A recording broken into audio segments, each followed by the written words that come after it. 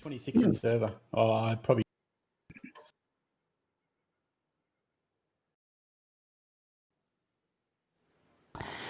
A very good evening, everybody. Nice to have your company wherever you're tuning in all around the world, really. Let's be perfectly honest. That's the beauty of the internet. We're streaming via YouTube, Twitch, and Facebook tonight from the gateway to hypothermia, virtually speaking, of course. Phillip Island, a destination for the triple header this Friday night for the Gentlemen Sim Racing Club. And round 4 of Season 3 of this 2020 calendar year. Zach Coben, Nico Pop, Paul Nichols with you, soon to be Chris Whitaker and probably Trent Lavis later in the night as well. Huge commentary team to bring you this triple header. The last triple header at the same circuit for this season. From next week, the stock cars start taking in a different route on their way to the championship decider in 6 weeks' time. Nick, Paul, as I said about a minute ago before we went on air, the sad reality is for our Victorian friends, as much as we feel for them at the moment, this is about the best they can see for the Island at the moment. Yeah, absolutely. They've been in lockdown for how long now? 12 weeks? Yeah, too long. Yeah, I'm sure they're chomping at the bit for some motorsport. All those motorsport, the drivers would love to get out on track. Unfortunately, I heard there was a production car or a series at Bathurst was cancelled this week as well. So, this is probably the only race we'll see at the moment at Phillip Island. Exactly right, Nick. Good evening to you. I mean, there's a few events still being cancelled because of COVID. Golf majors this weekend, the latest casualty, and they're not scheduled for a couple of months at least. So COVID is ongoing, but thankfully, sim racing is here to be the saviour, especially when it comes to Victoria. And if we can't go racing at Phillip Island properly, virtually it'll have to suffice. Well, as per usual, minority ruins it for the majority. But sim racing it is. And in saying that, let's be perfectly honest, last season, Season 2 of 2020, we had probably the best race of the Friday night circus right here, the TCR race in the production cars, which is the car of, the series that we're starting with tonight in the triple header, Paul. Yeah, absolutely. That was a fantastic race. I think one of the best races of the season. And at this track, and the Mustang is great around here. It's a great car to drive, fairly forgiving, rear-wheel drive, V8, pretty much just a standard road car with some suspension and roll cage. Great car to drive. I actually really love this car. Stupidly tight for time off the top tonight, folks, but it's good to have you with us. We've got racing about to get underway. Cars will be getting ready on the grid in just a few moments. So rolling start or standing start, Nico? Good question. I didn't set the server, so we'll find out. Fair enough. We'll find out together in just a moment. That's going to be fun. It looks like a standing, yeah. Looks like a standing start. So I'll run through the championship standings here once we get going, folks, once we've got a little bit of a dry period. We'll quickly have a look at the grid for this server tonight, of course. This is round 4 of the production car series. Michael Hammertime Hammond on the pole alongside Brenton Hobson. Watch those two resume their duel. Peter Hunter and Tony DeRossi, 3rd and 4th. DeRossi, very good a couple of weeks ago at Road America, of course. Jaden Russell and Brett Selbywood, 3rd row. 4th row is, of course, Rob Carmichael and Xander Antonov. Good to have him back on the grid. Simon Ferris, Ben Collard, the 5th row. Then Paul Nichols and Jonathan Turner, the 6th row. Nico will be hoping to get inside the top 10 before the end of the night. Simon Francis Lee Williamson, the 7th row. Matt Robinson and Aaron Cooper, the 8th row. Dylan Gray and Grant Gill, the 9th row. Ben Miller and Reese Belitho, the 10th row. Then Julia Mucky and Josh Millard. Then Jared Daly and Stephen Grimer. That's the field as we see it. There are a couple of others, but no times recorded in quali. Marty Hughes and Chris Kisby, but we believe that Pops himself, he'll be in the race control for this one, we do believe. Now, interesting to note, incidents, 15x and then every 5x after that will be where the penalties are awarded. 1 fast repair limit. Beautiful day at the island, 10:40 in the morning, so it's a morning race, this one, on 16th of October, so we're going back in time, which is nothing new for Queensland, obviously. 18 degrees the ambience, 28 the track, and the winds, the nor'wester gusty at 23 k's an hour. Pace car limit should we need it. The speed will be 97 kilometres an hour. Pit lane speed limit 72 kilometres an hour. Being a half-hour race, it'll be interesting to see whether these cars do need a top-up. I suspect not, given that the fuel tank capacity set for this server is 40%. So Michael Hammond and Brenton Hobson, the front row of the grid. Oh, this has the recipe to get the triple header off to a treat tonight, Nick. These two always turn it on when they're at the front of the field. We're getting set for a start. I'll come to you in just a moment. Getting ready. First leg of the triple header on a Friday night. Let's do this. The 16th of October, they're racing off the line nicely. Look through the middle. Good start there from Rob Carmichael. He's just squeezed through the pack. 3 and 4 wide on the run to the first corner. And Hobson's got the jump at the front. Hammond will have the inside for 1, but Hobson, if you get the hang tough on the outside, will have the inside for 2. He's unable to go with Hammond through doing corner for the first time. Clean start. Hammond away to the lead. Hobson in second spot. Peter Hunter and Tony De Rossi arguing over the same piece of real estate. In fact, Rob Carmichael already making a move here. Up into third. There he goes, up on the inside. He couldn't quite get the job done there. As they come down to Honda for the first time. Now he has a crack on the inside, does Carmichael. Hobson all over the back of Hammond. Spinner at the back. That's Jaden Russell. And we're on board with Brenton Hobson through Siberia for the first time. Not a cool, cold day, typical Phillip Island style. It's relatively warm at 18 degrees. And in a rarity for Victoria, the sun is shining. So it's beautiful at Phillip Island as we ride with Brenton Hobson up over Lukey Heights for the first time. Nick, your thoughts on what you've seen thus far? Terrific start from Rob Carmichael. Yeah, there's 4 wide at the back there, so I was a little bit fearful of what was going on. And we have, I think, one car that started from pit lane. But who's that at the very back there? Someone's gone off. We're going to get a replay here. He's a replay. Stone Cold Racing, Rob Carmichael, we're hearing. Have a look at this. This is on the run through Siberia. Oh, no. Up towards Lukey Heights. No. Uh-oh. Oh, no. Yep. Oh, we hit it. Ride it. Smash. Bang. Gone. Really unfortunate for Carmichael. Coming together with, I think it might have been Simon Ferris, actually. We're right on board with Xander Antonov now. So in all of that, Josh Williamson is manually disconnected. And You got to try and get at least a halfway, far out. And he didn't even start the race. He did put a time down in quali, but did not start. Marty Hughes is at the back of the field at the moment. He and Rob Carmichael have not come through, so I dare say they're burning their fast repair right off the get-go. Particularly in Rob's case, that's understandable. Let's check in with our good mate Paul Nichols. Just having a look down through the order for you there, Nico. 19th, not the best start. No, my car went backwards at the start. Oh, you need to put it in first, mate. Yeah, I think I put it in first and too much wheel spin and everyone just went past me and I got a bit of a tap. And anyway, it is what it is. I'll just keep going. It's all good. Good fun. We're in this together, Nico. Yeah, we're in this together. Oh dear. You There he is on started screen. already. It's going to be a long night. Oh, there he is. Hard at work.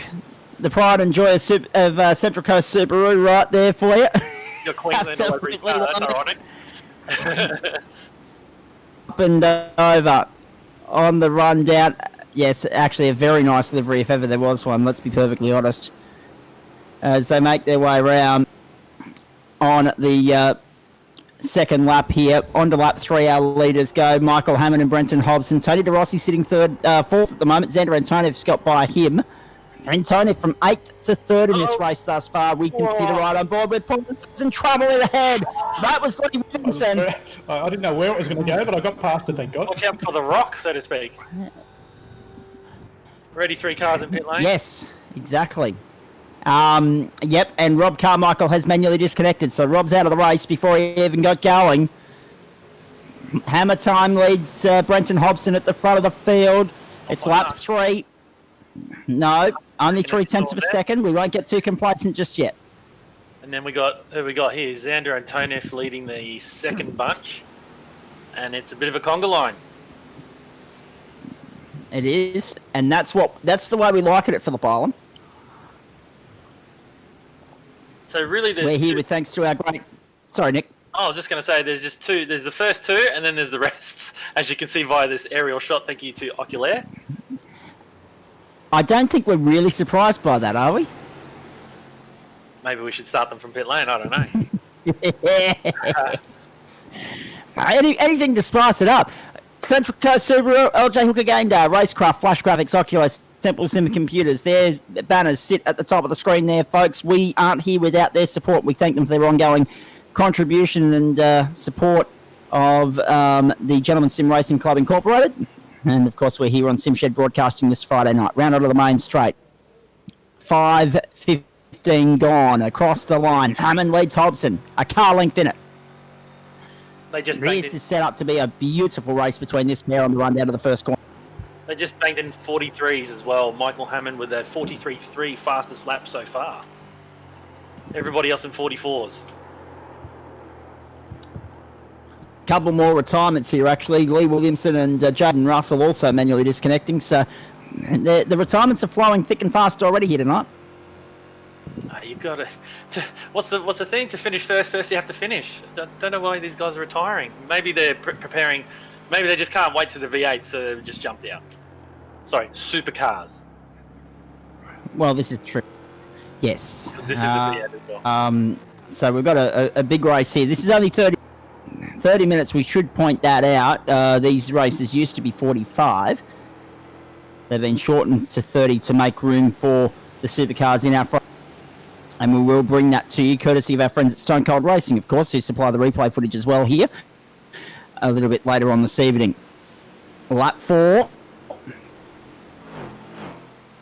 So, Simon Ferris chasing Tony De Rossi at the moment. Ben Collard's in that battle pack as well. Wood. Xander Antonov has gapped the rest of the pack, but not by much. Not by enough to be comfortable at this point in time as they make their way around one more time. So, Paul Nichols, incidentally, still sitting down in 15th. 4 spots down from where he started. You heard him say it himself at the start there. He just went thoroughly backwards. Thankfully he didn't reverse off the line there, Nico, because that would have been an exclusion, I would have thought. Well, I'd say so, but I've got a couple of spots on that lap, actually. I think it'll be up to 14th. All right. We'll keep an eye on that. My computer's having an episode tonight, just as we got going, and it's... So you're only down 3 now. You made up another spot. And if you'll pardon the expression, might be why I just... Reese Belitho's in the pits as well. I was going to say that might explain it, Nick. I've just... Okay, so pit lane fairly busy. I've just opened up the Windows tab here, and it says, how would you like to do an update? Not at this point in time, thank you. I'll get through the broadcast first. Dear, oh dear. Brenton Hobson, fastest lap now, a 1:43.31. Cool, hammer time, Hammond and Brenton Hobson, the first two. Keep an eye on that battle. It's back and forth between those two. And they are 7.5 seconds clear from this next group here, led by Xander. He's on screen right now. Up over the hill.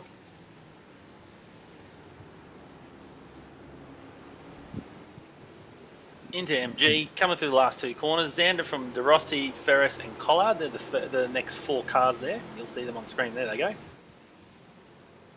Selby Wood just in behind them. And here we have the battle at the front. Hobson banged in and another one. Battle too. And Mikey did a 43.3, so it's only 3/10 between these two. We should do point. I was just about to say we should do a bumper bar shot and just watch Hobson. There we are. Perfect timing, JP. Yeah, exactly. 0.29 the margin between first and second. Hammer really just leading from the front at the moment and sending the message to Brenton Hobson, if you want to get past me, you're going to have to work for it, son. I think Brenton's biding his time, just seeing where he's stronger, where Mikey's weaker. He knows Mikey's a good combatant, so he's just got to pick and choose where he gets past him. Because these two are just pulling about a second each lap of the chasing cars. Here we go, he's got to run. Which way do you go? Oh, I tell you what. Can he put himself on the inside for the 10th corner here? Let's wait and see. Down the inside? No. But he doesn't want to get any closer to that bumper bar because these guys are riding on a 0x performance tonight. That's what they're cheering on. Now, interesting to note, the championship points, I haven't got to them yet. I just want to mention them. It's coming into this round. The championship points were in favour of Brenton Hobson. 91, played Michael Hammond 59. Of course, Hammond did not race last week. Simon Francis 52, and then Tony De Rossi on 50.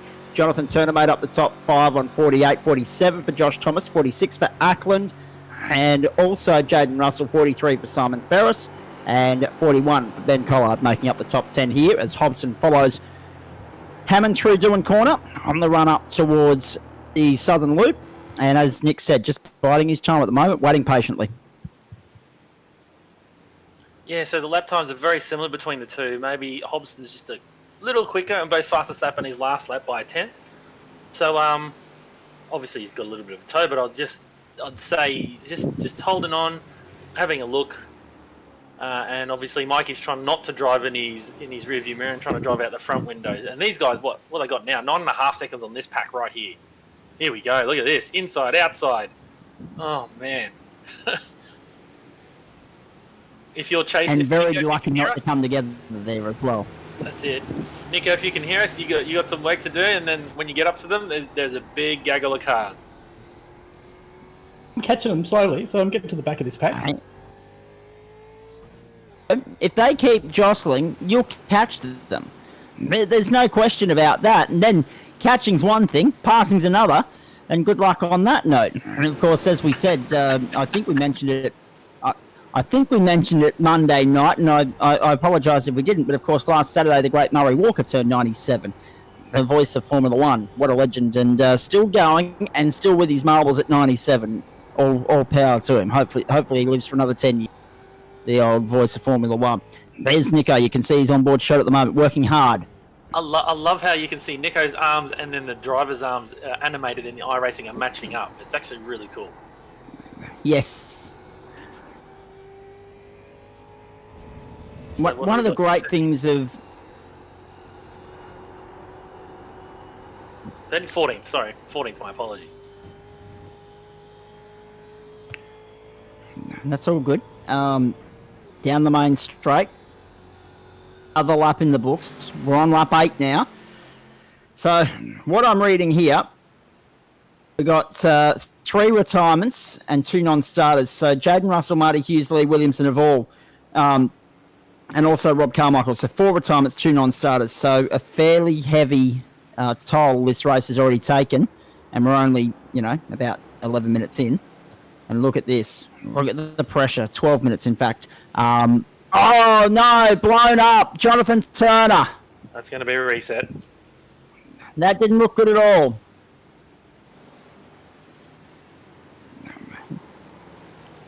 Just a shame that they don't have oil getting left on the circuit, Nick. That's the next thing iRacing needs to work on. Oil being left on the circuit, so you have to call a safety car to clean up debris.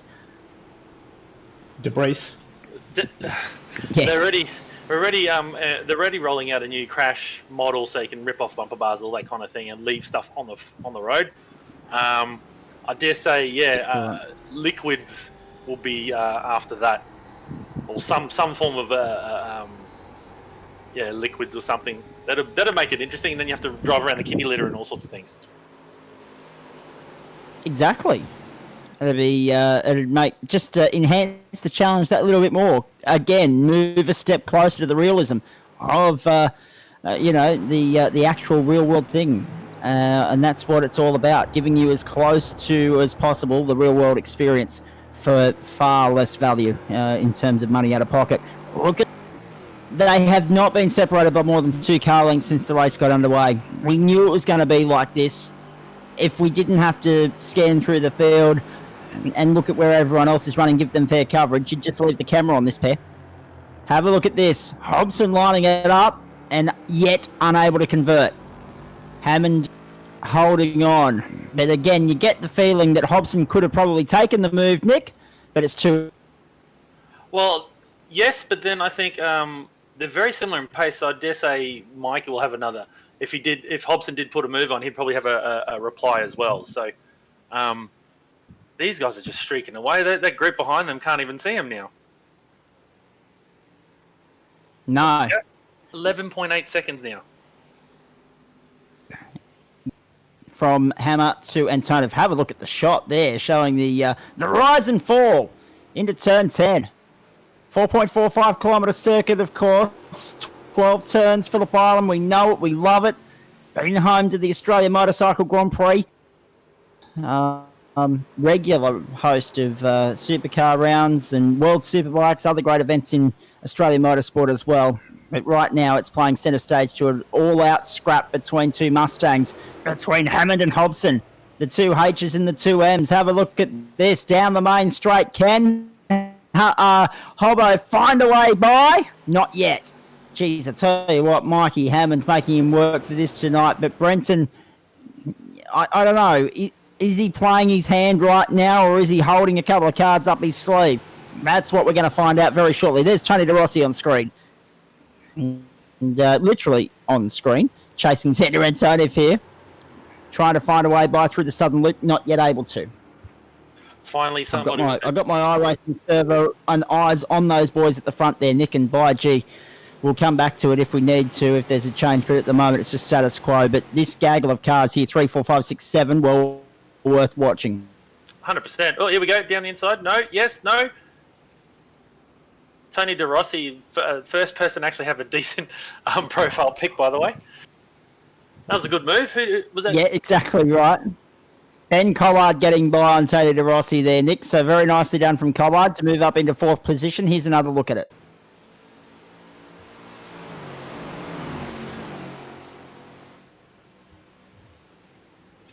Three wide, but yet he's just gone through with it, and obviously you need cooperation from the other driver. Ben Collard, another person with an actual decent picture. Thank you. You need cooperation to make it to both around there safely. So, oh man, more action at the hairpin. It's all happening. Oh yeah, it's the action point at Phillip Island. There's no doubt about that. It's the one that turns 4 and 10, but 2 corners where you just expect fireworks, and so often I'm liking the Coca-Cola livery. I'm really liking that. I wasn't a Holden fan, but that Coca-Cola livery looks nice as they come down the main straight again. We're on to lap 11 now. Hobbo and Hammer. There's a change for the lead. There is a change for the lead. Hobbo's made a move on Hammond. We'll have a look at the replay here for you. We've got a new race leader. Brenton Hobson's found his way through on Michael Hammond down the main straight. He set it up beautifully. Have a look at this. On the run to turn 1. And outside, inside, switch back, inside. Got it. Down the inside. Nicely done. And Hammond just yielded. Again, too early to fight for it. And they're too far in front to fight for it as well. 12.3 seconds, Nick. They can afford to scrap a little now. Well, that's it. And also, cooperation. You don't want to get an incident.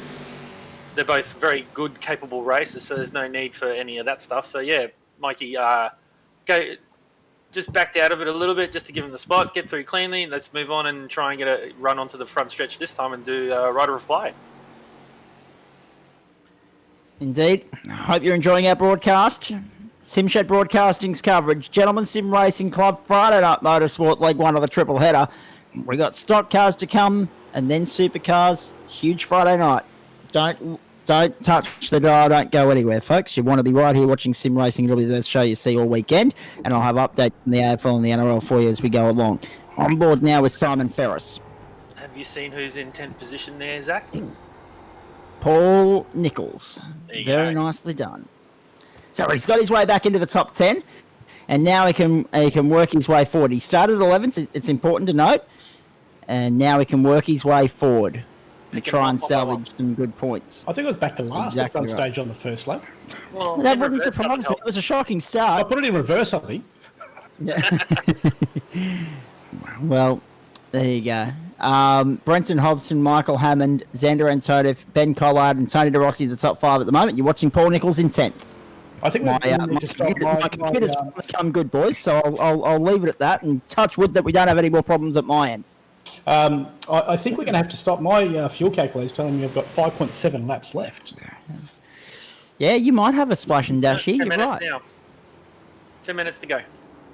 And on my numbers, what's the best? 144? 105 seconds, yeah. Yeah, and there's 600 in 10 minutes. 105 gets you to 5, and you've got about 75 seconds. Well, 75 seconds left over. So there's definitely 6 laps left here. Definitely 6 laps. So Nico could be onto something with the potential splash and dash. Clutch and coast. This could be interesting. Now, Hobson leads Hammer. We go back to Ben Collard at the moment. We stick with him. I'll have a score update from the NRL for you in just a moment, but let's keep our eyes on Xander Antonov and Ben Collard. Collard putting the pressure on here. Trying to find a way up on the inside of Antonov and yet unable to do so. Geez, Antonov's driven well tonight, Nick. Oh, yeah, for sure. He's gained 5 positions and never looked back. Gained 5 at the start and that's it. And everybody's been behind him. However, being in the front of a group, you're breaking the air for everybody behind you. So he could be using more fuel. Could be indeed. This group of 5 really just has not spread out. And again, as you say, with it being potentially a fuel race on that last lap there. So Collard lining up Xander and Antonov. We'll stick with this battle for a moment. No change at the front. Still Hobbo over Hammond by about 0.4 of a second at the moment. So nothing in that. Nothing in this battle for third either. De Rossi really clinging on to this battle as well. Trying to go with them. Trying to stay with them and gap the cars behind him at the same time. Led by Brett Selby-Wood. Collard made the work for this one. Antonov holding the defensive line into turn 4 into Honda, says to Collard, if you want to get by me, go the long way round, and you don't do that very successfully very often at Honda. Yeah, I don't know if I'll be defending right now. Maybe just a little half a car, not even half a car width, but things like this. You can see. Would it be better to let him pass and do some drafting? Oh, a little bit of a touch. Collard now. Was Antonov a little bit eager on the brakes there and Collard not too quick to respond? Or was that tactical play there to just let Antonov know, mate, I'm not going to sit here forever? Let's wait and see. Watch Collard. If he can get a run off 12, he might have a run into 1. Collard's about a half second faster on his last lap too. And that could be all the difference in the end. Round onto the main straight. Down they go. Have a look at this. Collard in the slipstream. Stick with him. Don't try and break the drive. Exactly. 210. Collard and De Rossi. De Rossi coming down the inside as well. Couldn't get that done. Collard all over the back of Antonov. By gee, this is a good fight. 3rd, 4th and 5th here. Hobson and Hammond still leading the way at the front of the field. They're clear by about 14 seconds at the moment. But we've got a real 3-car fight on our hands here for 3rd, 4th and 5th. Oh, De Rossi.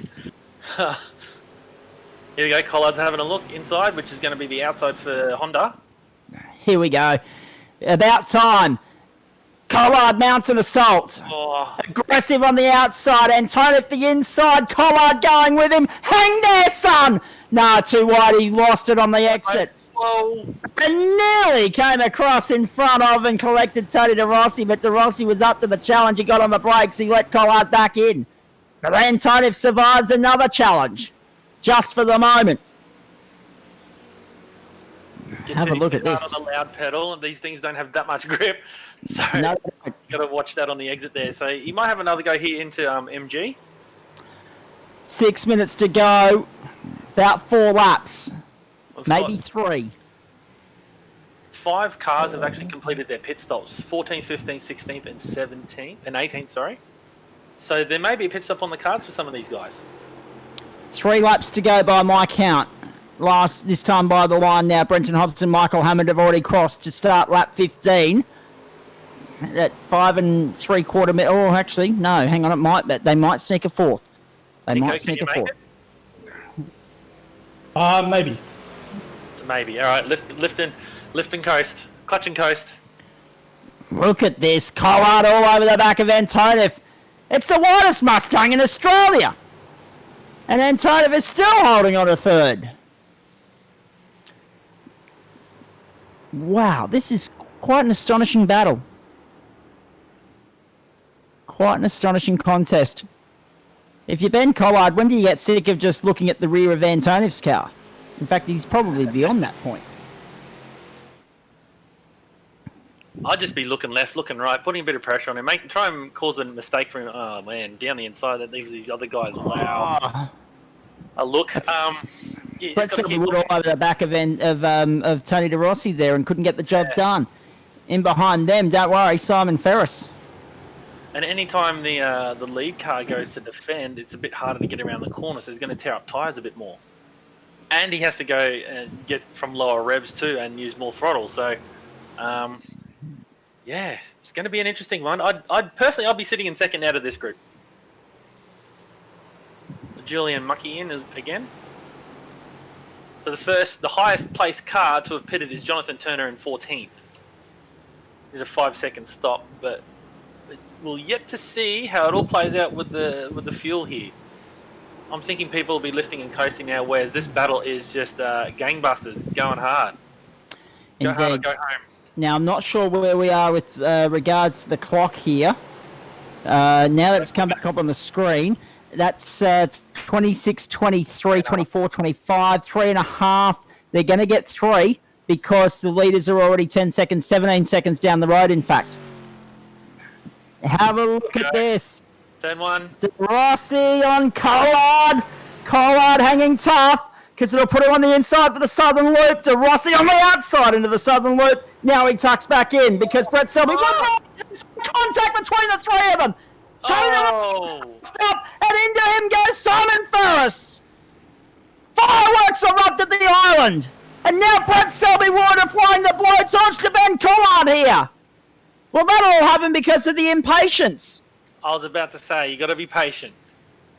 That all happened because, well, at one point, Collard's having a look at Antonov, De Rossi's having a look at Collard, Brett Selby Wood fancied his opportunity, and everyone got checked up as a result. Oh, Collard wide on the exit there, Siberia. Sensational racing, however, and this is still a 3-way fight for third. 2 laps to go next time by the line. De Rossi's now down in 10th.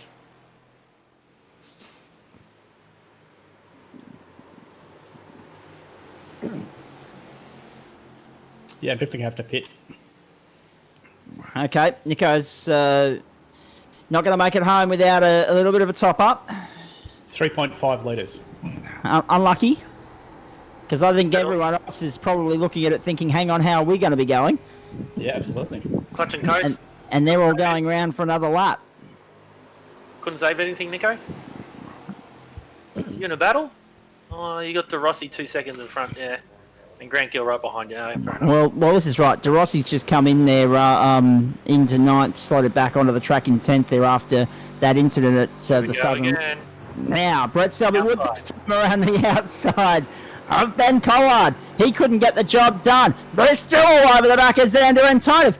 Ben Collard must be the most frustrated driver in Australia. He's just given Antonov a little bit of a nudge. Up the inside goes Collard now, but he's still going to be on the outside when they get down to Honda. Brett Selby Wood tucks in for a toe from Xander Antonov, and Collard might be a chance of losing the spot here at the moment. Here they come through Steiner Corner on the run down to 4. Collard on the outside, and Tony's still holding on the inside. Are you kidding me? Round they go. I think he's gone. And Collard goes round. Oh, can you believe that? Just too much gas too quickly on the exit of Honda, and he's gone. 2-way fight for third now, and Tony's still holding on, but now under pressure from Brett Selby Wood. I think he gave Xander there the Chrome Horn at turn 2 there, and unfortunately, he came unstuck at exit of the hairpin. Looks like Michael Hammond in the line. Michael Hammond in the line. Brenton Hobson going round. This is a fuel race now. Can Brenton save enough for the last lap? What's the lead? 20 seconds to go. Yeah, he'll do it.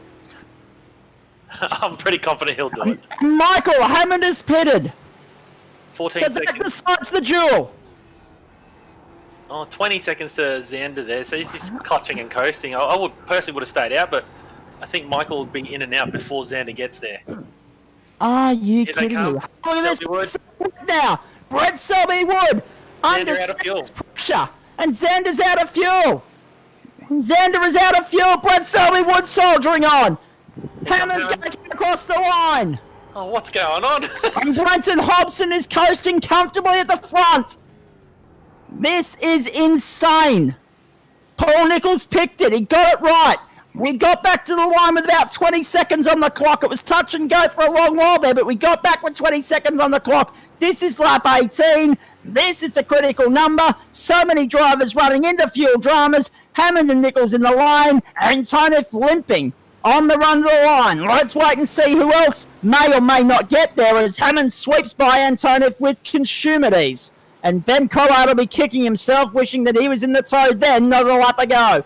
Up over Lukey Heights for the last time. Brenton Hobson. It was 58 seconds last week. It's not going to be that commanding this week, but it's still going to be another dominant win in this Mustang. In the end, a fuel race. And Brenton Hobson's a master when it comes to saving fuel. We've seen him do it so many times before. This time he'll go around onto the main straight, take the checkered flag, and that'll be 2 wins in as many weeks in the production car series. He continues to lead in this series on a Friday night. Brenton Hobson wins, does it at the island, and does so very comfortably. Brett Selby as well. Hammond's still going to get second here. Brett Selby Wood is limping to the line. Hammond is still going to somehow get second. Oh, this is madness. And Hammond just drifts on by. Very happy with himself. They're all limping. Francis. Simon Francis is coming round limping.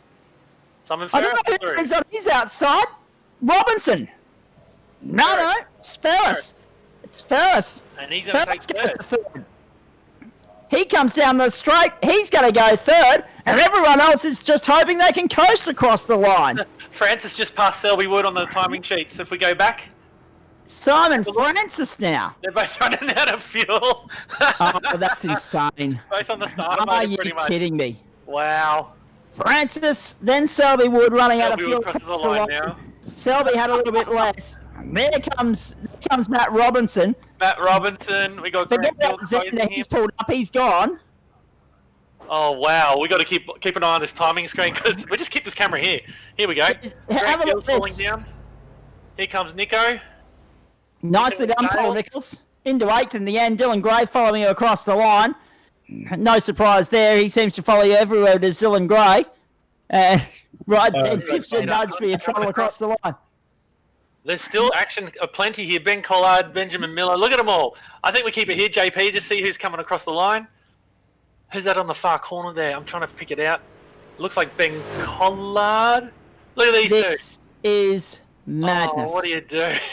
That was possibly the best race ever. Perfect timing on the fuel. And it shows that, if you save, you can still make it because clearly the winner, Brendan Hobson, did it.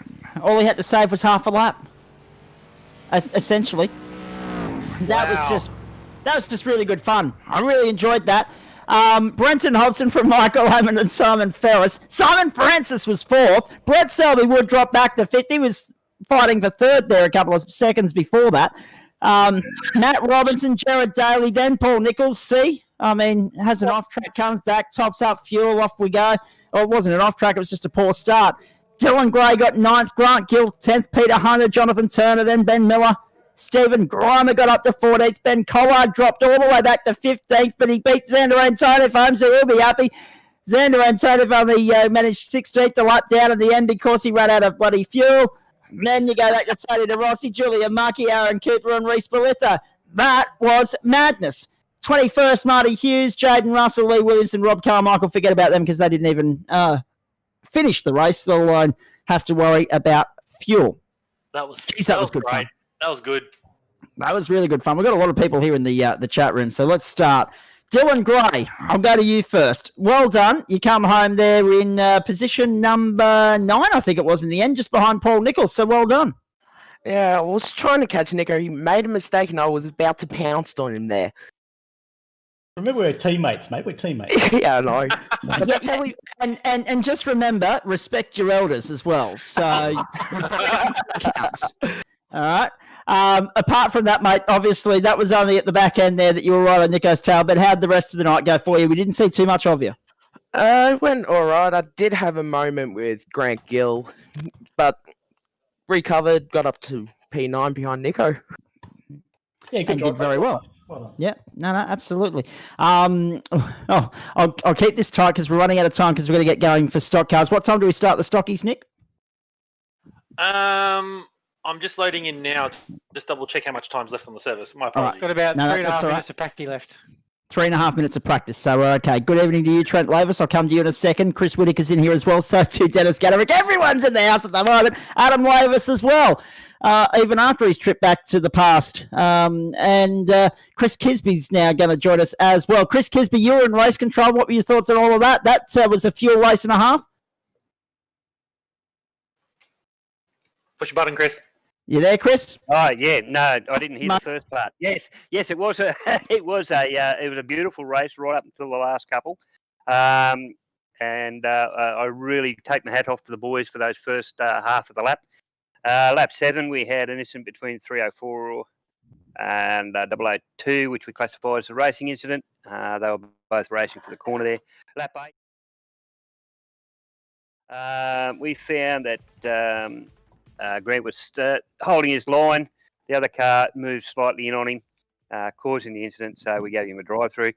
Lap 16, we're still trying to work out, but it was involved 3 cars. It looks like, at this stage, Tony has touched the back of Ben and caused the back end to move out, which has allowed Brett to come through. There's no initial contact, but once Tony starts to slide, Brett can't miss him as he goes through that last corner there. So we're still going to watch that, and we'll make a decision on that one post-race, mate. All right, mate. Thank you. I'll keep it tight because we've got a few drivers to get through here. Xander Antonov, what is it about you? And well, 1 week you're racing off to get dinner because you don't have a microwave. The next minute you're running out of fuel before we get to the finish line. You were aware of your numbers, mate? What was going on? Oh, I was watching them, and I was like, yep, all right, I'm going to have to pit. And then I heard Hammer Time go over the radio, good race, good race. I was like, oh, the checkered flag came out. I don't need to pit. So I've gone through. He's such a dummy. Yeah, I'm coming up to the line. Like, here we go, 3rd place, let's go. I did amazing. I saw last lap flags, and I'm like, no. And then I tried to sit at the start-finish line and wait for the leader to come past again and then pop across, but the car was out and stalled and couldn't start it back up. That was just madness, but unfortunate for you.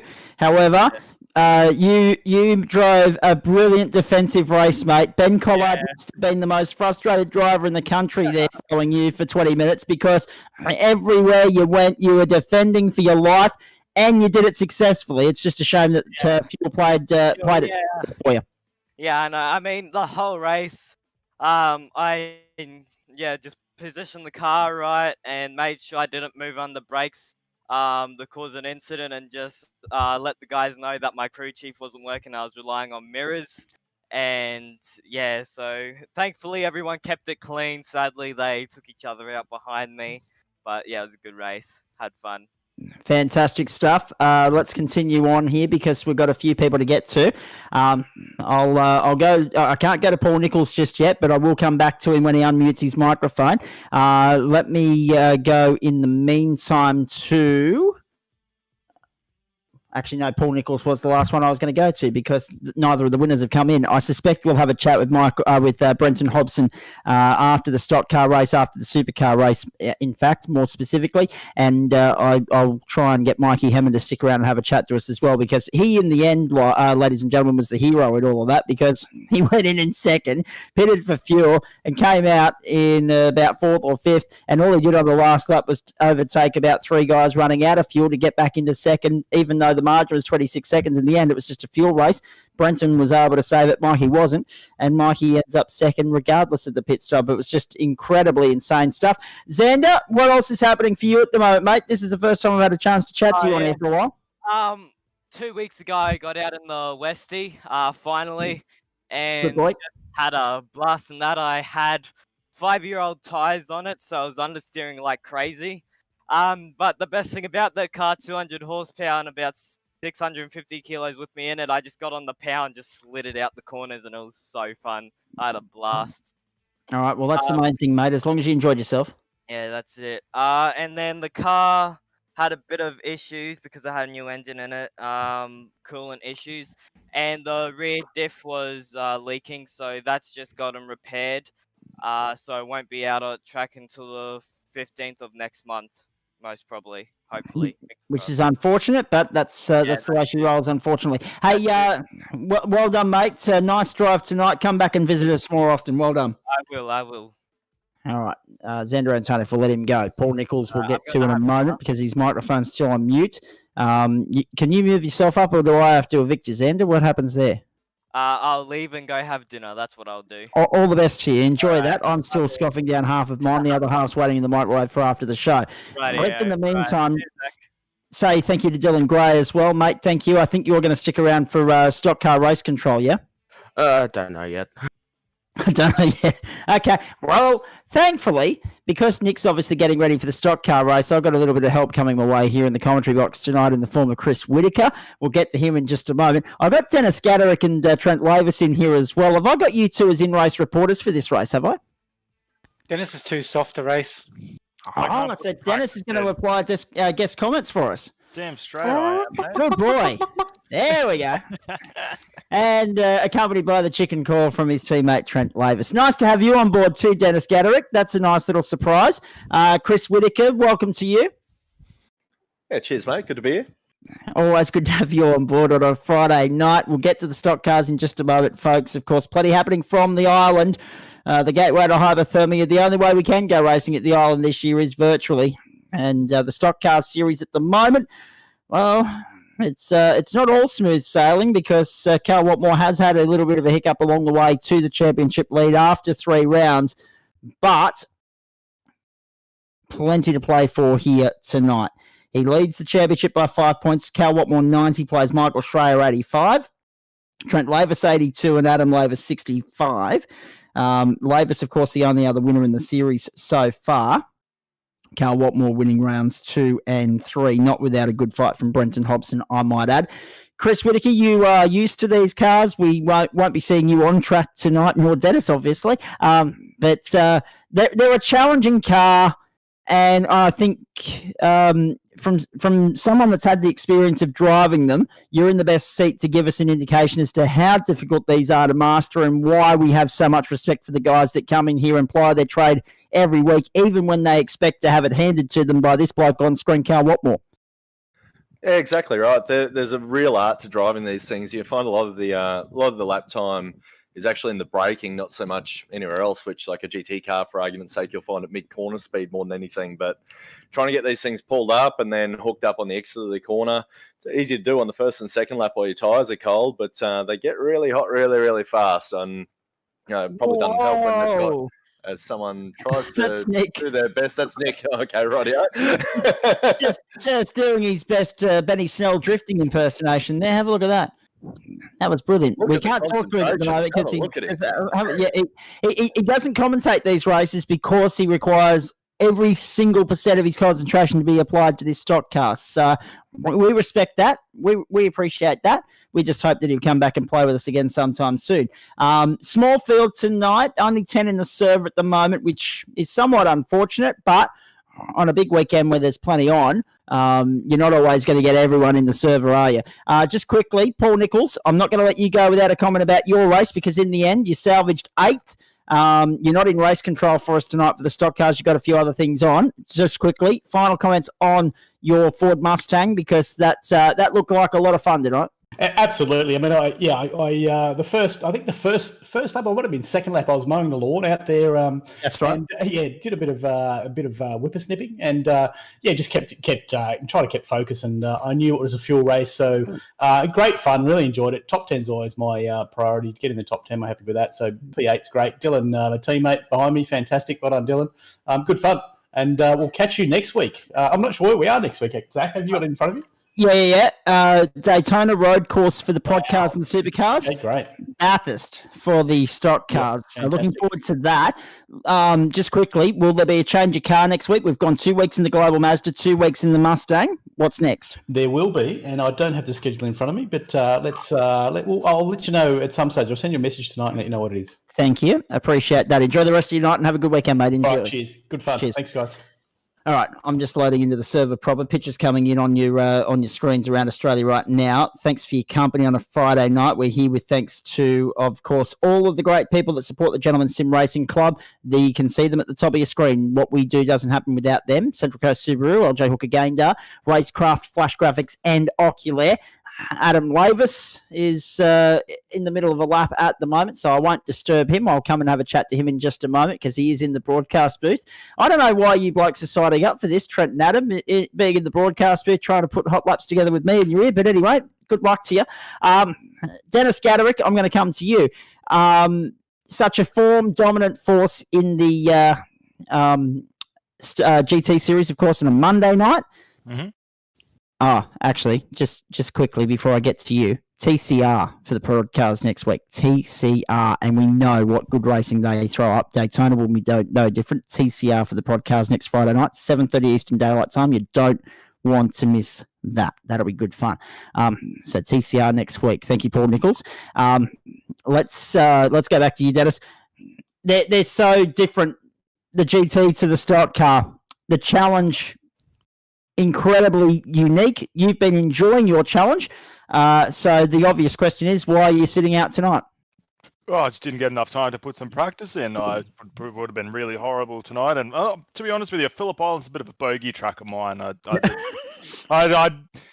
I know it's racing sacrilege to say that you don't like it, but yeah, Phillip Island and me we don't go together get very along? well. Yeah. So yeah, no, absolutely not at all. I spend more time mowing the place than I do anything else. So yeah, I just thought, you know what, the grass looks pretty good. There's no need for me to intervene tonight. So yeah, we'll just keep it at that. Gentlemen, massive night of finals football here at the moment. Let me tell you, quarter time in the AFL. It is Port Adelaide by 2 points over Richmond. 15 plays 13. Port Adelaide over Richmond. 2-3 plays 2-1. And the NRL at the moment, how good's this? Melbourne, 22-0 over Canberra with the kick to come. And there's still about 16 minutes to play in the first half there. I'm not going to say I'm happy about that. I'm ecstatic about that as a Melbourne supporter. So that is very good to see there. Hopefully they continue putting the burn on Canberra there. And put them out of their misery in about 60 minutes' time and go through to a grand final, probably against Penrith, who plays South Sydney tomorrow night in the other preliminary final. MotoGP also underway from Aragon. The news, if you didn't see it overnight, Valentino Rossi has got the Rona. Apparently, he's had a positive COVID test. He'll sit this round out as a result, and probably next week as well. It's a doubleheader in Aragon as part of the revised MotoGP World Championship schedule. Let's go back to Dennis on that note. So Phillip Island, a bit of a bogey track, and you're someone. I mean, we talked to Trent, we talked to a few others in this server as well, who can just hop in, have 2 or 3 laps, get comfortable, and rock and roll. You're someone that, however, that desperately relies on, in fact, craves that practice time, that preparation time to put everything in motion. Yeah, correct. Don't get me wrong, I probably could jump in there. I just wouldn't be very competitive. I really don't like not being competitive. I hate it when somebody's beating me by a second a lap. Yeah, it's not a good feeling for me, especially with Cal in the field. I have no idea how he does. I watched his laps online. He posts everything, so everything's there for you to look at. But the guy just absolutely nails it, and I don't know what it is. Guys just, I don't know. I tried even using his car. I found no difference in lap speed. So I was like, you know what? Yeah, just let the man have it. He's doing a great job. Chris, I'll throw it back to you. What do you enjoy most about racing these cars? Even though you're not in this series, what have you've had success in them in the last couple of seasons that we've had? We've enjoyed watching you. Sorry, Trent? Sorry, mate, wrong button. Okay, copy that. Sorry, that might happen a little bit tonight. Chris, you like these cars. You've had a little bit of success in them. What do you enjoy most about these compared to the other ones that you're in, like the GT, like the supercar, like the prod cars, whatever we've seen you drive in this year? They're just raw. I think that's the easiest way to put them. Just so much power, so little tyre, so little brake. They're just a bloody good fun car to drive. You know, the tyres go off and you're trying to get them hook up out of the corner. They won't do it. Laying 11s everywhere. It's just, yes, they handle like an absolute bloody shopping trolley. But yes, that's half the fun in it as well. So they're a really good car to learn and they're a hard car to master. They're a bloody hard car to drive in general. But there's a lot that you can learn in the stock car that you can transfer to other cars in the service, which definitely help your lap times over there. The tyre dig tonight, I can report after about 6 laps, is about 5 seconds a lap. So it's a huge undercut. Good luck with that. Hey, let's quickly check in. Adam Lavis, your thoughts on Phillip Island and obviously your qualifying time. You sit down there in 10th on the grid. Don't think we can go to Adam. Wrong button, Adam. There we go. Qualifying didn't go to plan, but this was my best race last season, so I'm hoping for a decent result. So. But the track temp is a bit higher than last season, so the tyre dig is horrendous, but we're just going to manage it. Exactly, and by the looks of it, 10 cars on the grid, 3 non-qualifiers. Whether Troy Cox, Pete Matson and Brady Baldwin start from the lane, we'll wait and see. The cars will head round behind the pace car for a full formation lap in just a moment. Don't forget supercars coming up. Immediately after we're done with this race. We'll switch servers. We'll get stuck into the third race of the night. Looking forward to having Chris Whitaker's thoughts on that as well as we go. And as we get ready for this race, you've just seen the grid there on your screen, folks. For those that didn't see it, Carl Watmore and Michael Schrayer alongside each other on the front row. The second row is Trent Lavis and Brenton Hobson. The third row is our good mate Jackson Rayhana and Nico Pop. The fourth row, Jaden Russell and Angus Cook. The fifth row, Jared Daly and Adam Lavis. Trent Lavis, let me get your thoughts at this point in time. Third in qualifying. You happy with that? Yeah, I was actually really stoked with the lap. I was about half a second up on my my optimum. So it's always a good day when you see the green on the screen and get across the line without putting it in the fence. Just have a look at the quietly confident face of Nick on your screen there at home too, ladies and gentlemen. He's pumped and ready to go. The nerves are settled. The concentration, the face, the race face isn't as switched on as it will be in about a minute's time. Looking forward to this race start though. You're going to ride with Nick on lap 1 there, so keep an eye out on that. Race circuit, 4.445 kilometres, I should say, left to 4 out. 12 turns. We know that 45% is the fuel tank capacity. Nick reckons if you can get 12 laps to a tank, you'll do it on 2 stops. It is a 35-lap race. Nick's obviously having a good chuckle about something there at the moment. The other race stats I have for you, we said it's a 31.8 litre tank and 2.65 litres per lap. So on those numbers, 13 laps is probably doable. Definitely 12. So you need to do 12 in order to be able to do this on 2 stops. 48 to 50 seconds is the pit transit, including a 13-second stop. As we said, 35-lap race. Pace car speed, 97 k's an hour. Pit lane speed, 72 k's an hour. Incidents, every 20x and then every 10x after that. 3 fast repairs to the limit here at Phillip Island. The weather, we're at the opposite end of the day, 4 o'clock in the afternoon, 16th of October. Now, that's what Phillip Island looks at 4 o'clock. Here in Queensland, the sun's already started to set at about 4 o'clock in the afternoon.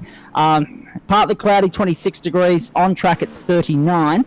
The southeasterly winds 3 kilometres an hour, and that's all the information we have to tell you right there. Pit lane speed, as I said, 72 k's an hour. Looking forward to this immensely. There will be a random safety car between lap 5 and 25. Just the one. Where it falls may have a bearing on the fuel strategy and the outcome of this race. Can Cal Watmore continue his unbeaten run of 2 and make it 3? Can Brenton Hobson do the double after winning the opening race tonight? Or can Trent Lavis spring a surprise again? Racing at the island. Let's go. Michael Schrayer immediately chopped across and Lavis was forced to the centre of the circuit and that pushed Hobo to the outside. Hobo's got muscled out here to turn 1. Schreiner's going to go through, but Trent Lavis right up on his inside already, and Lavis will go second into the southern loop for the first time. So Watmore leads, then Lavis. Schreier's got up into 3rd spot. After starting second, he's fallen backwards slightly. Brenton Hobson sits fourth, and that's important to note because no driver's done the triple on a Friday night, completed the triple treat. Hobbo's in a position to do that as he was last week after winning the opening leg. He was second in the stock car race last week. He won both the outer and the top of the tail races, the supercars and the production cars. So let's wait and see how that plays out tonight. Dennis Gatterick, Chris Whitaker here with guest comments as we go. Cal Watmore the leader as they head through the hay shed for the first time. How good's Phillip Island on a Friday night? The gateway to hypothermia. It looks absolutely beautiful there today. In the virtual world, Lavis a little bit wide going into the Lukey Heights section of the circuit for the first time. And then he tucks down. Michael Schreier's been a good performer in these races in the past. We wait and see what he can pull out tonight. But Cal Watmore is already motoring at the front of the field, already out by 3, 4, maybe 5 car lengths in fact. And you have to say, Chris Whitaker, that's an ominous sign of potentially things to come. Oh, it's just typical of big CW anyway, at the best of times, isn't it, really? So it's the unfortunate thing with Cal. If you can't get him at the start, you're going to be hard-pressed to catch him from there. So I think we'll see a bit of strategy come into play here, particularly with the likes of Schreier and Lavers. But yeah, we'll see how they go a little bit further on with that degradation, 5 seconds over 6 laps. I can even see a couple of triple stops coming on, subject to when this safety car comes out. Well, actually, that's a good point, isn't it? Because, Dennis, at this point in time, we often talk fuel numbers with you on a Monday night. Let's talk it on a Friday night for a change. Chris makes an interesting point there. If the safety car comes out somewhere between that first stop and your scheduled second stop, do you take the gamble and come in and make it a 3-stopper and just take on some tyres just for the sake of having fresh rubber off the restart and maybe giving yourself track position? Well, that's what Trent said. Trent said on the 6th lap, he lost about 5 seconds from his first lap. So, yeah, the extra pit stop should definitely help. I genuinely believe, sort of 6 laps, if you're catching 5 seconds and there's an extra safety car, then, yeah, why not? Take the gamble. Good luck. Well, there is, as we know, just the one safety car tonight, depending upon where it lands. I mean, if it lands around that first pit stop, around that lap 12 marker, then everything that we've just discussed goes out the window. If it falls about lap 18 between that first and second stop, then obviously it's going to be a case of coming in, getting fresh tyres, topping up fuel, and that means a very short stint home, a pit stop around lap 30 to get yourself to the finish line or somewhere in between that. And the beauty, Chris, if you do a stop around lap 18 under a caution, if that's where the number is, and again, we don't know when this random caution is falling, and that's why it's called random. Unless you're psychic, you don't know. The beautiful thing here, Chris, is if you do have a situation where you can stop on lap 18 and you turn it from a 2-stopper to a 3-stopper strategy, you then have the ability to say, well, I don't need to go 12 laps to come back in. I've only got to go 8 or 9, and then you even it out and have 2 8 or 9 lap stints, and that way that'll save you burning rubber on the back end of each stint as well. Yeah, I think it'll be a matter of when you go for that last stop, what you do from the in those first couple laps after your final stop. It's not so much going to be, again, it's going to come into where the safety car comes into play. If it's a late safety car that comes at 2022, something like that, then everyone's going to have to do this long run home. So exactly, you do find in these things, if you take a little bit easier for the first couple of laps on the cold tyre, they do tend to last a little bit longer as well. So it's easier said than done, but when you got someone up your bum, you've only got one option. That's to push. So yeah. Now the interesting thing here, I've just crunched the numbers that Nick sent through. 31.8 litre tank, which is the 45% that we were referring to a few moments ago. If you can do 2.65 litres a lap, you get that's your fuel burn. You do get 12 laps. So if you're over or under that, you're all of a sudden playing a different game as well. And instantly you're looking at 3 stops potentially. And fuel save around here, Dennis, I couldn't imagine being an easy thing to achieve considering how fast and free-flowing it is. Well, to be fair with you, if you're Michael Schreier right now, especially down the long straights, you can obviously just let go of the throttle. iRacing's a little bit funky with its fuel saving. It's more on the throttle rather than the amount of RPMs that your car's generating. So you're better off going hard, sort of coming out of the straights and then lifting off sort of closer to, let's say like your braking marker, and that's the best way to save fuel. So I'm sure that's exactly what he's doing, and if he saves enough, hopefully he can go the extra lap, and that'll help him at the end of the race. Lap 4 of 35. Cal Watmore by 1.011 over Trent Lavis. And we're on board with Adam Lavis at the moment, following Jared Daly, who's wide into turn 4. Lavis will get up on the inside. Daly smacks the wall. Massive hit for Daly. He's ejected. It might either be a rage quit or a fast repair, one or the other. And very easy. Adam Lavis moves into 8th place with that. Yeah, that's very, very easy to do in these cars, especially. Like, once it locks up, it's gone. There's nothing you can really do about it. It's not like you can modulate the brake and fix it. It just doesn't do that. Something's happened with Trent here as well. I don't know where he's disappeared to. He's gone from my screen. Okay, he's slipped down the order to 5th, we're seeing. I've been on the iRacing server rather than the live timing screens. So what's happened, Trent? I broke myself into a Honda hairpin. So easy to do. As you see, Jared Daly running off the circuit at the same corner only a few seconds after you arrived there. So that's unfortunate for you. You're back into 4th ahead of Jackson Rayhana. You've got Brenton Hobson ahead of you now, and to be fair, you don't really want to be where you're at the moment. You need to try and find a way back past Brenton if you have any chance of going with Cal.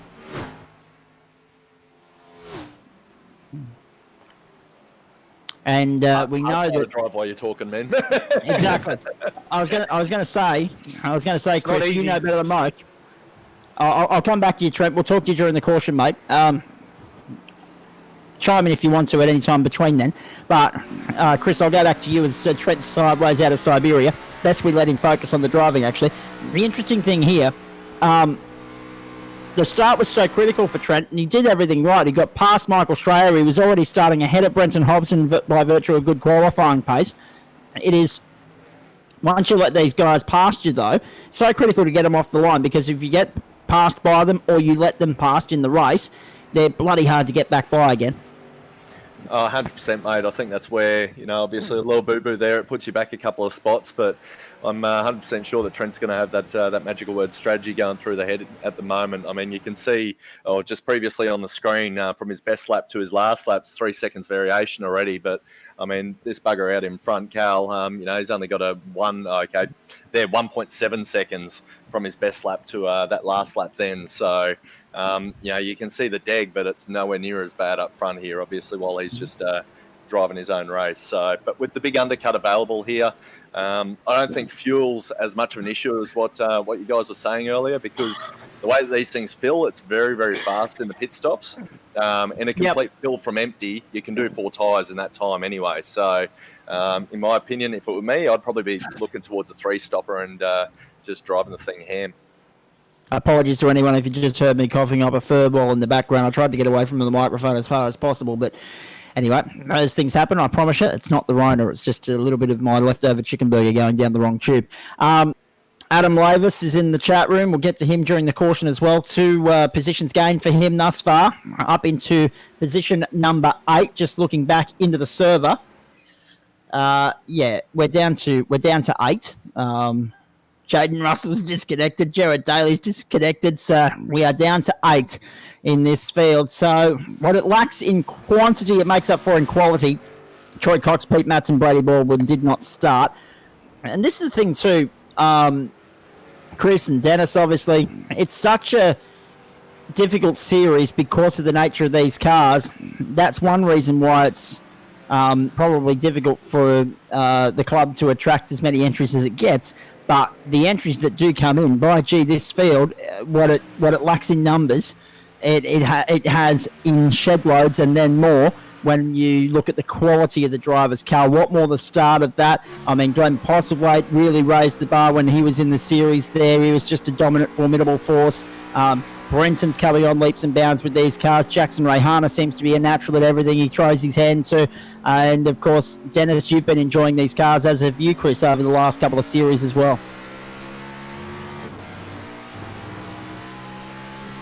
Yep, I was waiting for Dennis to respond, and he was Dennis probably waiting for you. waiting on me. That's it. Who's going to go first? But now I've forgotten what the question was. So that's fantastic. Speak nice and be polite, as they say.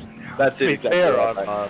I was talking about the quality versus the quantity factor. We like the quantity. It's probably when you put the nuts and bolts together, it's probably a combination of A, these things are a mongrel to drive, as you both already said, but B, maybe the night of the week doesn't always suit everyone as well, and C, yeah, okay, we're lacking the quantity, but we're not lacking the quality, because Cal Watmore sets the standard, Glenn Postlethwaite raised the bar, Brenton's coming on leaps and bounds, Trent's really enjoying his stock car experience as well, and you two have both had success here too.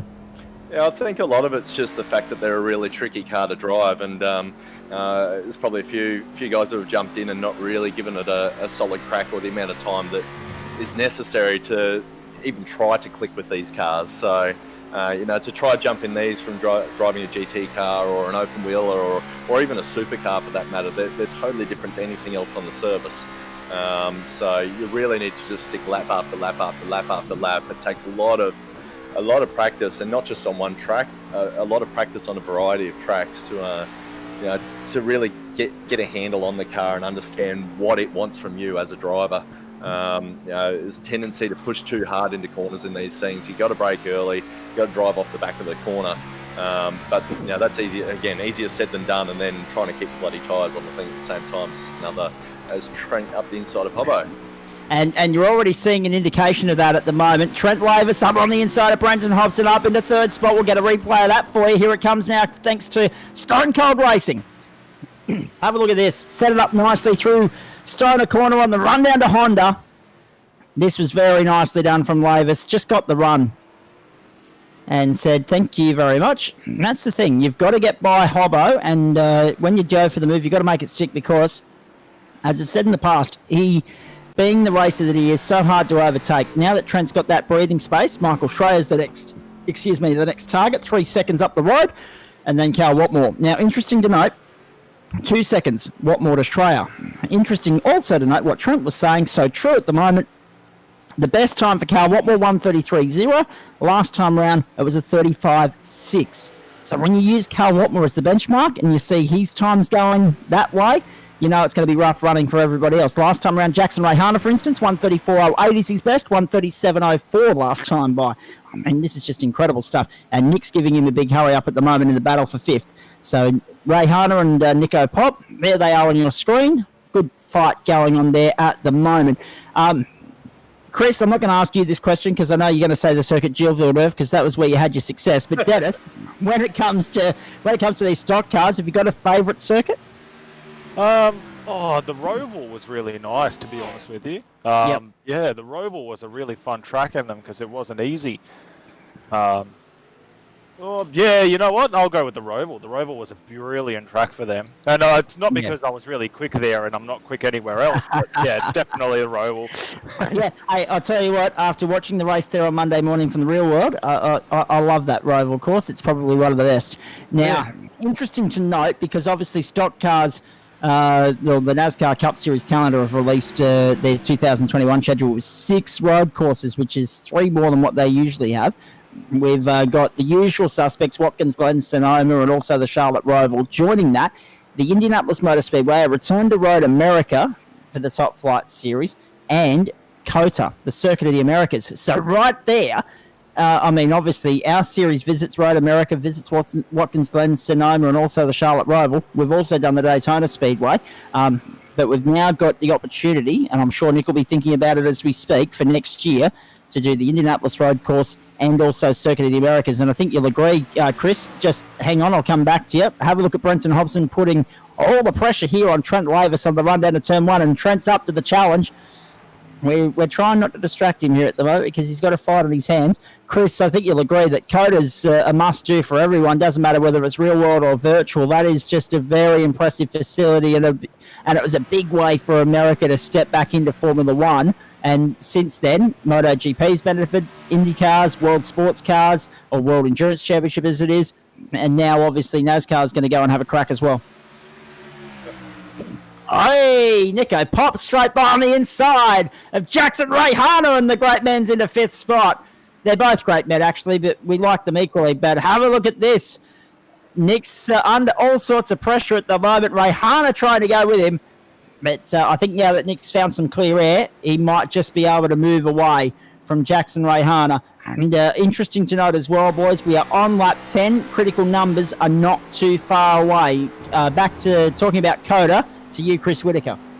Yeah, well, not only, aside from all the other series that you mentioned, obviously supercars. I was fortunate enough when the boys ran over there in Austin, myself and the whole family, we flew over there to see that amongst other things in Talladega and all the rest while we're over there. But yeah, the facility is just next level. It's absolutely incredible. I love the track. There's a lot of people on the iRacing service who absolutely despise it. It's a genuine...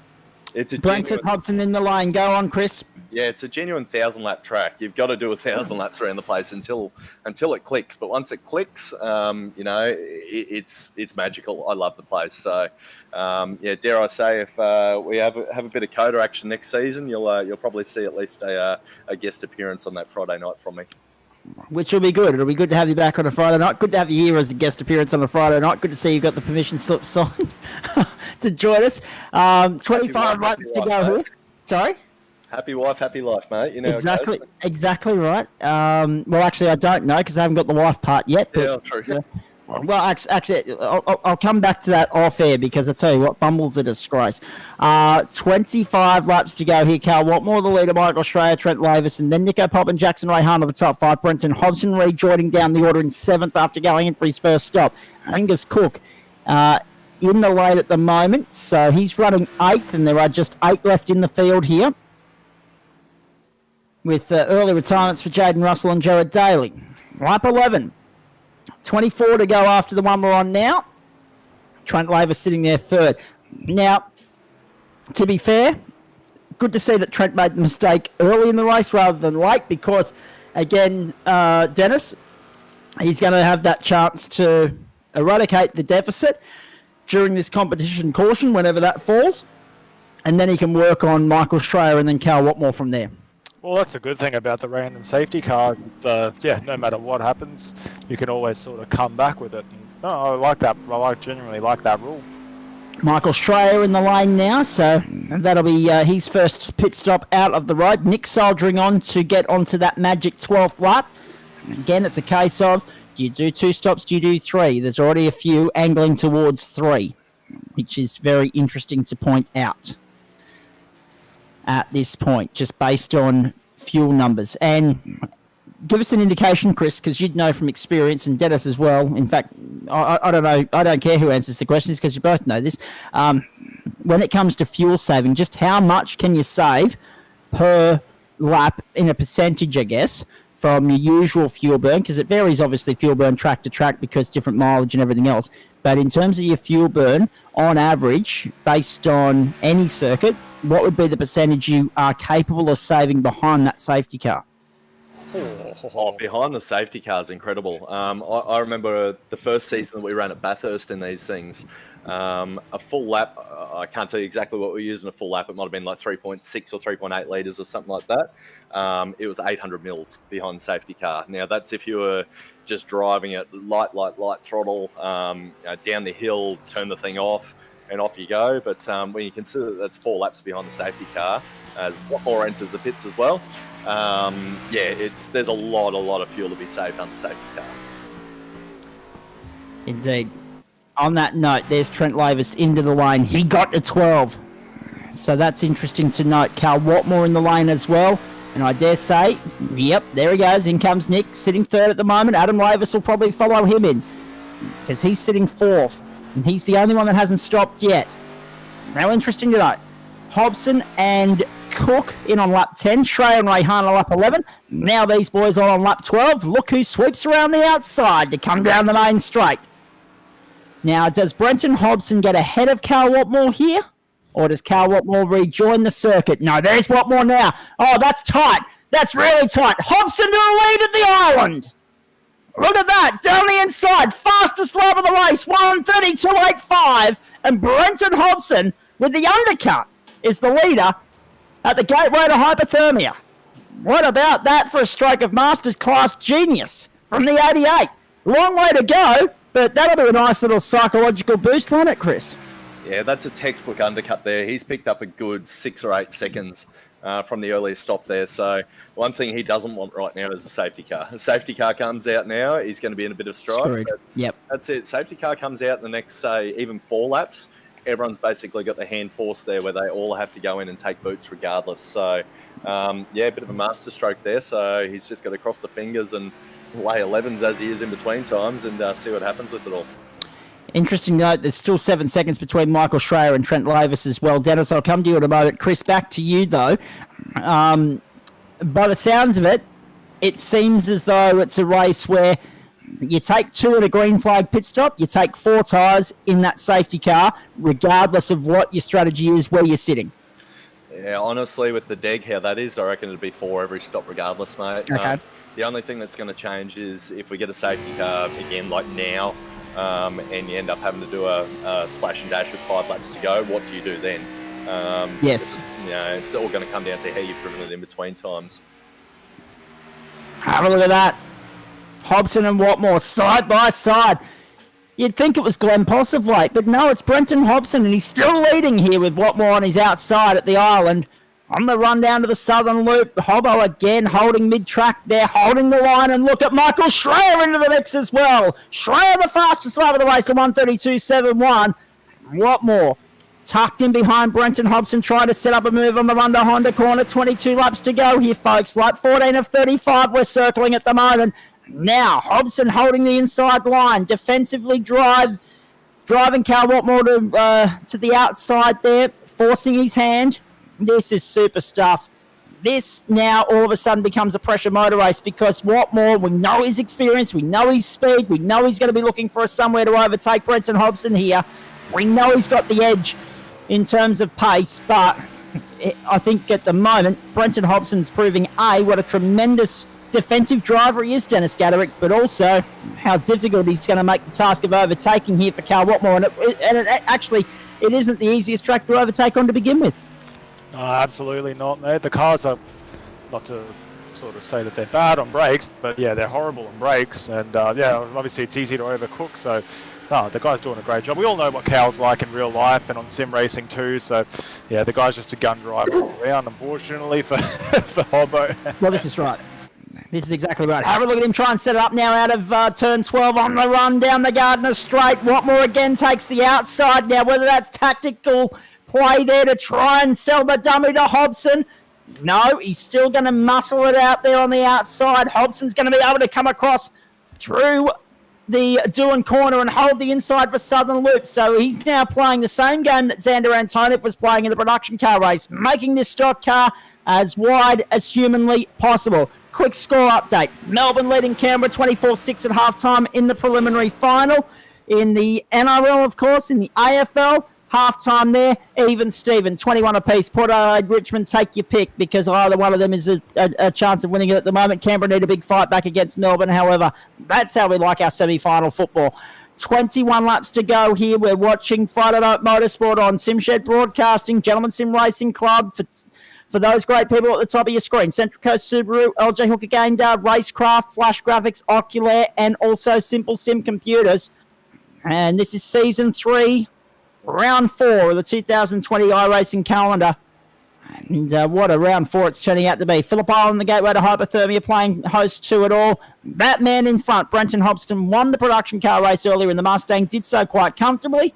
Now, sitting there ahead of Cal Watmore, in a cracking fight in the stock car race that isn't quite at half race distance here as they come back around onto the start-finish straight once more. Brenton Hobson in the Chevy, Cal Watmore in the Toyota, Michael Schreier in the Ford, and now here's the attack. Here's the assault launched by Cal Watmore down the outside, down the Gardner Straight here, but again, I've just got this feeling. No, Hobbo was unable to go with him on the inside that time. I thought he was going to force the issue there at turn 1, but Hobbo had to yield, and now, Cal Watmore has got the lead back in our Friday night stock car race at Phillip Island. What a cracker this is turning out to be. And now Watmore has clear air. I'll ask you the question, Chris. Is this a case of catch me if you can now that he's found the clear air he needs? They run the alternate strategy as well. So, again, safety car still to come. So anything can happen there. One of these guys nails the safety car time and gets in the lap before it actually comes out. They're going to be on. They'll be able to jump him in the pit stop there. But Cal would have had a smile from ear to ear back then. He's a racer from way back, but I don't know that he necessarily would have been enjoying being in the Synergy Sanger there. Yes, that's exactly right. Very nicely put. Round onto the lane straight. This is the replay. And there he is. Just set it up beautifully. Took a tighter line out of the corner. Drove it straight down the outside. And put Brenton Hobson at bay there. Got in front before the braking zone. And that was critical too because Brenton wasn't able to force the issue.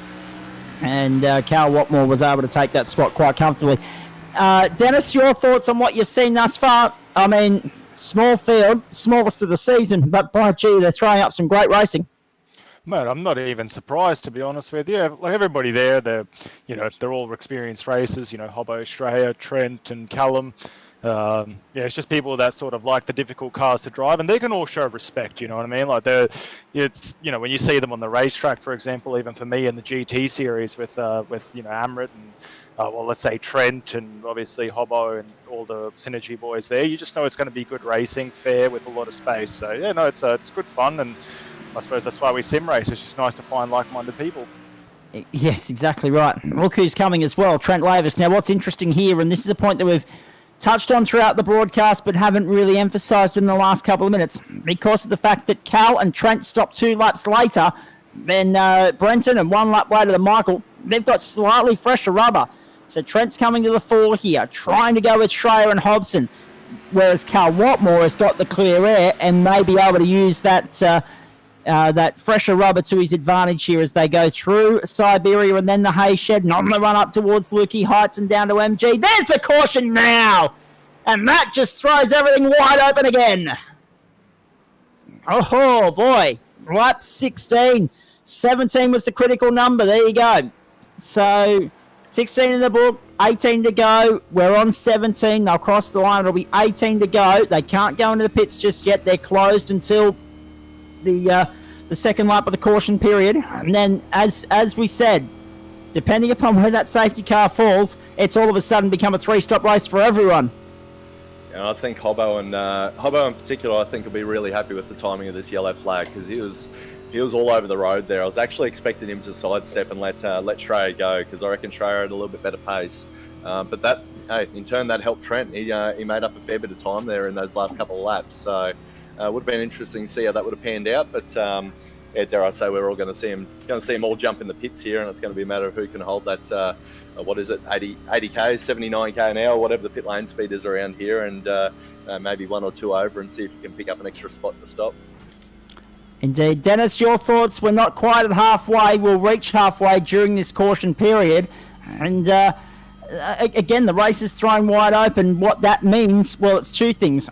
A, as we just said with Chris, 3-stop race. B, everyone's going to have to be on their toes, and every lap's going to have to be precision-like from the restart onwards. You're not going to be able to afford to make the mistake that Trent made there during the opening stint because every single little incident, little mistake, little moment from this point forward is going to cost you.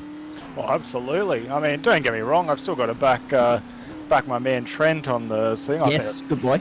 I mean, he might not be exactly in the best position, but I reckon he's learned his mistake at Honda. He's not going to make the same mistake again. That's for absolute certain. Commentator's curse. Here we go. Now you stuffed me. Good one. I think it should be silly to go in and not take 4 tyres this pit stop, hey? Oh, 100%. Well, exactly right. Now look at this. Brenton Hobson giving Cal Watmore the hurry up under the caution. How good. Already the fuel saving game's on.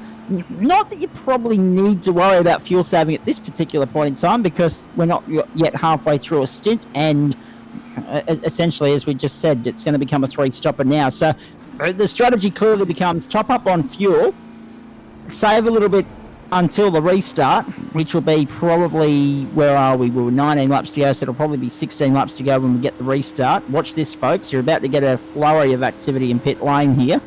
What's going to be interesting, Zach, They left it late. They all left it late. The 4 of them went in. Adam? What's interesting, Angus pitted before the safety car, so he's going to be at the front here. Well, that is an interesting point. Well picked up. We missed that. We didn't see Angus go in. He pitted on lap 16, so well picked up by Adam Lavis there. He literally got in just before they chucked the caution. Everyone else pits in now. Angus Cook's going to be at the front of the field. Now that's going to throw the real cat amongst the pigeons, because not only are you going to have to contend with each other, Watmore, Schreier, Hobson and Lavis, you're going to have to contend with getting by Angus Cook as well. And who does that quickest might well reap the rewards here. That has thrown the cat amongst the pigeons. So Angus Cook's going to lead. Hobson wins the run off the road. Schreier, Lavis, everyone. Watmore, what's happened here? Cal Watmore's sitting like a duck at the moment. Well, I'm wondering if he's unticked his fast repair trying to save it. And, maybe have a little bit of damage. So Watmore's going to be at the back of the field. And I just said, Dennis, we can't afford mistakes from this point forward. Watmore's going to be charging through from the back.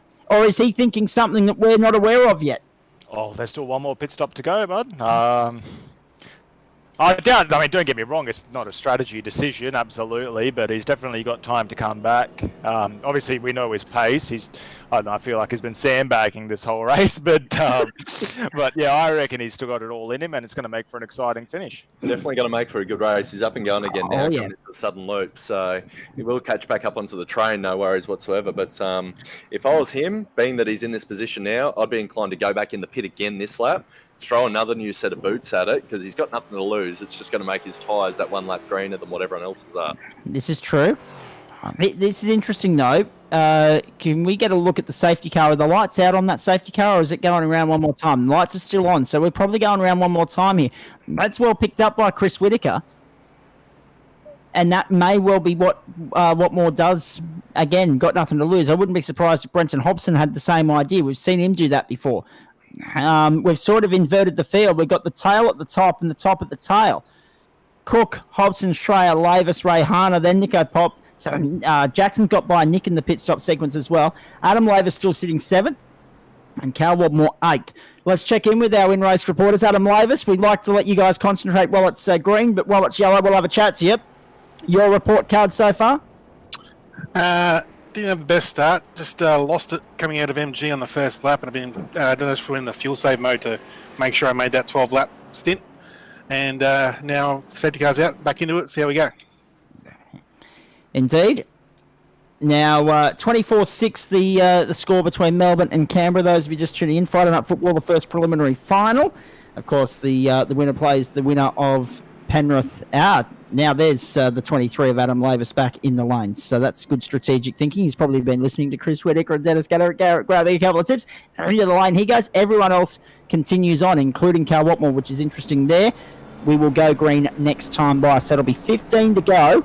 And this is the interesting thing. How do you break it up? Do you go 5 and 10, 10 and 5? Do you go 7 and 8, 8 and 7, 9 and 6, 6 and 9? There's a few different ways you can play this in terms of when you come in for that critical last pit stop, Chris.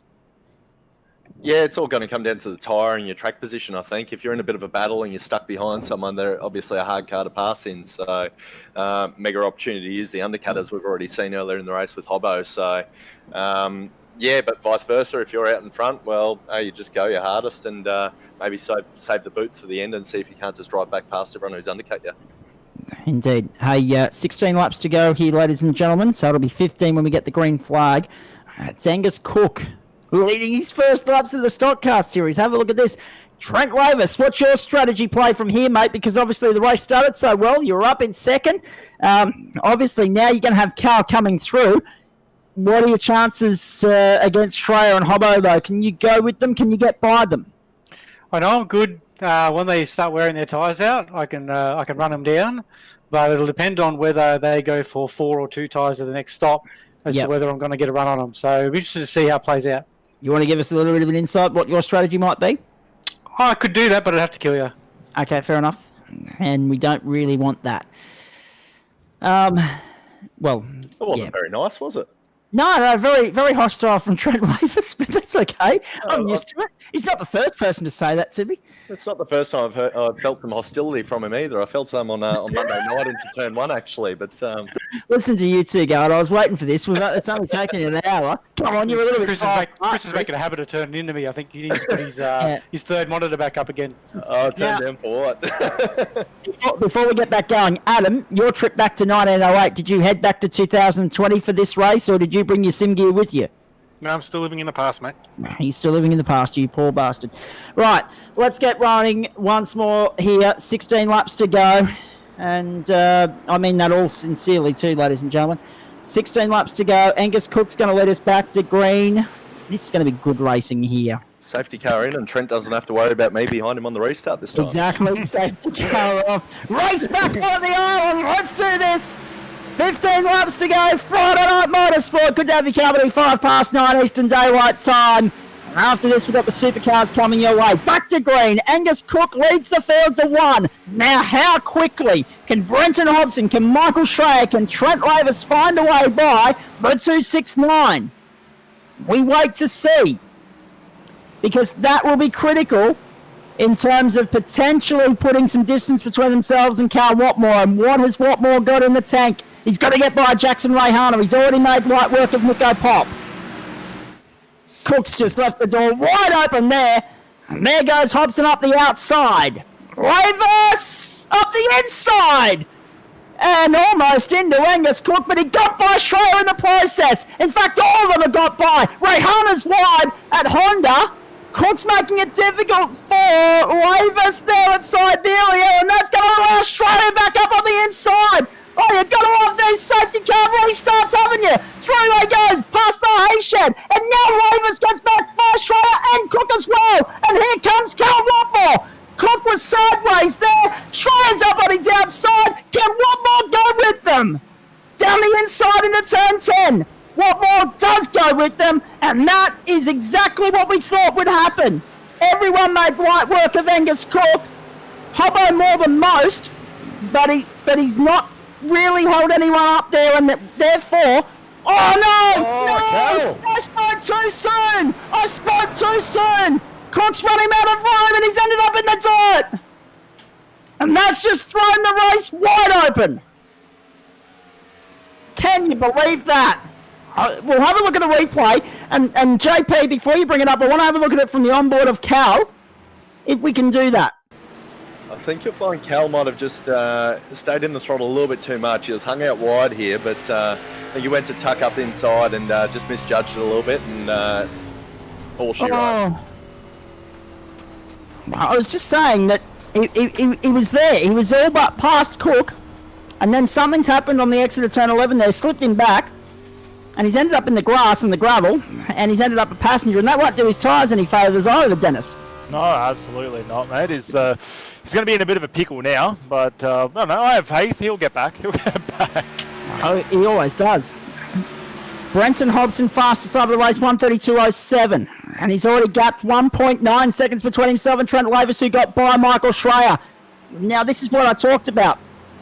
These guys had to invent a couple of overtaking opportunities there that wouldn't normally be overtaking opportunities in these cars. To get by Cook and make sure... And that's with, and I must stress, that's with no disrespect to Angus Cook whatsoever. It's just that he was last for a reason going into that pit stop. He's not the fastest in these cars compared to these guys that we're talking about at the front of the field here. His best time so far, 34.49. So there's reason for the hesitation here when we talk about it. But they needed to make light work. Brenton got him on the run into the southern loop. Lavis and Schreier coming down the inside of Lavis couldn't get the job done. He tucks back in. They need to work together to go and catch Brenton Hobson, because I think now that Brenton's got a little bit of distance between himself and the pack, he might be gone here. I tell you what, Trent's all over the shop there, unfortunately, coming into the southern loop. It was tailing, it was sideways, he gathered it up, he kept the foot into it, and he keeps some distance between himself and Michael Schreier. Next in the pack is Jackson Rayhana, then Angus Cook, then Nico Pop. Nick will be frustrated that he's got all that distance between himself and Jackson Rayhana. Adam Lavis is right on his clacker as well. Boy, oh boy, how good's this? Good stock car racing on a Friday night, and there's Cal Watmore. Who would have thought I'd be saying this?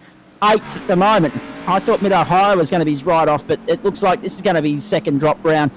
That means the next 6 are going to have to be precision perfect from Cal Watmore. That he won't be happy with what's going on there. And again, it comes back to Chris. and Dennis, so I'll go to you both on this, starting with you, Chris. We knew how critical it was to make the light work of Angus Cook. We thought Cal had been able to do that, and then it all turned to you-know-what, which is unfortunate. The fact of the matter is that Trent and Michael Schrader just forced their way through because they knew it was critical to get by, not to lose Brenton Hobson. Cal was aware of that same reality, and unfortunately, whatever's gone wrong in the pit stop has come back to bite him in a big way, double time. Yeah, I think he's probably just rushed it a little bit too much there, not quite enough patience. He knows he's got the pace over Cook, and I mean, it's easy to say from here that he should have just waited an extra corner and he could have got the over-under and stuck it up the inside, but I mean, what's done is done now anyway. He's just got to press on and see how he can recover. I mean, we all know he's got good pace. There's probably not too much he can really do with Strat it. Oh, maybe there is something he can do with Strat. Maybe there is something in. So this will be interesting. See whether he throws 2 or 4 on here, and then possibly a second one a little bit later on to get another new set of boots. So but this is a critical number as well. Again. Yeah, look at the top of the screen. 12 laps to go. Critical number. So that's why Cal's in now, because he knows he can make it 12. But he will be on shot rubber by the time we get there, and that's something that these three at the front will be well and truly aware of. But look at how close they are. I don't think Lavis has lost any ground to Hobson there. It's 0.8 of a second. And then 0.4 back to Schreier. If anything, Trent's catching. Last time round, actually, have a look at this. Last time round, Hobson 34.6, Lavis 33.6. And Schreier went with him on a 33.8. Hobson was the slowest of the top 3 last time round. He can sense pressure. However, what sort of a fuel race is Hobbo playing here? What sort of strategies, what sort of tactics are at play here for Hobbo? Because he might be slightly aware that if he can run at a certain time, he might not do as much damage as quickly to his tyres. That could be something entering the equation here, Dennis. Absolutely, mate. He's playing the game. Don't get me wrong. And nothing wrong with playing the game. No, absolutely not. He is known as a bit of a strategist in the races that I've been in. I was kind of lucky enough to just do my little undercuts in the Simra, like in the GT3s, but he's definitely, I think he just enjoys the strategical side of these races and everything like that, and that's why he does so well, in the pit stops and, just sort of having the right tyres at the right time. So, yeah, he's going to, mate, it's his game. It certainly is. That's it. Yes, Chris? I reckon you'll see him setting himself up here just to do a two-tyre run at the end. So there is a little advantage on fuel. I think it works out about, from memory, about 4 seconds over the stop if you don't take the extra set of tyres on a full fill. So the other thing that you do need to take note of as well, if you go back to Cal, obviously he's lost a hell of a lot of real estate. But towards the end of that first stint, the deg wasn't anywhere near as high for him as what it was for, pretty well the rest of the field that we could see. He was only losing about sort of 2.5 to 3 seconds. But when the others are losing 4.5 seconds, that makes a big difference over 12 laps.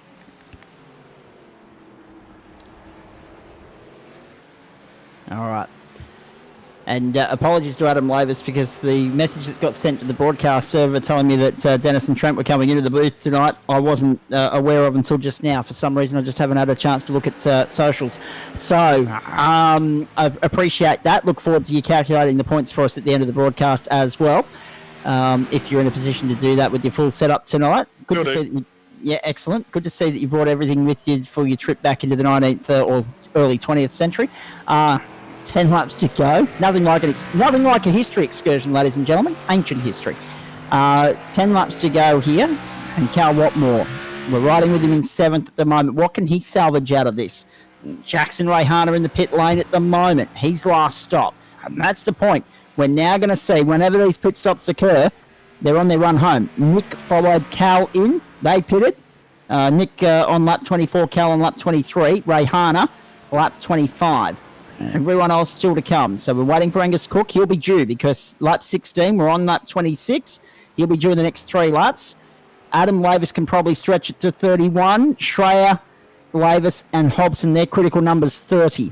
Because the 12-lap tank, 30 is where they'll run out. They'll need to top up for the last 5 laps. Do they jump the gun and come in before? Let's wait and see. A lot to play out here. Don't forget, leg 3 of the triple header supercars still to come for Stone Cold Racing. Brenton Hobson, the favourite there before we even get going, before a wheeler's even turned in anger, given how well he performed and blitzed the field last week. I believe you're sticking around for that, Chris. Yeah, we'll hang around for another one, for sure. Excellent. Well, Dennis, can we convince you to stick around? Mate, I'm in the development race tonight. We've got a Hobart I'll be in.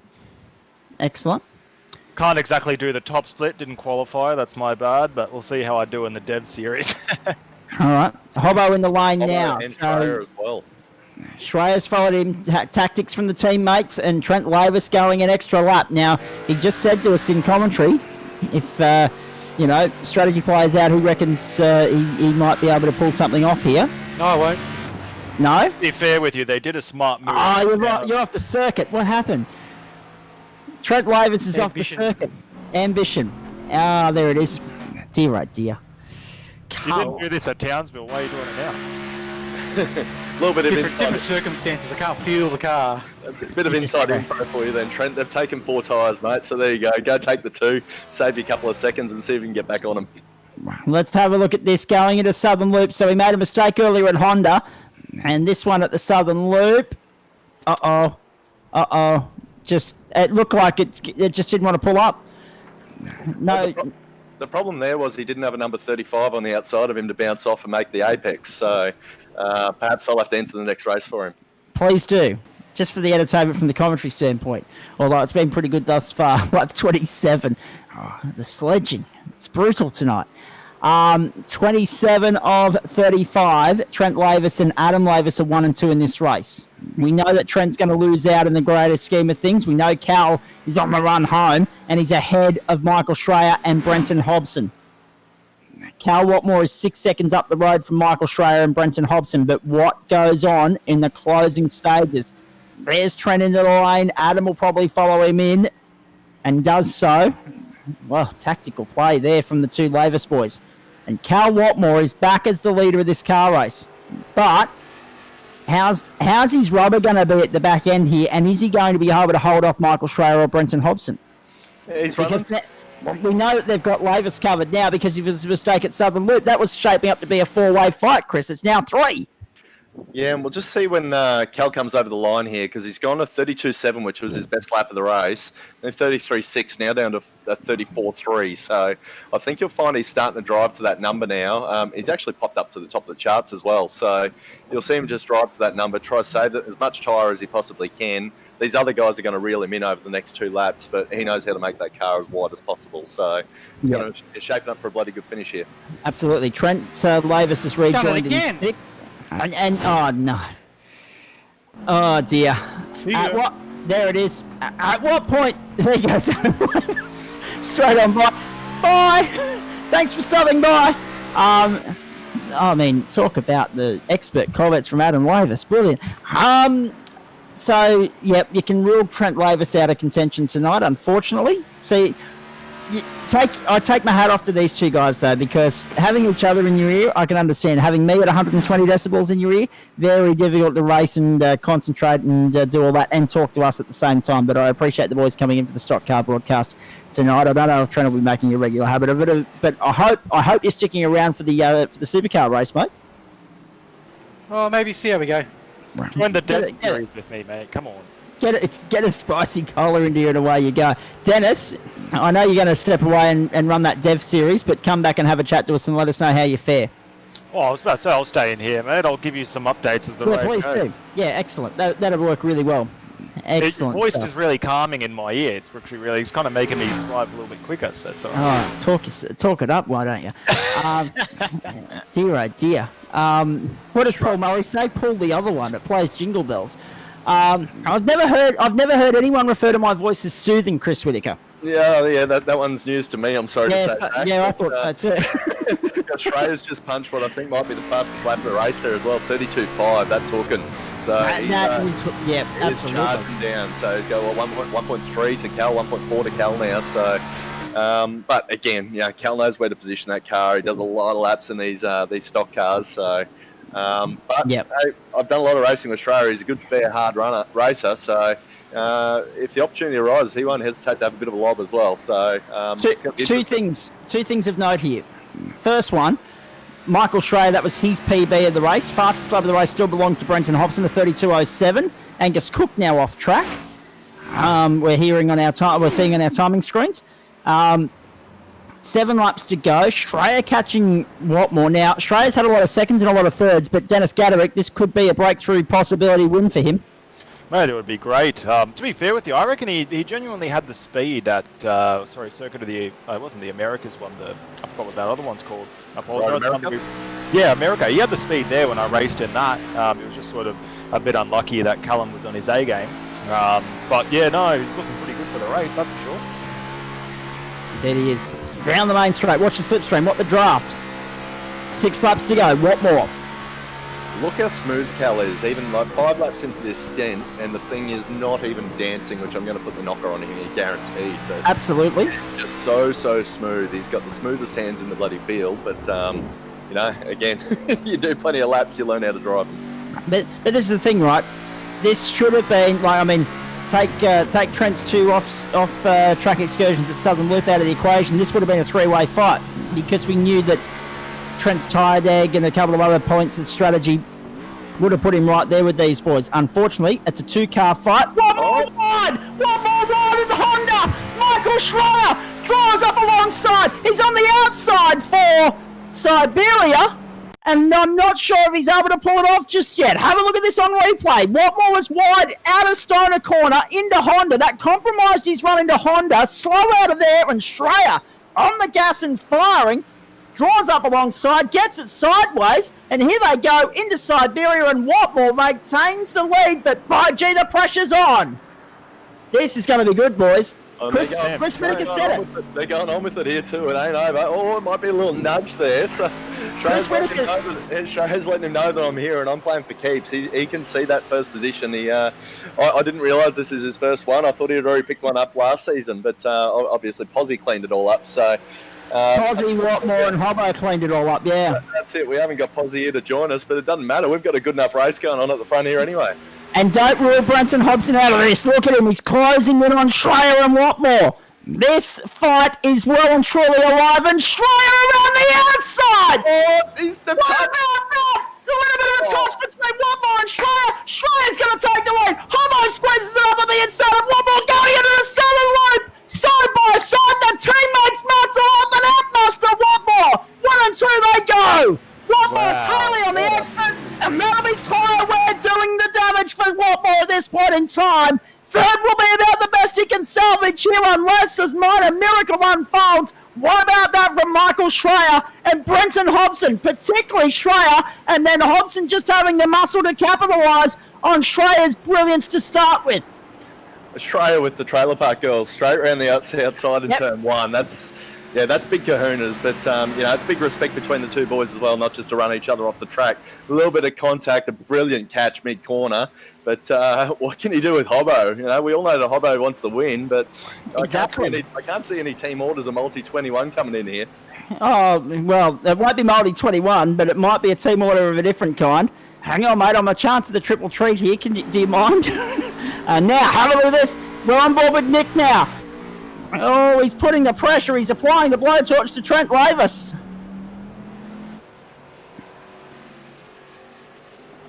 And they're well clear of Adam Lavis and Angus Cook. They're trying to go and work together to catch Jackson Rayhana, who's 3.7 seconds up the road. Still so much to play out here on a Friday night. 4 laps to go on the island. What about that? Chris Whittaker summed it up best. We're in for a bloody good finish here, one way or the other. And furthermore, not only that, you don't need Glenn Postlethwaite to have a good stock car race anymore. And I think that's testament, boys, and you can both chime in here, to the development of everyone in terms of their stock car racing and driving throughout the course of the season. And Dennis, I know you put it down to practice. A lot of these guys will put it down to race mileage and racecraft and experience gaining that way as well. Well, absolutely. And to be fair with you, I think Glenn, sort of in the last couple of seasons there, he's just really raised the bar. And I think a lot of boys are saying, oh, well, if he can do the lap time, so can I. So I think, obviously in the practice sessions, nobody likes to say it, but, you do look at it and kind of go, how do they do it? And you push yourself a little bit more. And I reckon, the quicker lap times, the more control they've got over the cars, the better the racing is. So, yeah, it's a genuine testament, absolutely. And Chris, it's good when even Cal Watmore says that Glenn's made me lift my game.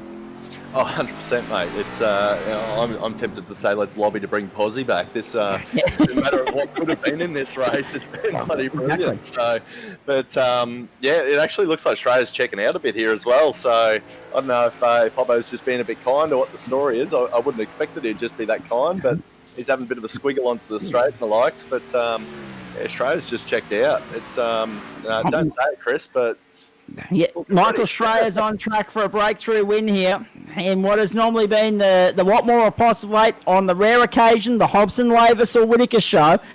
This is going to be Michael Shreya's time to shine. Cal Watmore, a gallant effort to try and go with him, but he'll rule that mistake off the restart. And Shreya's checked out. Hobbo in between in second there, and 2 seconds from Shreya back to Hobson. Forget about it. He's gone. I don't think it's over between Cal and Hobbo yet. No. Cal's still matching Hobbo's times. All it takes is just a little boo-boo here.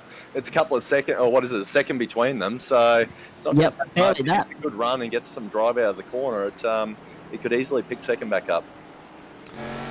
Update from the Adelaide Oval in the preliminary final. Richmond leading Port Adelaide 29-28. No change in the NRL, although they are in the bunker with something. So it was 24-6 Melbourne a few seconds ago. They're reviewing a potential Melbourne try right here, right now. So it could be 28-6, but I'll let you know in a moment. We'll focus on this for the next 2.25 laps and then update you on your Friday night footy, and also maybe even talk MotoGP as well, because practice 1 from Aragon will be over. Round making again. 45 degrees of lock on the whole way through that. It's incredible, isn't it? I mean, the commitment from these guys, I mean, just, you've got to admire it, don't you? I mean, that just goes to show you how warm these tyres are and how much these guys are working and fighting with it. Have a look at Cal on Hobbo down the main straight. Again, it's going to be a case of doing a Shreya on Hobbo, because he's going to be on the outside going into doing corner. Can't get it job done. Not yet. Now on the outside going into the southern loop. The up and under, maybe? No. Hobbo answers the challenge for the moment. 2 to go. Shreya gone. Forget about it. Michael Shreya's out to get a breakthrough stock car win here. Deprived Brenton Hobson again the chance to go for the triple tonight. But at least he's going all right on 1, 2, and 1 in those 3 races. This will be the second week he's lining up for that. The stock car, just the Achilles heel in his triple treat at the moment. But in a field of this stamina, this stature, this quality, I mean, who can blame him? He wouldn't be disappointed with second, I wouldn't think, not tonight, especially if he can hold off Watmore here. A lap and a half to go through the hay shed. On the run up to Lukey Heights. Oh, boy, there's pressure here. You can just feel it, can't you, boys? It's tense. Yeah. If he can get that, if Hobbo makes that same mistake coming out of MG here, he's right out sideways. No worries. But, back the other way. Oh, look at this! He's just sitting there. It's crossed up like all buggery. Absolutely ridiculous. One more down the inside! That was the moment! The tyre wears too much, and Hobson muscling and hustling it, and battling it, and losing the battle, and one more goes by! The car control's just incredible. These cars are so hard to slide like that. That's absolutely ridiculous. I won't say the other word. I won't get himself in trouble. He's been taking drifting lessons from Benny Snell, has Brenton Hobson. That was incredible. Last lap, Michael Shreya on track for a win here in the number 30. What a performance this has been. Again, mistakes for Lavis, mistakes for Watmore. And right now, Michael Shreya is about to join the winners list in the Stockcar Series. Just extraordinary stuff. We'll keep our eyes on that second and third battle. We need to keep our eyes on that at the moment, because Hobbo will be trying everything to get back by, but I think... no. At 5 car lengths, Watmore's... That's all over. Watmore's going to salvage second here, which from where he was isn't too bad. In the greater scheme of things, that's a really decent fight back from Cal Watmore. Up over Lukey Heights for the last time. Michael Shreya will drop down into MG. He'll flick it out of there. Hopefully not too much oversteer, over commitment out of here from him like Brenton Hobson last time by. That was insane. That'll be on the promo video next season. Don't worry about that. What a performance this has been. 35 laps, and the bloke that didn't put a foot wrong all night is the man that gets the job done. Michael Schreier is the winner in the Stockcar Series. 3 different winners in 4 weeks to start season 3. Schreier does it at the Island. One more home for second. What a performance from Brenton Hobson to come home third. So this week it'll be first, third, and first, unlike last week where it was first, second, and first. That was brilliant from Michael Schreier. A well-deserved win. Here's this pass again. Just have a look at the opposite lock on Hobbo's car there. Unbelievable. Through into turn 12. Still side by side. 2 of the cleanest in the business. And too much lock there sends Hobbo out into the grass and in behind Cal Watmore. That was brilliant stuff. Dennis, let's go to you. I mean, no real surprise that the bloke that didn't put a foot wrong comes away with victory. What a rescue mission from Cal Watmore. Absolutely. Well, to be fair with you, I'm not exactly so surprised with Cal. Schreier. Oh, neither am I. Yeah, Schreier just absolutely didn't put a foot wrong there, and that's honestly the dream race, to be fair with you. It's what we all aim for, and it just shows, a mistakeless race will eventually net you the win. Consistency's key. 59 minutes and 50 seconds, the winning time. The margin in the end, 5.1. And Hobbo in behind from Trent Lavis, who got back to 4th in the end. Well played. Nicely done. He's got by Nick and also Adam Lavis, and then Angus Cook. I don't know what's happened to Jackson Rayhana, but he's showing 8th on our sheets there. And he's down 1 minute and 1 in all of that. So we'll find out what happened to Jackson in the closing stages in the post-race show after the supercars. He went off in the second last lap. He might have triggered his penalty. That'll do it every day of the week. So he won't be happy. Will Jackson Rayhana. Great performance from Adam Lavis, of course, in 6th place. Equally good performance from Trent Lavis in 4th. Well done to Nick, who will join us back in the booth in just a moment. He got 5th, so he'll be happy. He got his top 5. I don't know whether he got his clean race, but we'll find out shortly. That was good racing.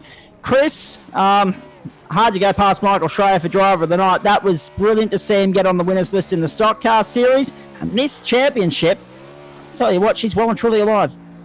Yeah, well-deserved win there. He's been threatening for a long time. He's had some seriously good pace. He joined earlier on. He disappeared for quite a few races. I don't know if it was for a full season or what it was, and then he's come back with a vengeance and a well-deserved win. About time. He's deserved it for a long time. He's had the pace, but happy as a pig in what for him. Exactly, a pig in mud, I think it was the word you were looking for there, Chris. Yes, I couldn't remember what that dirt mixed with water was called. You're right. Yes, no, correct. Well done. Melbourne leading Canberra 30-6 in the preliminary final with 12 minutes to go. Congratulations. I think that'll mean the Melbourne Storm, the mighty Melbourne Storm, will be playing in the grand final next week. That wasn't looking likely 6 months ago. Because they didn't start the season all that well, but by gee, they've come home with a vengeance. Penrith or South Sydney will meet Melbourne next Sunday in the grand final. Really good to see.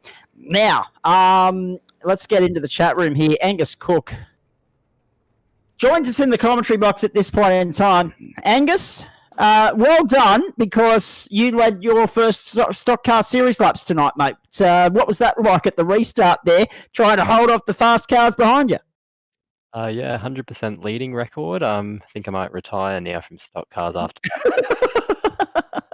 Oh, well done. Well, this is right. You've come in, you've led laps, you've finished up 7th in the end, so you weren't even last in all of that.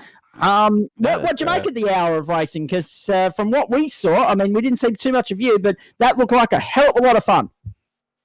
Yeah, that's it. It was good Friday night fun, I guess you could say. Something to do that's a bit different. I haven't driven the stock cars before at all, so it was pretty, jump in the deep end. I was always planning to stop early and assumed that I wouldn't get the safety car when I did. I was just hoping to roll up to the back of the pack, stop and only, short fill and take maybe 2 tyres to jump them. But, I'm rolling down pit exit and suddenly the safety car's there and I almost started speeding because I thought the pit sign had disappeared. And it was definitely an interesting restart. I kind of didn't want to let Hobbo go without letting the others through. Yeah, sort of was just once one got through, was I was definitely the cork in the bottle, let them through, and then I think Cal and I had a little bit of an altercation on the last turn. My spotter said I was clear, but just looking back at the replay, I don't think I was. So yeah, definitely didn't mean to run him wide at all. But it made for an interesting race up front, it looked like. Indeed, it did. I was going to say that incident between you and Cal, that was the defining moment of the race, as far as many of us are concerned. Apart from Trent running off the circuit, but that was his own fault. Twice. Yeah, twice. Thank you for reiterating that, so I didn't have to delve you in. I'll make sure you do it right? The fact of the matter, though, Angus, is what was your viewpoint of that incident with Cal? Yeah, I wasn't clear really. I don't think, looking back at the replay. Again, the spotter said I was, and maybe there was for the tiniest of little moments. And I definitely probably didn't need to run to the curb, especially knowing that it had the pace on me. So it was probably just a bit of, a bit of inexperience, maybe you could call it, a bit of silliness, but bit of patience from him maybe, but I'd still put it on me. All right, well, let's get the rebuttal right now, because Cal Waltmore has just joined us in the commentary box in the last 3 seconds. Cal, firstly, well done. Second, you fought back nicely, especially after the incident off the safety car restart. We've just heard Angus's version of events. We mentioned during the call how critical it was for yourself, for Michael Schreier, for Trent Lavis, and also Brenton Hobson to get by Angus as quickly as possible, for the context of staying with each other and the overall race result. Unfortunately, you were the last one to come through. Your thoughts on that incident? Yeah, missed what Angus said, but yeah, I was sort of had a bit of overlap, and we made contact, and I lifted out of it, so we both. Angus didn't end up backwards, and in the process, I ended up in the bushes. So it happens, no stress. It certainly does. The question we have to probably ask you, though, what happened in the pit stop, Cal? Because we saw you staying there for about half a minute longer than anybody else. Yeah, something that I didn't know could happen, and penalty got pinged passing the pace car. Yeah, Oh, no. That happened to me last night. Oh, Yeah, wow. So can't see past the concrete with your eyes at that level, but oh well, it happened, and it spiced things up a bit, so we got the spice. No worries.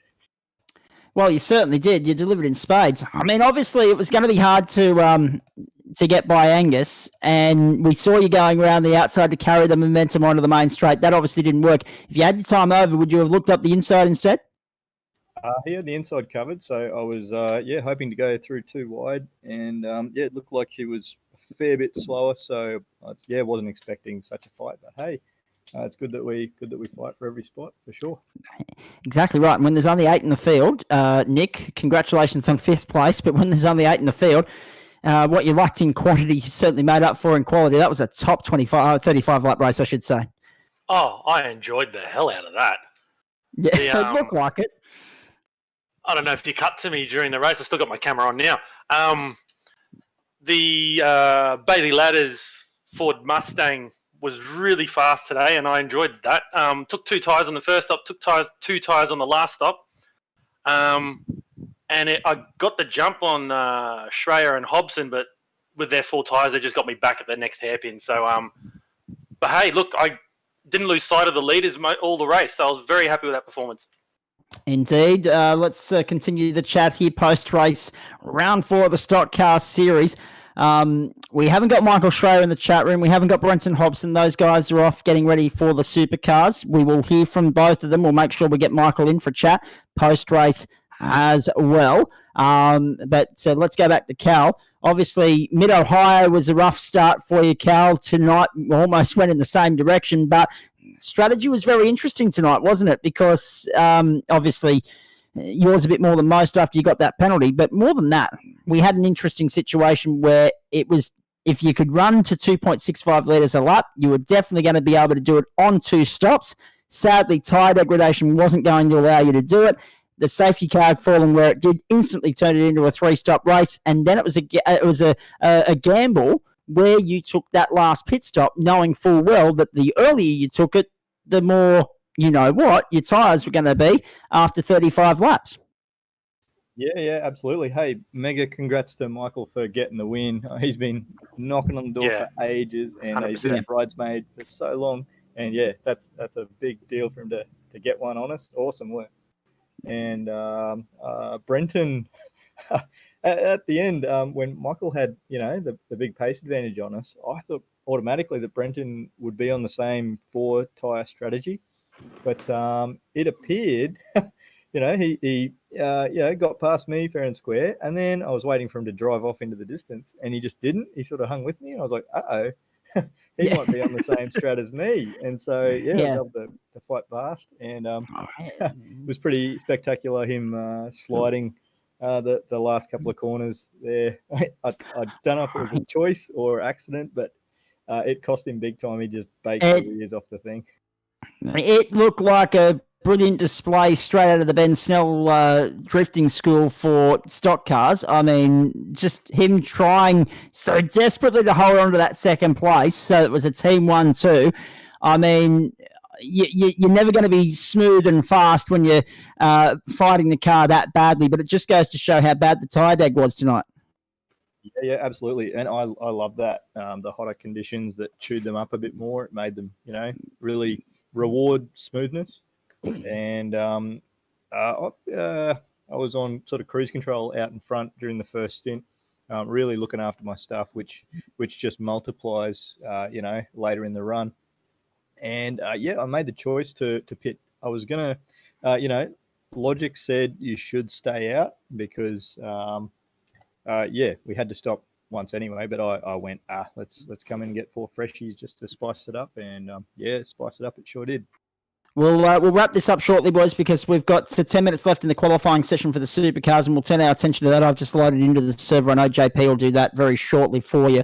So just stick with us, folks. We're going to keep the conversation going on here, but you won't see any action on your screen. You'll just see our intermission billboard doing its thing. So just stick with us for that as we continue the discussion here after what was a thrilling stock car race. Nick, I didn't see we didn't even have a chance to look at incident points. Did you get your 0 incidents with your top 5 finish? Because that's always your aim. I put it too much on the curb at Honda on the first lap, so I got a 1. But it was very low incidents. There was a couple guys with 0s that I saw at the end of that. Yes. Better get the results on the screen. But yeah, I mean, that race had everything. Had the usual suspects up the front, then all of a sudden Angus pit stops just before the yellow and then catapults himself to the lead. So Angus leads on his debut. Yep. I decided to do two tyre stops and to jump people that I haven't been even near in the past. So I really enjoyed that. That was a lot of fun. I don't know how you guys did. Oh, mate, we're out of breath. I'm going to let you and Chris take the floor here for about 2 minutes when we finish this wrap up and get into the supercars, because I need to top up on the drink and it's in the fridge chilling as we speak. So I'm not on the spicy colas like Trent Lavis is. He's just sent me a video and a photo. Actually, hard work that one, sculling away on the spicy cola, the first one of the night. And we will hear from him very shortly. We are loading into our server for the final stop of the night, folks. Of course, it is the supercars from the island, round 4 of the Stone Cold Series, Stone Cold Racing Series, that is. And next week, it's interesting to note, Nick, right now, this is where we break away as far as stock cars are concerned. So let's wrap this up by talking to a few of the boys about next stop, which is a pretty famous one at that, and we stay in Australia. Yeah. The mountain. Get it done early. I mean, it's going to be still a little bit hot from this weekend, this weekend. So get it done. It's not the traditional stop for NASCAR. So, yeah, that's why the back half is all American races after that. Indeed, that is the case. Although, that being said, having seen the forecast for Bathurst for this weekend, it might be fairly cold, actually. We'll wait and see on all of that. Dennis Gaderick, are you back in the car next week? The mountain calling your name? Oh, mate, I can't ever say no to Bathurst, can I? It's I thought not. Yeah. I mean, I'm really not keen to, break down Skyline in the stock car. That's going to be horrible. But yes. Yeah, I mean, I don't see why not. I mean, unless my other half says, don't be too keen, then then I won't be. And of course, we're going to let you focus on the development race in just a moment, and we'll have you in as our development race in-race reporter for us as we go with the main server here. So we'll talk to you about that very shortly. But obviously, you've got your GT racing to think about as well, and Zandvoort Monday night. Can you get back in the winner's circle? To be honest with you, I'm struggling a little bit this week. I don't know what it is. I've put some practice in. I've messed around with the setups a little bit. I can't seem to get it right. Yeah, I'm about a second off where I'd like to be, so I've got to find a second somewhere. But we'll see how we go through the week. And Chris Whitaker, it wasn't the grandstand finish that we normally get in the battle for first and second, but by G, second and third made up for it. And it just goes to show that you don't always need the top end of town to provide the entertainment. You don't always need a big field, because that 35 laps was one of the best stock car races we've had. 100%, mate. I'm really glad I jumped in. That was a really good race to watch. So hope everyone enjoyed it out there. But yeah, I'm most surprised that I picked the 3-stop and picked the fact that it was going to be on like Donkey Kong, and the fact that it's not over between Cal and Hobbo there as well. So unfortunately, Cal picked up the penalty and decided to go bush bashing there. But yes. I mean, it made the race bloody good. So yeah, cheers, Cal. Come on, Chris. We've got to get you back pedaling these things. Come join us. Well, Bathurst next week, mate. I might be tempted. We'll see. Yeah, you and your bro. Yeah, Brendan as well. That's exactly right. Get him in. Boys, thank you for the moment. We'll have Trent Lavis back with us soon. Dennis is going to focus on the development series. We'll update you on that throughout the course of the race. Chris is going to stay with us. Angus Cook, what's next for you? Jumping in the Dev Series tonight, give that a shot, and then see you on Wednesday night for TCR from Road Atlanta, I think. From Road America, sorry. Road America, yes. We had Road Atlanta, so Road America the next stop. Well done. We'll let you go and focus on the Dev Series. Thank you. Thanks as always. And Cal, we know you're a busy boy when it comes to sim racing. What's on in the next week between now and Bathurst, which is the next stop for the Gentleman Sim Racing Club Stockcar Series Season 3, a circuit where Glenn Postlethwaite has had your measure, but he's been missing from the grid in recent weeks, so now's your chance for Mountain Glory. Oh yeah, we'll have a go. It's always a cracker at the mountain, and yeah, looking forward to it. I'm doing a little bit of oval stuff, but I haven't been racing as much as previously. Work's a bit busy, and Speedway's kicked off, so that's got me pretty tied up.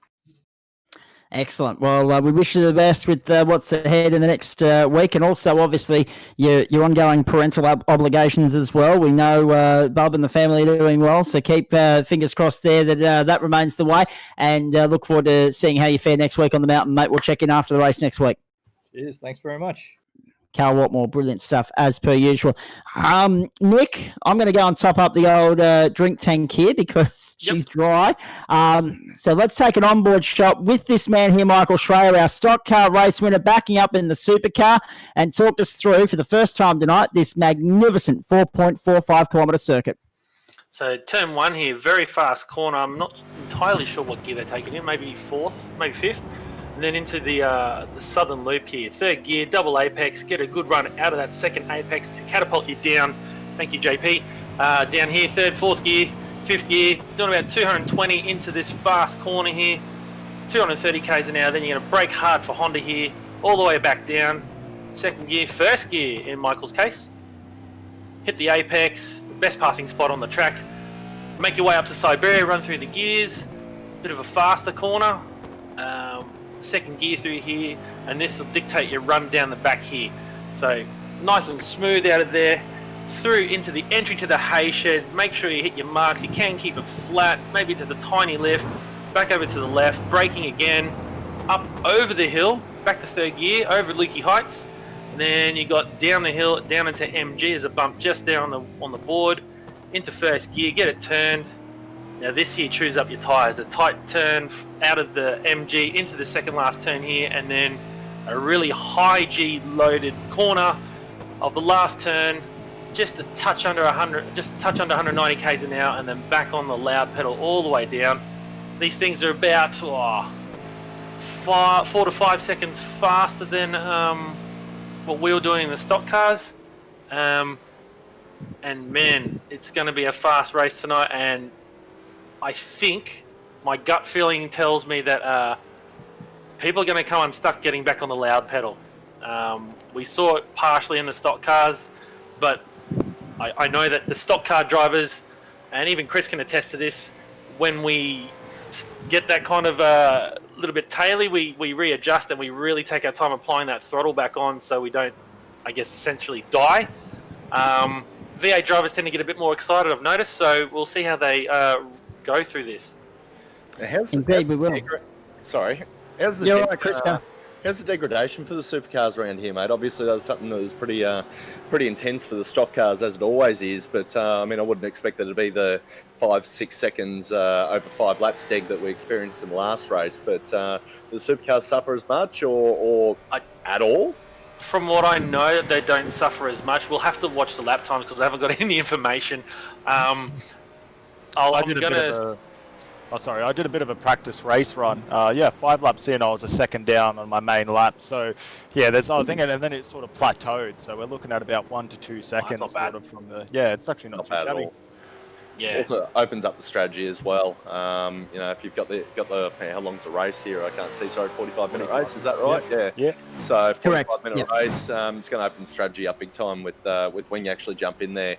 When you don't have as much degradation, you can get away with those earlier stops. So that's it. Try clear some of the traffic and put the head down, bum up, and go for it. Here's Jackson Rayhana on a hot lap. Let's have a look at how he finishes up. And at this point in time, moves up to 10th with the 29.897. Now, let's have a look at the track conditions. 4.445 kilometres, 12 turns, as we said. 50% fuel tank capacity on these cars, so there will be a splash and dash, I would dare say, in a 45-minute race. The weather set to 4:20 in the afternoon server time at the moment, so we've gone back about 5.5 hours here, but that's okay. Partly cloudy, 18 degrees, track temp at 28, so not as high a track temp as what we had to the stock cars, but that's okay. Winds northwest is 23 kilometres an hour, and the race will be 45 minutes. Pace car speed 97 k's an hour, pit lane speed 72 k's an hour if we need the pace car, that is. Incidents every 7NX and then every 5X after that, and a fast repair limit of 1. Numero uno for these guys tonight.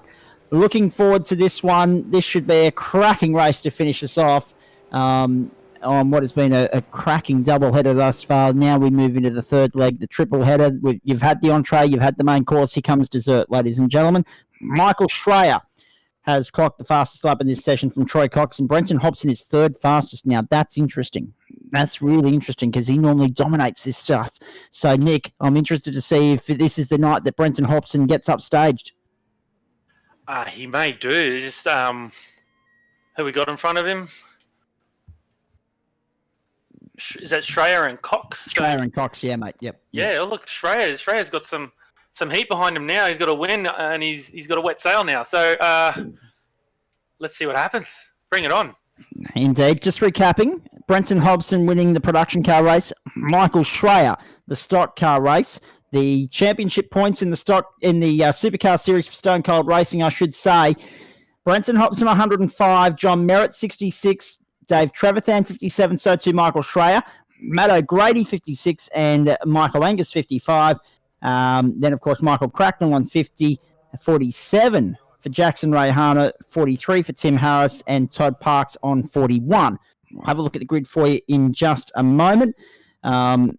The news from the AFL is that the Tigers are leading the power at the moment, but there's less than a goal in it. The news from the NRL, the Melbourne Storm through to the grand final, 9th time in 14 years, I think it is. It's just an incredible statistic. They have gone through, it's just a shame they can't convert. They've gone through 30-10 over the Raiders in the first preliminary final. Winner of that Souths v Penrith grand final qualifier tomorrow night will play the Storm next Sunday. The AFL at the moment, nothing in it. Although Richmond have just skipped away to a 10-point lead, which is the biggest of the night. 44 plays 34. We'll keep you posted of that as we go on here. Here's the grid. I've got to jump out. I'll be back soon. All right, Nick, we'll catch up with you soon. He's, of course, playing team strategist for Jackson Rayhana. Looking forward to seeing how that goes. Let's have a chat here. Michael Schreier and Troy Cox, the front row. Brenton Hobson, John Merritt, the second row. Dave Trevathan and Michael Angus, the third row. Then Paul Rogers and Josh Ford, the fourth row. David Kirby and Jackson Rayhana, the fifth row. Tim Harris and Dan Siciliano, the sixth row there. Over the page we go. Should be an interesting race. This Chris Whittaker will be back with us soon. Dennis Gaderick's getting ready to go in the development server. Can I just ask, what was the pole lap time for the split one? 1:28 something. I missed it. Dennis, hang on. Just give me a sec there, mate. Stick 28.8 that was. 28.8. Wow. Thanks, Chris. Okay. Yeah. That's all quick. right. So, yeah.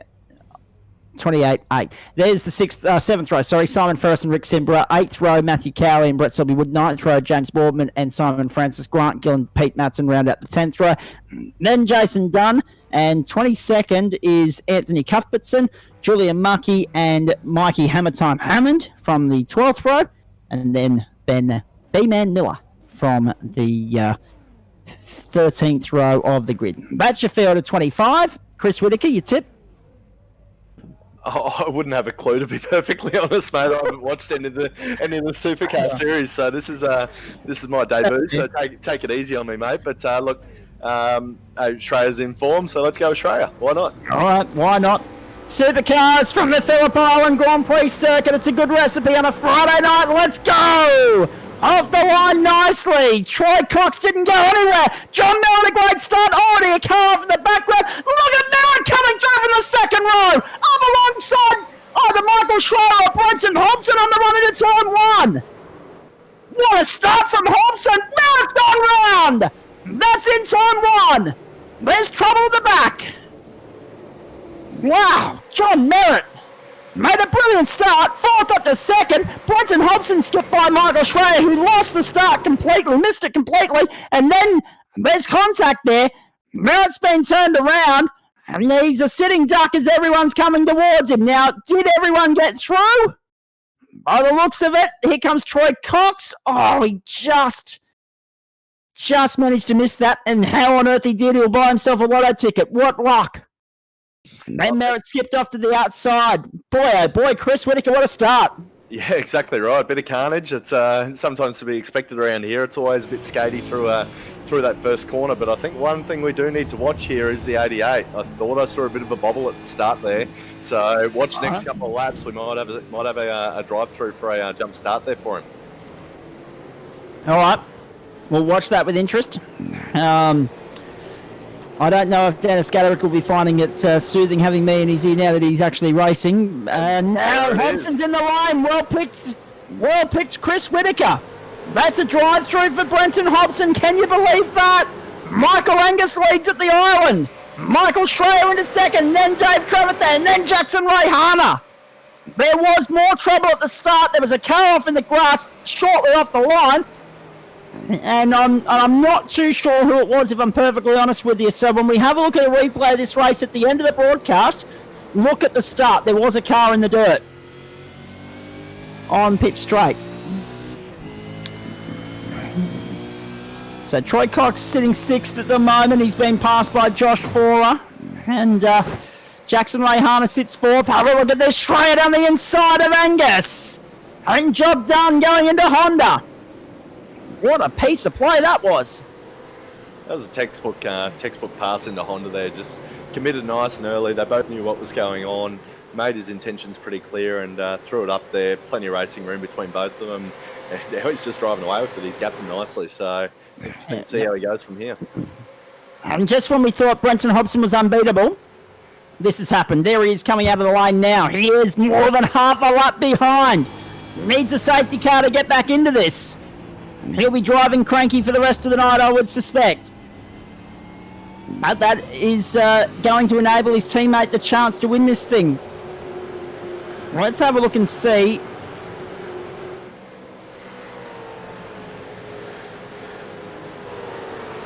Just not seeing any word of any retirements on my server as yet. So everyone's still running.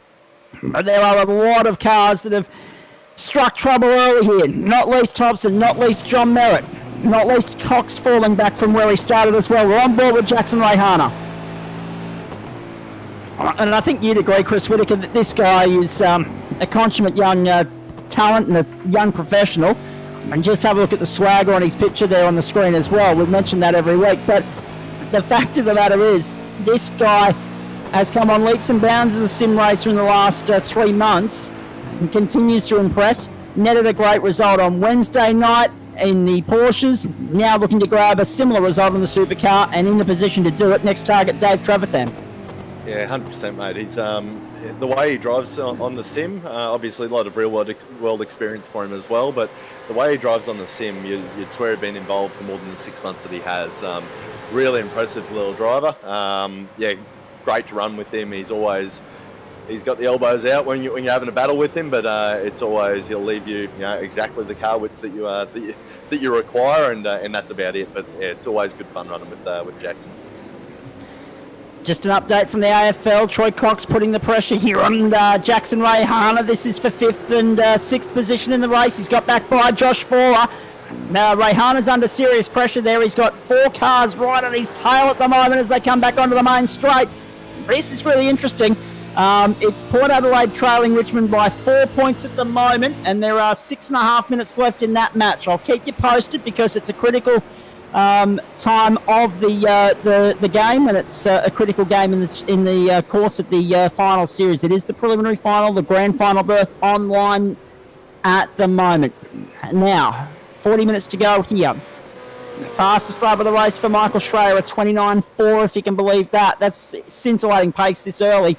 We're 3.5 laps in. Schreier is the leader. Brenton Hobson, 22nd position. In words, phrases, and numbers and sentences you never thought you'd mention and utter in the same sequence. Brenton Hobson, 22nd. Which is really disappointing for him. Dennis, there's a good field in the development split. How are you faring, mate? Mate, there is. It would be better if... I got the lead after lap 1. Good boy. And unfortunately, I had to drive through a penalty for a jump start. It's crazy starting a car off the line, it seems, used to the GT3s with the rolling start. So, yes. I think I'm back down to P27. So. What about that, Chris Whitaker?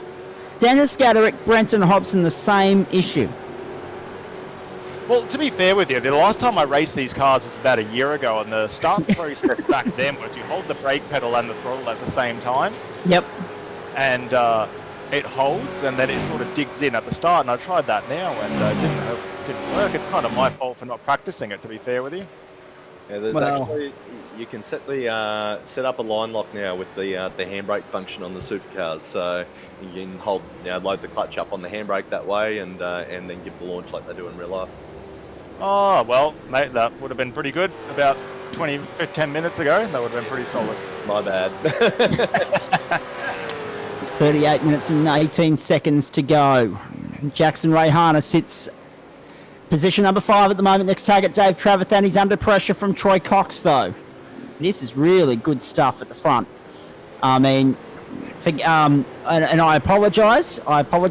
This is actually the battle for 4th and 5th because Travathan is 3rd. Dan Siciliano is showing incorrectly on our timing screen at the moment. That'll correct itself in due course, folks. Just hang with us for that. And as a Triple 8 fan, I've got to admit that I'm really enjoying seeing the shell car behind someone as well. I thought you might say something about that.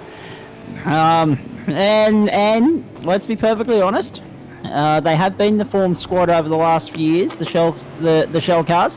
However, records are there to be broken. That's exactly right. And as long as I don't break any records on Sunday, I'll be happy. Given the forecast that I've seen, and that's about all I've seen as far as Bathurst is concerned, I don't think you're in any trouble there, as far as records are concerned. I think we got a 97 runaway on Sunday. That's my tip. A 97 runaway and then a 25 second. Maybe a 99 third. There's the trifecta. Call it early. Oh, wow. How much are you willing to wager on that? Oh, mate, I'll put a solid $5 on that because I'd have to be paying 501 to 1, wouldn't it? Well, I wouldn't know. You'd have to let me know.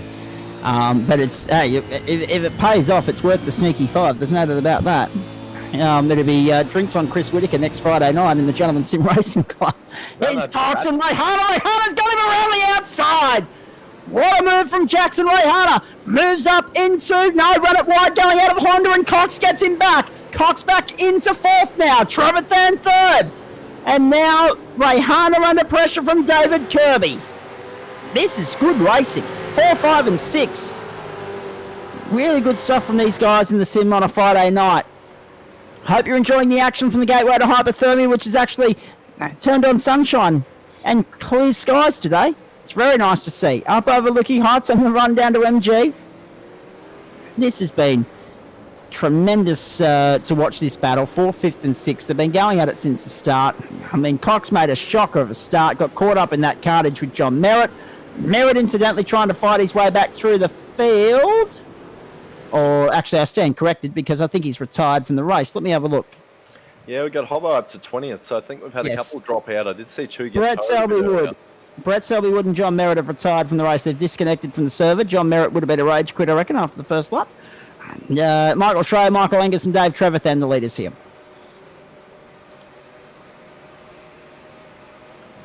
And looks like we've got an Opel Insignia there. He's forgotten to put the wing on the rear. No. And that actually, whoever that is that Paul Rogers that we're riding with JP, or is it the car behind him? It is Paul Rogers. So, yeah, it's interesting to note because I mentioned there was a car off the circuit at the start, like on the main straight there on the grass. I didn't pick up who it was. It would suggest that it's Paul Rogers, the number 10, the black car there. So that's worth noting. Hey, have a look at Blimp Cam. How good's that? The ocular aerial shots tonight have been terrific of Phillip Island. And the track cam's not too bad either. 34 minutes and 40 seconds to go here as they come through the hay shed one more time. Michael Schreier, the race leader, after getting pole position, sits there nicely, 4 spots clear. Sorry, not 4 spots, 4 seconds clear of Michael Angus, who's gained 4 spots. Sentence structure would be a good thing, wouldn't it? Dave Trevathan third, up 2 spots. Troy Cox down 2 spots to 4th. Jackson Rayhana up 5 spots in this opening race, or opening stanza of the race. And we can tell you that there are still 20 cars running at the moment. Dan Siciliano is down a lap and he's 21st, but still in the service. So we've got 21 still running, 20 on the lead lap. Interesting to note as well that we had Michael Hammond in the server but not starting, so he might be in a race control capacity. And we also had Brenton Hobson watch as well. He's sitting down there in 19th. 19th for Hobbo. Down 16 spots from where he started, and a lot of work to do from there. And it's especially hard, Chris, on a night where there aren't too many drivers making mistakes once they've got into a rhythm. Yeah, I wouldn't say it's processional at the moment, but not at all. When they do make a mistake, is that someone just blowing a motor up there? There was a hell of a lot of smoke coming out of that corner. That's a bloody big lock up then.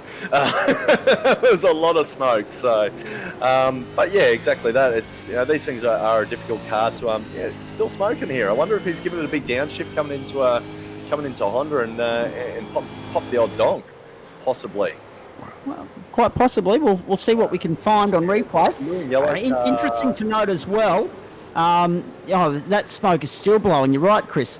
Interesting to note as well. There are 2 minutes left in that AFL match, and it's 6 points the margin in favour of Richmond. Port Adelaide are going for it. They need a goal to force potentially extra time, if you can believe that.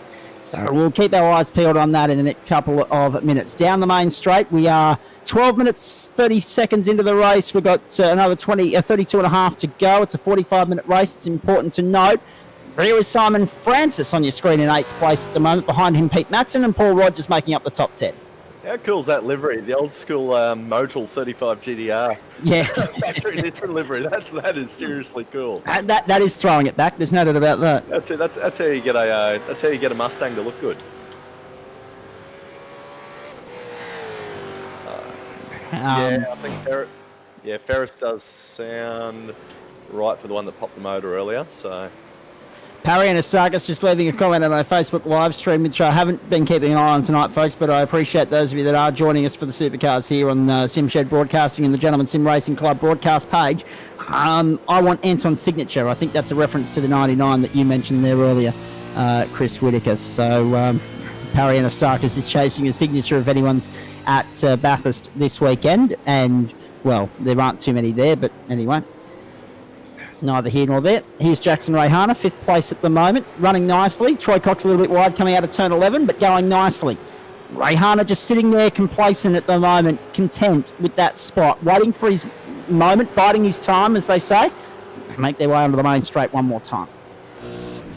Yeah, have a look at that last lap from Hobbo. There's no doubt that he's pushing on here as well. He was 2/10 faster than what Schreier was on the last lap there, but was that the fastest laps possibly that was showing, but he was well clear of the rest of the field. So it'll be interesting come the pit stop sequence here where he actually lands maybe he can catch up onto the pack and might have a bit of a repeat of the Cal situation of earlier on. Indeed, we might.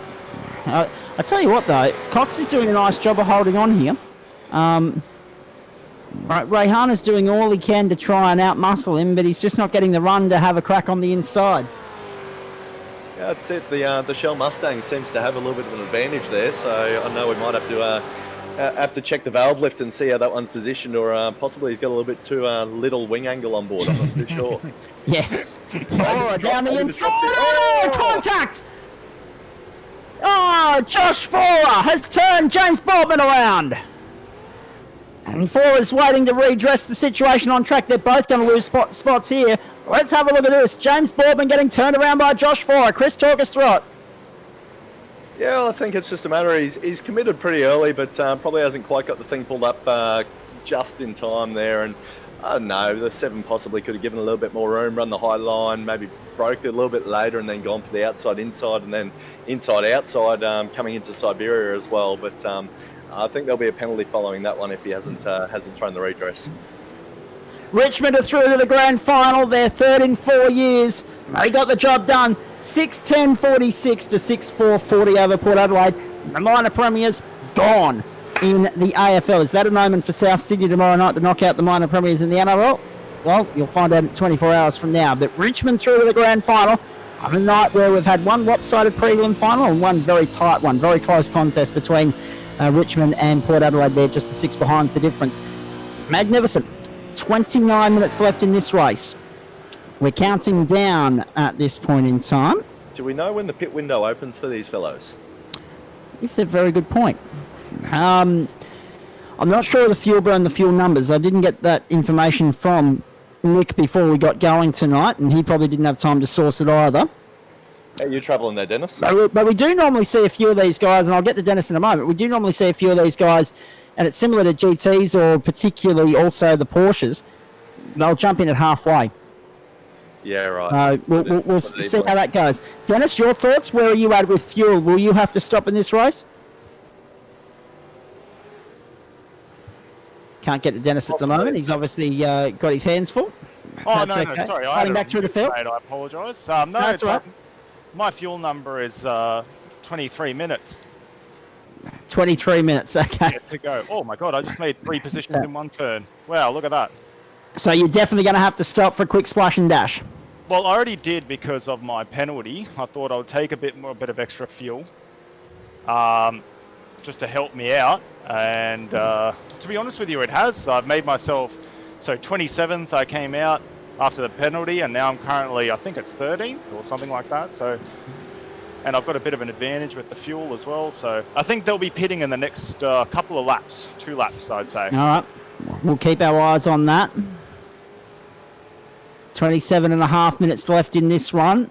This is the top split. Dennis is reporting from the Pro-Am, or the development split, if you like, of our Stone Cold Racing Supercar Series here for the Gentleman Sim Racing Club. We're here with thanks to not only Stone Cold Racing, but all those great people you see at the top of the screen there. Central Coast Subaru, LJ Hook again, Racecraft, Flash Graphics, also Oculera and Simple Sim Computers. Great to have them all on board. Without them, not only is the broadcast not possible, but the club can't do what it does either. Here's a move on the inside.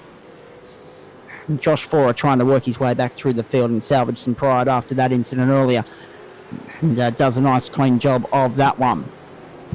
Gets by on Anthony Cuthbertson. You'll also notice, I was just looking at the best lap times versus the last lap times there from Schreier and then Forer.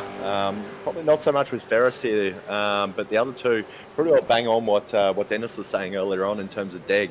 Pretty well bang on a second, imagining we're about 10 laps or thereabouts into the race at the moment. So again, it's just going to come down to when they actually take that and using a bit of a smart strategy to possibly get themselves out of some battles. We'll keep our eyes on that as it unfolds. Lap 13 here. So where are we in terms of time? Lap 13 and about 30 minutes to go. So 26 minutes to go rather. So that goes to show things have been quite interesting here in the opening stages. As Nick rejoins us in the commentary box, that's definitely going to get us to 26 laps, 27, 28. I'm thinking maybe 29 might be the magic number target tonight. Nick, what are your thoughts on the race so far, and how's our good mate Jackson Rayhana faring in 5th place? Yeah, Jackson's doing quite well. Troy's just got him past. But by the looks of things, Troy's turning in a lot earlier and he's scrubbing those fronts out, but he's driving away. We might get him back. Fuel is going to be really tight tonight. Maybe a 2-stopper, and I believe where Hobson is, he's going to go for a 2-stopper because he's burning 3.52. Whereas my driver, Jax, is burning 3.4 on the dot. I love looking at other people's streams because you get all the information you need. Yeah. So I was wondering where you're getting that number from. I'm thinking, what software's he got where you can see all that info? But yeah, he got that makes perfect. Yeah, exactly right. That makes perfect sense.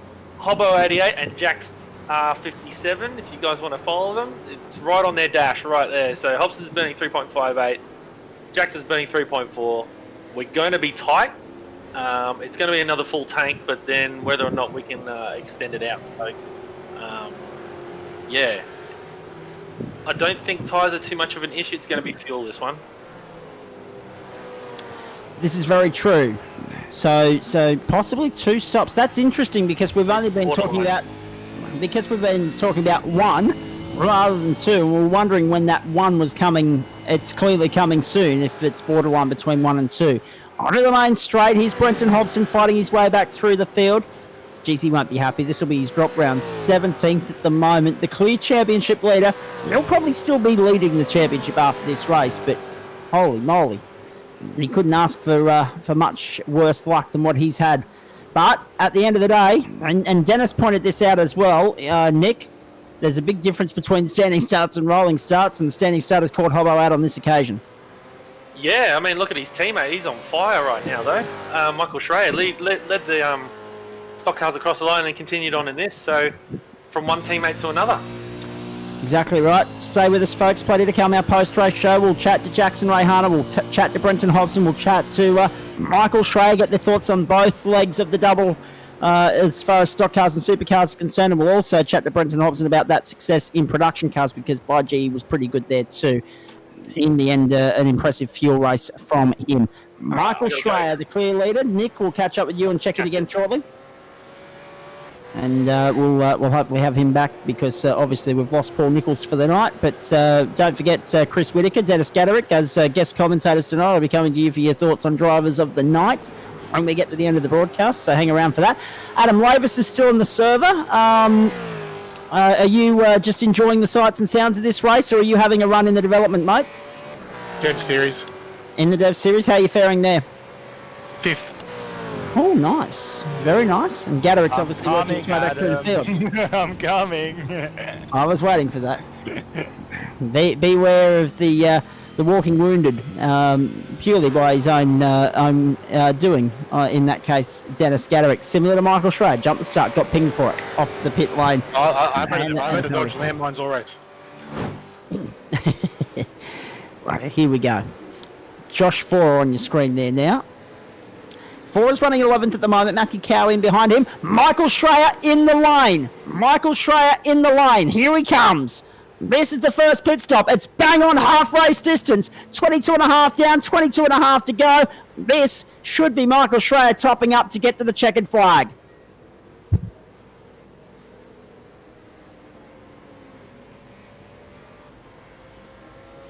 Let's wait and see.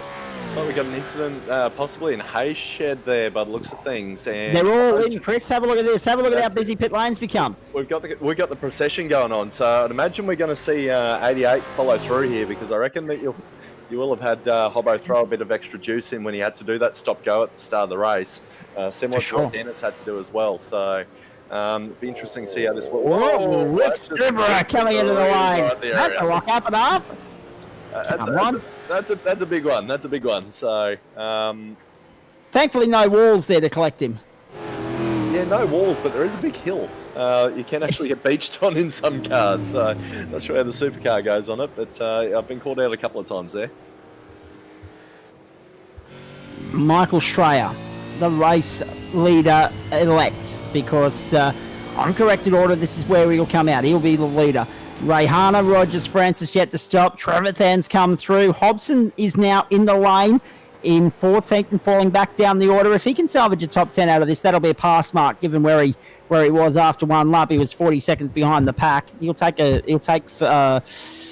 position number 10 after this, if that's what's offered to him. Here's Jackson Rayhana, the outright race leader at the moment, but he's now in the lane as well.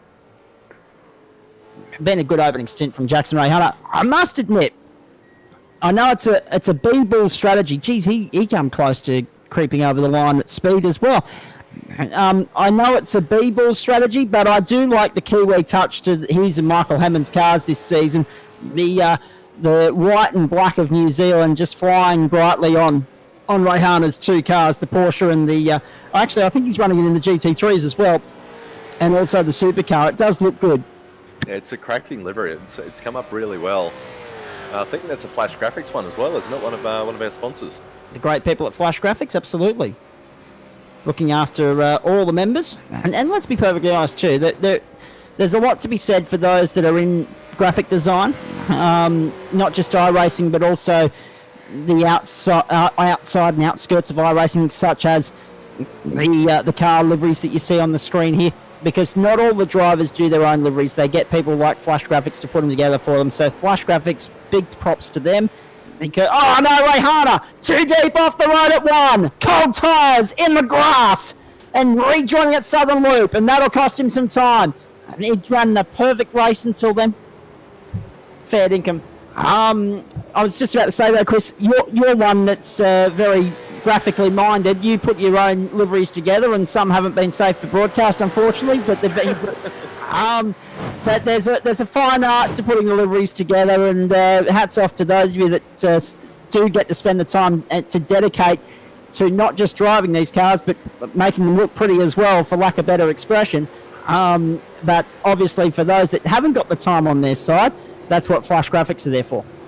Oh, exactly right. I mean, I obviously have a bit of a tinky here and there with the liveries, but you compare, I guess, even my favourite liveries that I've created versus what some of these guys like Flash Graphics have created, and it's chalk and cheese. These guys really do a brilliant job with their liveries. Let's keep our eyes on Simon Francis here. It's funny, after the restart of the NRL competition earlier in the year, I said Melbourne won't beat Cessnock if they play like that, because they lost their first game and they just looked like they were playing in the Veterans competition. They just looked so far out of it. Here they are in a grand final, so I'm copping it at the moment for making comments that early in the season, but I'll wear it because it means I've got something to look forward to next Sunday if I'm not at the AMRS meeting at QR, and well, we all know what's going on there at the moment, so I'll probably be on the couch. 17:56 to go in this race. Michael Schrader leads from Michael Angus and Troy Cox. Then Dave Trevathan and Jackson Rayhana. David Kirby, Paul Rogers and Simon Francis, with Rick Sibber and James Boardman making up the top 10. We're in the middle of the pit stop window here. 18 laps into the race. Well, we're on lap 18 now. Still only the two retirements, Brett Selbywood and John Merritt. And a lot to play out here across the last 17 and a half minutes. We go back to Michael Schreier, Ford on top. There's a good omen for anyone that's taking an interest in what's happening this weekend west of the Blue Mountains. And yeah, he's running quite nicely here. Clear, comfortable leader, 12 seconds over Michael Angus, then Troy Cox. And it's been a good run from Cox as well, fighting back after that dismal start. To sit third, he's still got to try and catch Michael Angus, but there's only about 1.5 seconds between them at the moment, so we'll keep our eyes peeled on that battle. And yeah, she's turned into a very interesting race. They do start to get processional at this point, but the main interest point for us right now is this man on our screen, Chris Whittaker, Brenton Hobson, because how far he can get back limits the damage done in terms of his championship lead. Yeah, that's what I was just looking, actually, just as you said, and we flipped to Hobbo. I was having a look at the top time difference was for that top 10 that you were speaking about just earlier. And it's 4 seconds, but he's punching bloody good lap times at the moment as well. 29.5 that last lap. As he comes over the line here, if we're still on board, we'll get a quick update there. But I don't think it's out of the question for him to even jump possibly up to 9th, because there's 4 in that next battle pack. So, and as we say that, he pops up to 13th. So he's one spot closer. Yep. And again, 29.3. So that's only not even a 10th of a second off his best lap of the race. So he's head down, bum up. He's going for it, and obviously trying to salvage the mission as best he can. I dare say he'll be just a little bit peeved with himself after what happened on the opening lap there, but that's racing. It's happened to the best of them. Watmore's been caught out tonight. Hobbo's been caught out. Gallerick's been caught out. It's been one of those nights. I'm glad you tuned in for it, folks. You're not disappointed with what you're viewing here. You'd be disappointed if you'd missed out. Absolutely. Michael Schreier, Michael Angus, and Troy Cox, the top 3 at the moment. A 29.4 is the best from Schreier. A 29.2 is the best from Hobson. So last time around, he was only 600ths off his best, as Chris was saying. The guy's just able to punch out numbers. Bang, bang, bang. It's brilliant. It's really good to watch. Pete Madsen here in 10th. His last lap, 31.5. So it should only be another couple of laps before Hobbo's tapped on their door there, yeah. You just got a glimpse of him actually coming out of MG as the rest of them were going through turn 11 on the run to 12. So Hobbo's a chance with 15 minutes to go. About 10 laps of the island to come. Right here, right now on a Friday night. Hope you're enjoying the triple header. SimShed Broadcasting, Gentlemen Sim Racing Club. Next week, do not wait. Do not miss the action here. You won't be disappointed, because we've got some terrific racing that'll be well worth the wait. Listen to what we've got next week. Circuit Park Zandvoort Monday night, Road America Wednesday night, and then the double, Daytona and Bathurst on Friday night. That will be a treat, because we've got the top and the tail of the night, the stock cars and the production cars and the supercars from Daytona.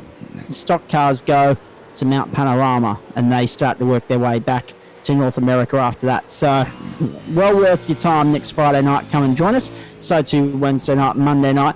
Broadcast time starting somewhere around 7:25 p.m. Eastern Daylight Time on Wednesday night, and 7:30 Monday and Friday night. Monday and Friday night, SimShed Broadcasting. Adam Wavis takes control, takes the reins, takes the helm on a Wednesday night. So looking forward to all of that. And just a quick reminder, Zach, those times that you just mentioned, they're daylight saving time or 1908 time? I mentioned, I said Eastern Daylight Time. Don't try and wind me up. You know, I've got my computer, my television and everything else. I've got my computers literally and my laptop, because of the fact that I'm one of those poor people, right, that is hampered by this time difference, because my business is with Sydney, right? The Gentlemen Sim Racing Club centres around Sydney, Melbourne. Otherwise, we'd be starting these at 7:30 local time. But no, because you know what? The sun doesn't shine out of Queensland's clacker, right? So, as I said, 7:30 Eastern Daylight Time. I set my, I even set my digital arm watch to, well, actually, no, sorry, it's an analog one. But I set my watch to Eastern Daylight Time, so that I feel as though I'm running somewhat in the sanity division. But unfortunately, Queensland just can't get with the program, which is rather unfortunate. But yes, those times are, let's stress it again, Eastern Daylight Time. So that's 7:30 Eastern, 4:30 Western. Queensland, you can do the own maths as you wind the clock back 112 bloody years. 12 and a half minutes to go. Was that good enough for you, Chris? That's fantastic, mate. Hobbo's just put a couple of moves on there this lap as well, so he's up to 11. He's charging on here, so yeah, there's no... It's Hobbo on the charge on the run to the top 10. I'm sorry, I got distracted trying to just send some uppercuts through the microphone to Chris Whitaker. 12 and a quarter minutes to go. Watch Hobbo going into the top 10 here on the inside of Pete Madsen. And there he goes. Hobbo's into the 10. He's sideways and taily on the exit of 10, but he got the job done. Very nice. Round onto the main straight. I just had a message come through my ear. I didn't hear it, but I don't think it was in relation to what's happening on the track. But here comes Brenton Hobson on a charge. 11 and 3/4 minutes to go as they head down to turn 1. And this is Hobbo in the 10. And the next target is 1.6 up the road. Then it's 9 seconds. So I think the best he's going to get here is 9th, because I think Rick Zipper is just out of reach with only 11 minutes to go, Chris Whitaker, and that's important to note because 11 minutes 9 minutes is 6 laps, 7, 8. It's about 8 laps from here, depending upon when Michael Schreier gets back to the line. It could be 9, who knows. We'll keep our eyes peeled on when Michael Schreier goes across the line, if we can have a look at that in due course. When he starts lap 24, that's when the countdown begins. There he goes across the line. Lap 23, he's just started now. So my apologies, I thought it was going to be 24. Now it's 23. Started lap 23. So he's just crossed the line. By my maths, the fact that he's running at 1:30, he's going to get back to the line somewhere in that last half a minute to extend the race an extra lap. So that may help Brenton Hobson as he goes into 9th there on the inside of James Boardman. Job done. But I still think Rick Zipper 7.5 seconds down the road, maybe just out of reach, and only just. It's just going to come down to the times. All it's going to take is a couple of little mistakes or one big mistake. If they go bush bashing at the Southern Loop like what Trent did in the last race, that cost him a hell of a lot of time. So that's all it'll take. But you also notice 6th and 7th, I'm not sure who that is, but they're right on top of each other as well. So while they're fighting like that, okay, they're probably not going to hold each other up enough to back themselves up to Hobbo, but look at that! Look at that! Right on cue, commentators. Right on cue. Well played, Chris Whitaker. There goes Brenton Hobson through into 8th now, and Kirby's the next target. But it's important to note that Kirby and Rogers are 17 seconds up the road, so 9 was gettable, but he's 17. Again, only takes one mistake, as you just said. What about that? This is crazy. I've just picked exactly the corner he's going to go bush bashing as well. It's, you've done well. Yeah, we're on fire. You've done well. There goes Hobbo across the line again. Sorry, Schreier across the line again, teammates. That's the start of lap 24. 9:22 on the clock. So that's 7 laps. So we're going to get to 30. 29 will be the penultimate lap. 30 will be the last lap based on the numbers that I'm reading here. And it will be a comfortable 30-lap race for Michael Schreier. Now, that brings into the equation the question of fuel, but I'm sure the boys are already crunching the numbers and they're already well aware that they're going to have that 30th lap here.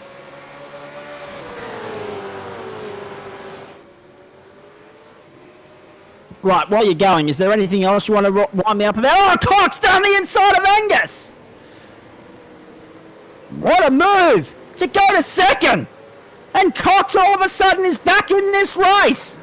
These guys are 15 seconds down the road from Michael Schreier, but at long last, Cox has got back to where he started. And Michael Angus is all of a sudden on the back foot as they go through the hay shed. Can he find a way back by Cox? Or is that the clear air that Cox needs? Chris Whitaker, your thoughts? Oh, mate, at the end of the day, he's driven right back through the pack and okay, it was a bit of a fight to get past. I can imagine that Cox is probably just going to check out from here, but hey, never say never. It's anything can happen, and anything can and does happen in motorsports, as they say. But yeah, I reckon he's probably got the measure for the minute. Indeed, round onto the main straight. What a moment that was. As they cross the line again. Oh, Angus, sideways, touch on the main straight. My goodness, he went close to the pit wall there. That might have been an underwear change sort of moment there for Michael Angus. Might have just been a little bit hesitant, a little bit worried about what was going to happen next. So Troy Cox in the 17 leads them around. He's running 17 numbers, but he's actually number 27, 027 on the timing screen. So at this point in time, I think it's fair to point out to the people at home, have a look at the fluoro number on the windscreen rather than the numbers that some of these guys have on the side of their cars, because they don't match up.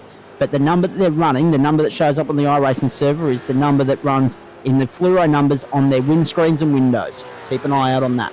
Right, down the main straight. Here's a battle between Josh Forer in 14th position, going down on the inside of Simon Francis to 1 and getting the job done.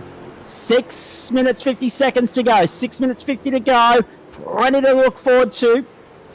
Plenty to be on edge about over the next 6 minutes. How far can Brenton Hobson go? Can he track down David Kirby? 15 seconds up the road. Numbers would suggest not. He's only 1.6 seconds quicker a lap. He needs to be 3 seconds quicker a lap. It's not going to happen. Josh Four is 13th now. Hobbo's going to salvage 8th in all of that. Whether he'll want to have a chat to us after the race, I'm not sure. Let's get an update from the development split as we watch Cox come across the line in second. 5 laps to go for these guys. The update, firstly, Adam Lavis, how are you faring? Hang on, it happened. Rightio. All right, we'll come back to you as soon as you're ready, mate. You take it.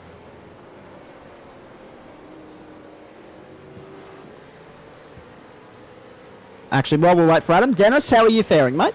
Fighting back through the field, Brenton Hobson style. Yeah, correct. I made it back up to P4. I'm attacking P3. Well, not really. We've got a little bit amount of time left, and we're catching in quite a considerable amount of lap, but I don't know if there's enough time. But yeah, no, I just got to get used to standing starts, mate. That's it. I haven't driven these things in a year. That's it. Well, this is right. You're so used to rolling starts. And that's the interesting thing. I think a lot of us were surprised, Chris Whitaker. I don't know if you've seen the Porsche racing on a Wednesday night, if you've had a chance to watch the replays or anything else, but I think a few of us were surprised that we didn't have standing starts there, given that when you watch Carrera Cup here in Australia or even the Porsche GT3 series, we have standing starts. But we've got rolling starts in that series. It doesn't matter how they get off the line. They always find a way to get into some carnage. Yeah, I actually haven't watched any of the Porsche stuff, to be honest. Wednesday night's a bogey night for me for any sim racing action. So, but yeah, I'm quite surprised as well. Actually, I would have thought that they'd do a standing start for the Porsches, but well, is what it is. Obviously, there's a reason behind it, but hey, if there's still carnage anyway, well, may as well go back to a standing start and have it exactly as it is in real life. Indeed. Round they go again. 4:44 left on the clock. They make their way down. This is Michael Schreier going to complete the... Well, he didn't run the first race, so this is Schreier on track for the double on a Friday night. Hollow claimed 2 of the 3 last week. He claimed the first leg this week. Schreier's cleaned up the second and now likely to clean up the third unless catastrophic failure should strike him in the next 4.25 minutes. He's on the third last lap. Oh, Boardman. James Boardman in the lane. I apologise, it's the 4th last lap because Schreier will get back to the line in that last minute to go on to lap 30. So that's a brilliant performance from him. Here's Tim Harris, and he's running 11th at the moment. Next target, Pete Matson. Not much in that either. Harris will try and go with Matson here. And Rick Sibra's just a little bit further up the road as well. But Harris, under pressure.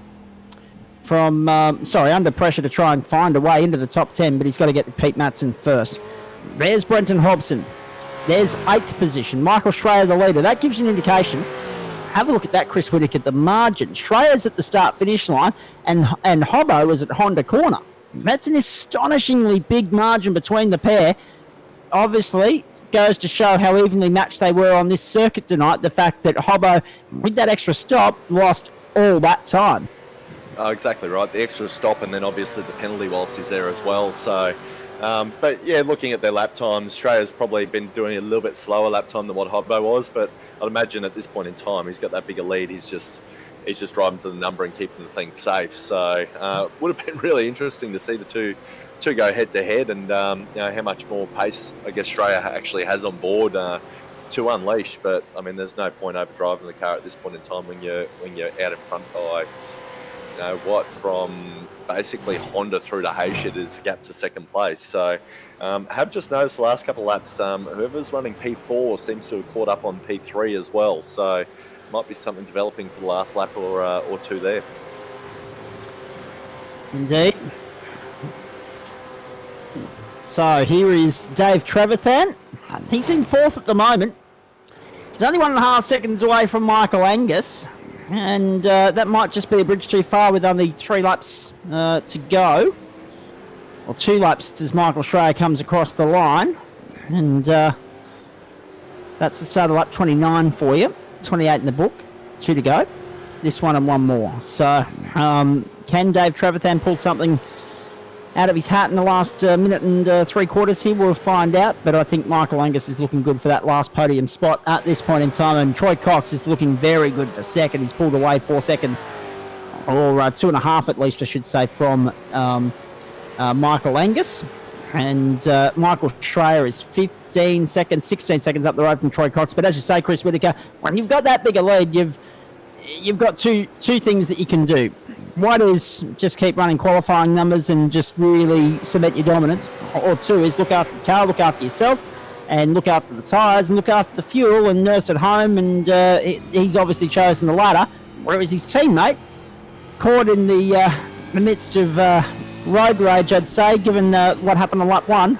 He's throwing everything at it, but having no luck whatsoever in tracking down David Kirby. So it looks like it's going to be 8th tonight for Brenton, unless something drastically wrong goes the way of the 7 ahead of him in the last 50 seconds here.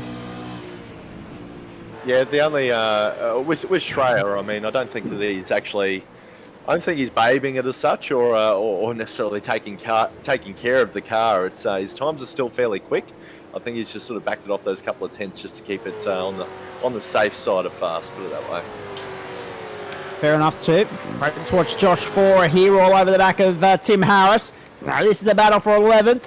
Harris was not able to get to Pete Matson, and that being said, Four gets down on the inside of Harris, and Four goes to 11th. Harris back to 12th.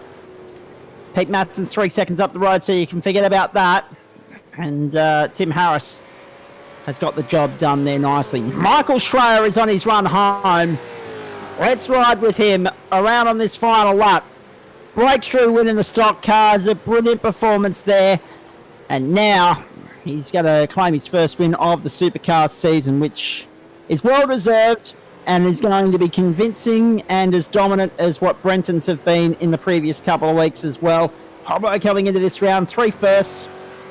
He even had a couple of clean 0 incident races along the way there as well. And when you have 3 first place finishes and 3 pole positions, and it all goes wrong in round 4. It's only a speed bump. It's not the end of the road. You've still got 6 rounds to focus on, but Hobbo will be disappointed that his winning streak has come to an end. Dennis knows what it's like to have winning streaks come to an end in round 4 as well. So, and I'm talking more about the GT3 series in this instance. Last couple of corners. Checkered flag at the ready. Time expired. Race done. 30 laps and counting, and the number 30 on lap 30 takes the checkered flag and a dominant win at the island. Michael Schreier, 2 from 2 on a Friday night. And round 4 of the Supercar Series, the team continues to dominate. They've taken all 4 wins, but we have our second different race winner of the season. Troy Cox home for 2nd. Michael Angus is going to hold on for 3rd. Dave Trevathan 4th. And then watch Jackson Rayhana come round well down the road. But he's going to nurse the car home in 5th position there.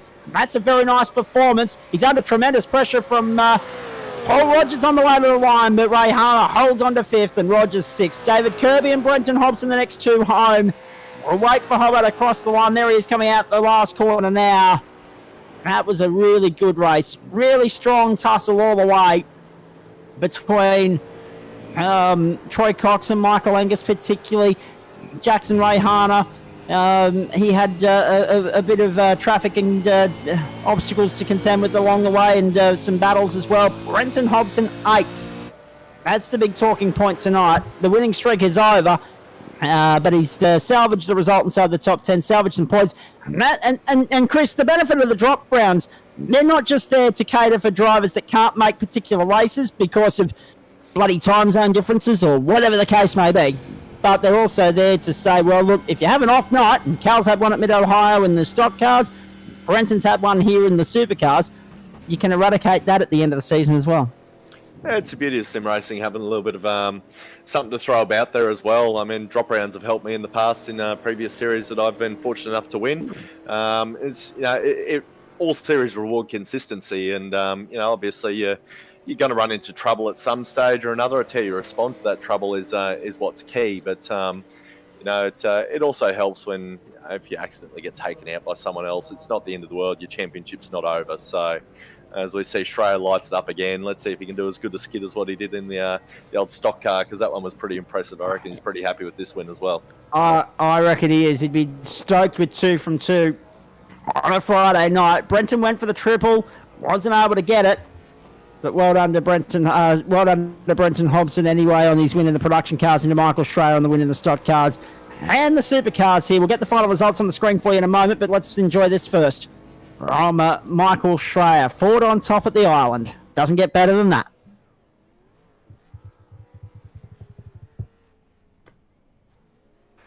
And actually, that's considering that Michael also runs the Ford in the stock cars. That is a Ford trifecta, a Ford hat trick tonight, Chris Whitaker, if you don't mind.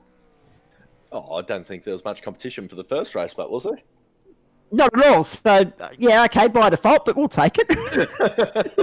That's all right, mate. It comes in threes. So Ford have got their three tonight, so that's their three for this weekend. So exactly. Who cares? That's it. Exactly right. So that's what I was saying before, mate. 97 for Sunday. All right, let's. As I said, it's supposed to absolutely tip down there on Sunday. We can only up the track floods. Michael Schrayer from Troy Cox and Michael Angus, the top three in this one tonight for Stone Cold Racing. The German Sim Racing Club Stone Cold V8 Series, 4th round from Phillip Island. Then Dave Trevathan, Jackson Rayhana, Paul Rogers, David Kirby, Brenton Hobson, then Rick Sibber and Timmy Harris making up the top 10. Simon Ferris, Pete Matz, and Simon Francis. That's fun. For Ferris and Francis. 4, and also Matthew Cowie. Take us back to 15th position, then James Boardman, Julian Muckey, Anthony Cuthbertson, and then we go back to Grant Gill and Jason Dunn. Over the page, 21st was Den Siciliano, and then the retirements. Brett Selby Wood, John Merritt, and then those that didn't start, Michael Hamilton Hammond, and Benny Miller. That is round 4 of the Supercar Series in the books here. Michael Angus is in the broadcast booth with us as we start the post-race show here. We've got Benny Brewer and also Matthew Cowie coming in as well. Let's start with you, Michael Angus. 3rd position, the team will be happy. Yeah, no, the boys were wrapped in. I had my dash actually went flat with 3 laps to go. I forgot to plug it in, and I had Parry Anastakis in my ear telling me what was happening behind me, and I couldn't see my rev limiter or lights or anything. So very happy to get away with that one. Yeah, indeed. That was, if you're just looking at the replay on your screen there now, that was the chaos at the start. We had that incident off the line for Paul Rogers. He come back to 6th. We had John Merritt in the wars right from the start, and he was out of the server before the end of the opening lap. That was a really good result, Michael, in the end. You held off Dave Trevathan, but you weren't able to hold off Troy Cox. At one point, it was looking like second in a night where the main outright contender shot himself in the foot by jumping the start. Everything was on the line. You just couldn't go with his teammate Michael Schrayer. However, in saying all that, the fact that you had a great race there with Troy Cox, also Dave Trevathan and Jackson Rayhana, how do you rate that performance compared to the other 3 so far? Yeah, pretty rapid with that. I mean, I obviously didn't have the pace of Michael out front. He was in another league, and I could see Troy coming lap after lap after lap, sort of inching closer and closer. And to be honest, I think he had me covered for pace. So rather than pushing that one too hard, I thought I'd step aside a little bit, let him go, and try and hold on to 3rd, first podium. And yeah, totally wrapped for the boys. And as I said, big thanks to the boys from Calamari Racing helping me through that one. It was pretty stoked. Actually, you just reminded me I need to go and pick up some calamari, ready to have the fish and chips next week. You've just reminded me. Well done. Hey, stick there, Michael. We'll come back to you very shortly. Matthew Cowie, let's go to you. Down the order, 15th. Was it a difficult race at the office for you? What'd you make of the 45 minutes that we just had there? Zachary, how are you, mate? Good, mate. Excellent. No, 15th was where I started. I was pretty happy with that. I managed to get up to 12th for a little bit there. Had a little tussle with Josh Fura for a little while, but then he got a little bit sideways and tried to avoid him, and just has got a little bit hairy there for a little bit. But yeah, overall, much happier than last week. It's just a much more open circuit. A lot of people, obviously, I imagine within the club and those that follow the V8 supercars are probably pretty familiar with all of the tyre delamination issues and excessive tyre wear that Phillip Island can cause. So it gets a little bit tricky near the end of each stint, just with throttle control and all that kind of stuff that Nico Pop goes on endlessly about for good reason. Yes. But, yes. Look, always a blast, mate. Much happier with this week than last week. So yeah, very happy. haven't got Nick back with us yet. I think he might have shot off for the night, but if he does come back, we'll get to him very shortly. In the meantime, Michael Schreier and Brenton Hobson are standing by. We'll get to them in just a moment. The men that have swept the races tonight, so it'll be good to have a chat to them. Nick is back in the house. There you go. I thought you'd shot through, so I'm glad to see you. What do you make of the race, Nick? It was very exciting. I was just on Jackson's stream rewatching the start. I missed the start, so I got to see it for the first time. Wow. Had to help Jackson manage to get behind. Indeed. Now, plenty of drivers to have a chat to here. I'll come back to Nick, get his thoughts on drivers of the night and all that sort of stuff in just a moment. Chris Whitaker as well. Chris, let's just focus on something that Matty said there a minute ago. He said something about this circuit, a lot more opening, a lot more suited to me. And that's the nature of the beast, isn't it? The calendar. Not all tracks are going to suit all drivers. Some are going to like the tighter circuits, the narrow circuits, the circuits with a lot of concrete, and then others are going to be well and truly adapted to these and suited to these fast-flowing open circuits with lots of runoff area. Exactly right. We've all got those tracks that we like, love, hate, and then just love to hate and things like that. Exactly. So there's always the ones that you're good at, the ones that you're not so good at, the ones that you still enjoy driving even though you're terrible. I could rattle off a handful right now, but it's not all about me. But no, it's one of those things. The more time you stick into the tracks, the more you sort of develop with them, and it's also about being selective with some of the tracks that you practice on. If you've got nothing in particular that you're, I guess, practicing for, and you're just getting out there to go for a squirt, trying to find a track that's got a little bit of everything in it is always a good idea. So you can sort of, I guess, more or less train yourself for every track that's out there, or a series of tracks that were in one hit. So, obviously, iRacing the service has a lot of options to choose from. So, I mean, it'd be great to have a few more Aussie tracks to choose from, and there's petitions and whatnot for that. But we just don't have the numbers over here, unfortunately, to satisfy it. Indeed. Let's go up to Ben the Brewer. Your take on the night that was, mate. I think this is my first time racing supercars this season. I was supposed to be in the top split, but I haven't done it for all season, so I think that automatically puts me in the second. But no, it was good. And I jumped into the second server not expecting too much, and Dennis Gaderick was there, and I thought, well, here's a chance, because normally in the pros, he's in the GT3, he's way gone. But I think he must have jumped the start, so we didn't even get to have a real good battle, which I was spewing about. So I got the win, which is good. But I think Dennis didn't have the best of luck, which is a bit sad. But yeah. Well, it's funny you should mention that, because that's a recurring theme across both splits tonight, and I'll get to Brenton Hobson in just a moment. But we did see your name on the non-starters list here in the pro split or the main series, I should say. That would explain why, because you're in the wrong split. But that's okay. Well done. You got the win. That's all that matters. We'll see you in the top split next week. As far as supercars, you mean, or GT3?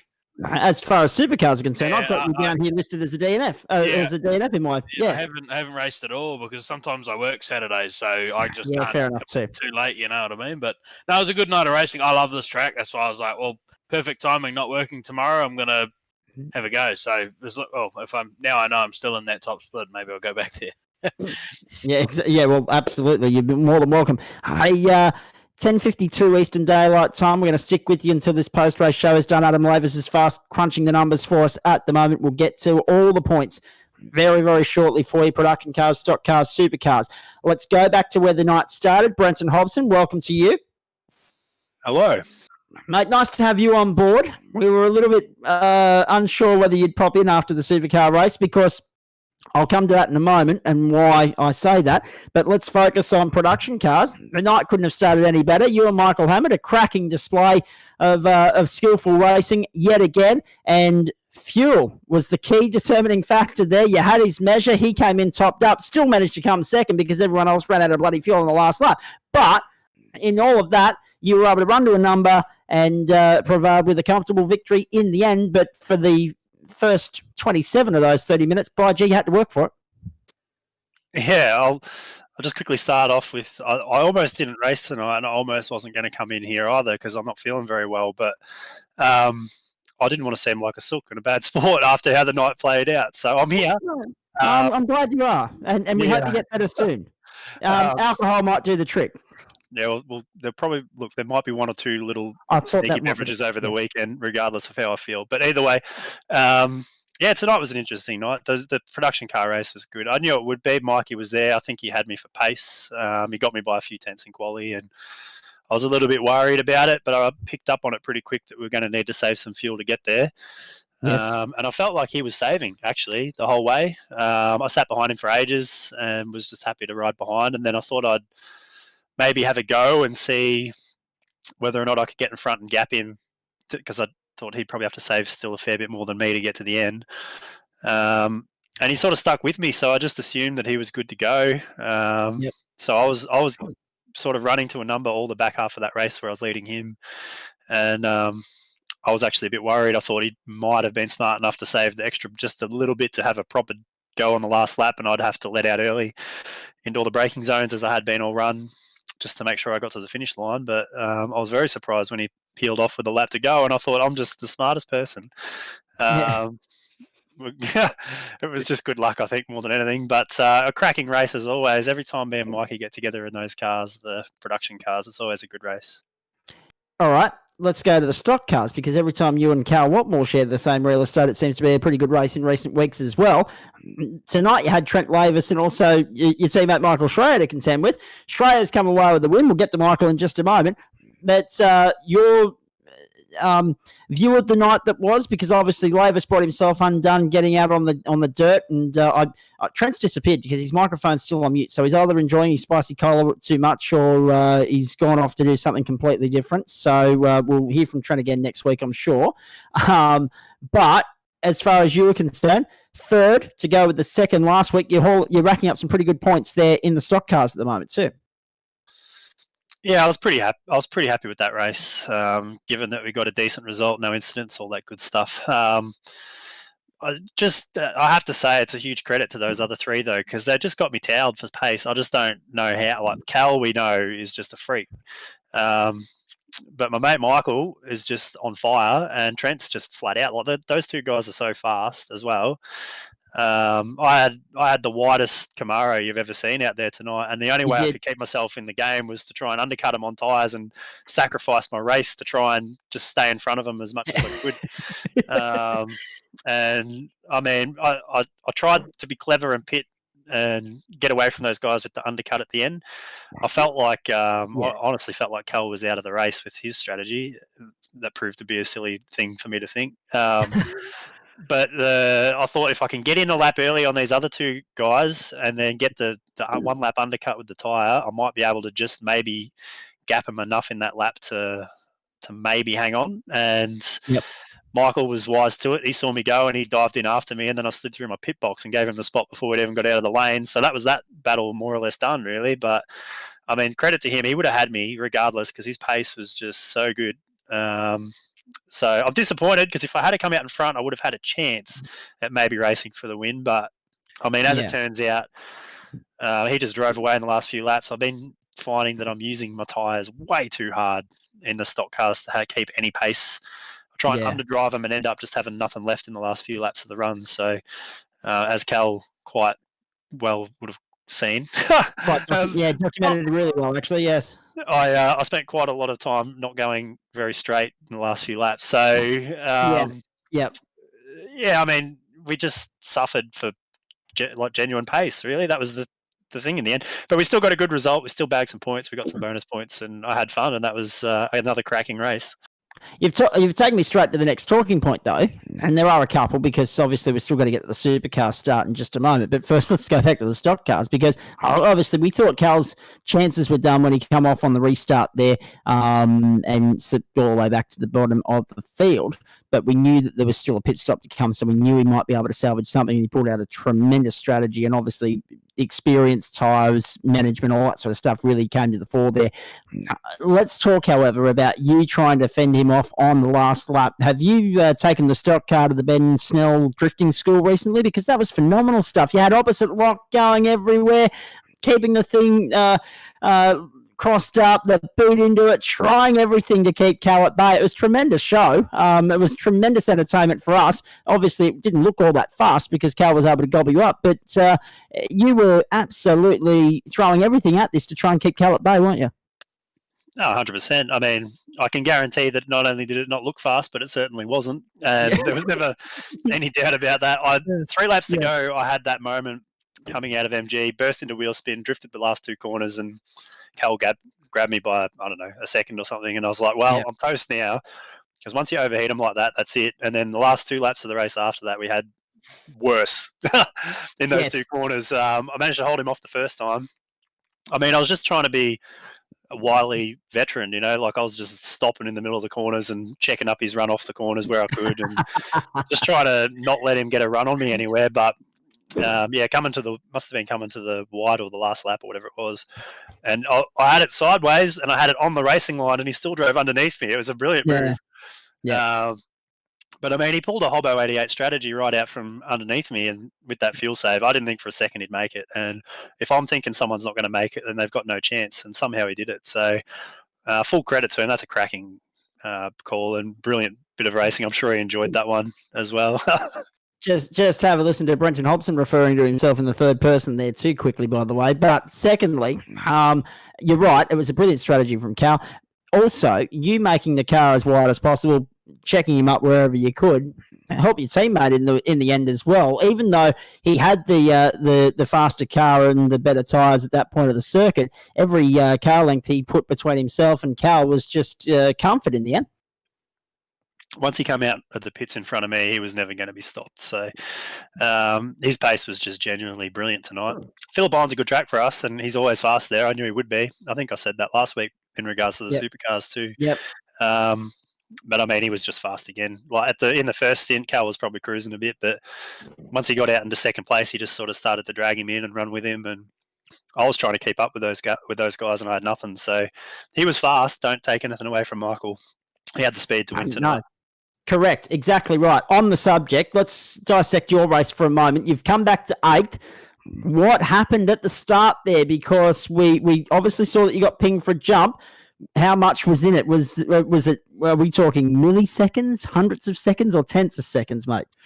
Oh, it wasn't even that. I had one of those unlucky moments. It wasn't even a driver error, really. I've got my handbrake mapped to 4th gear on my H-pattern shifter because I don't use a H-pattern shifter while I'm in a supercar sequential. So I use 4th gear in my handbrake for 4th gear in my H-pattern for my handbrake.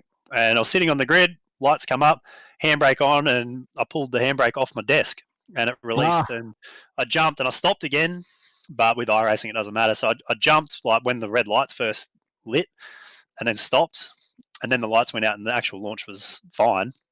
But it was that initial jump that I rolled, I don't know, a couple of feet or something, well early before the lights went out. So that was just a jump start.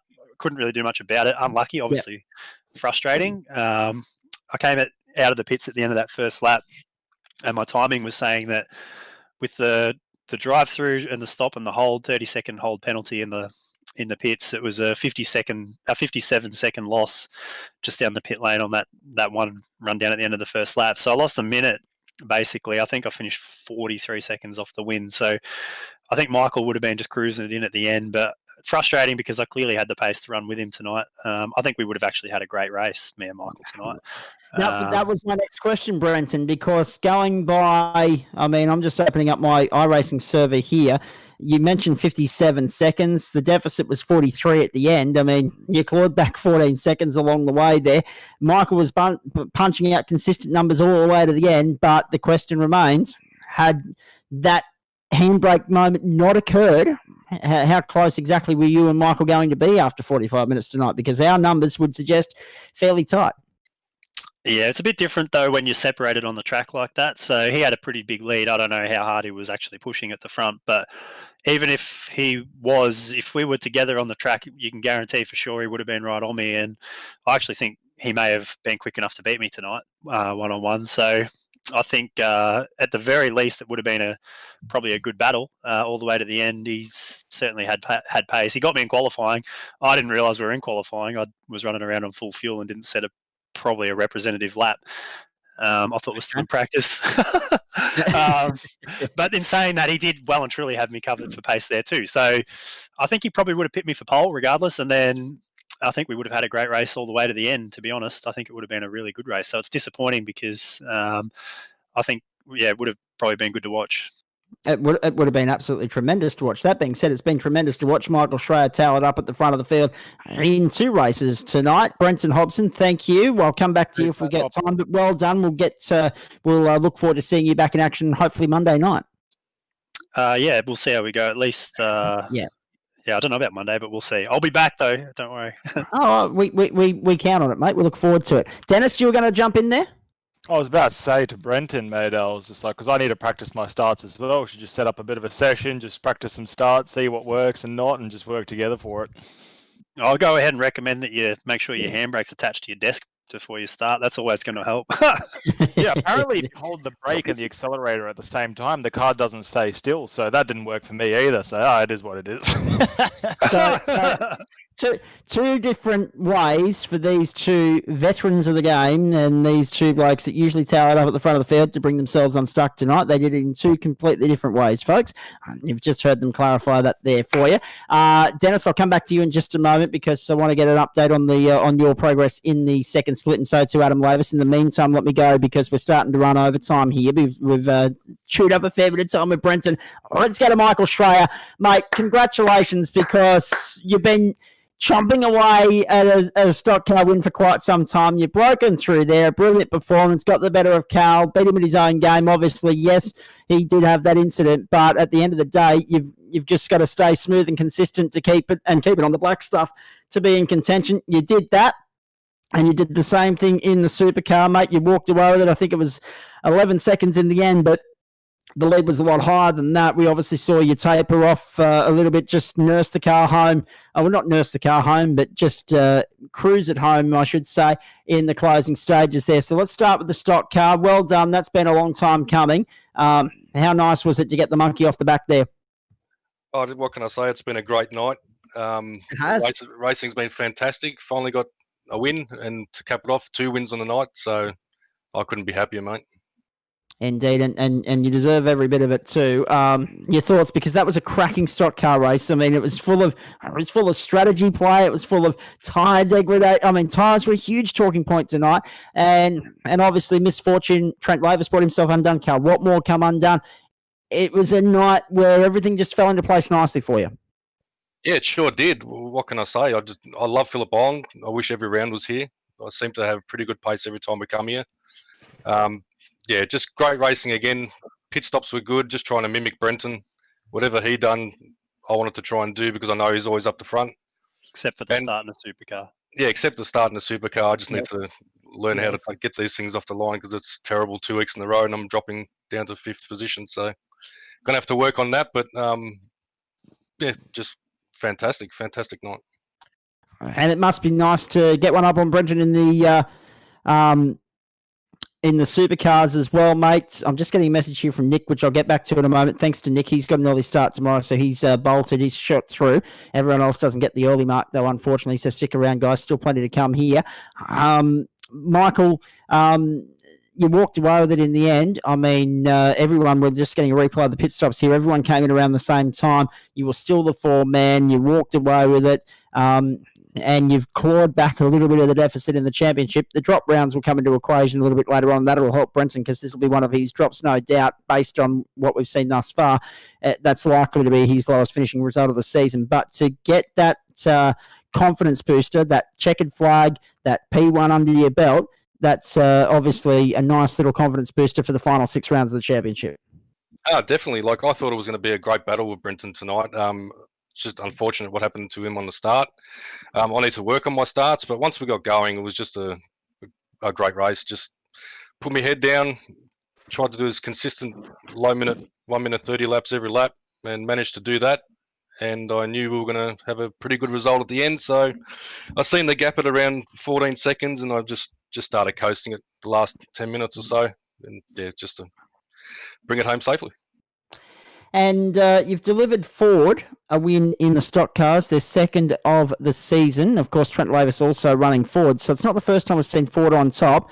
But as I said to Chris Whitaker, even though the first one is kind of by default, it is the first time you've had Ford sweep the triple treat on a Friday night. So you've played an integral part in all of that. Brenton, of course, winning leg 1, you the other 2 legs. Thoughts going forward, mate? Because next week, a very unique challenge. Stock Cars Mount Panorama, Supercars Daytona. Normally, you'd expect it to be the other way around, but that's going to be round 10 when the Supercars go to the mountain and the Stock Cars go to Daytona. What are your thoughts on, A, mixing it up, and B, obviously, that 5th round of the championship, because that's the critical halfway mark next week, and you'll be jumping out of the stock car, out of one server on one circuit, jumping into a totally different car, totally different circuit. How do you adapt? Yeah, that's going to be a bit of a struggle, I reckon.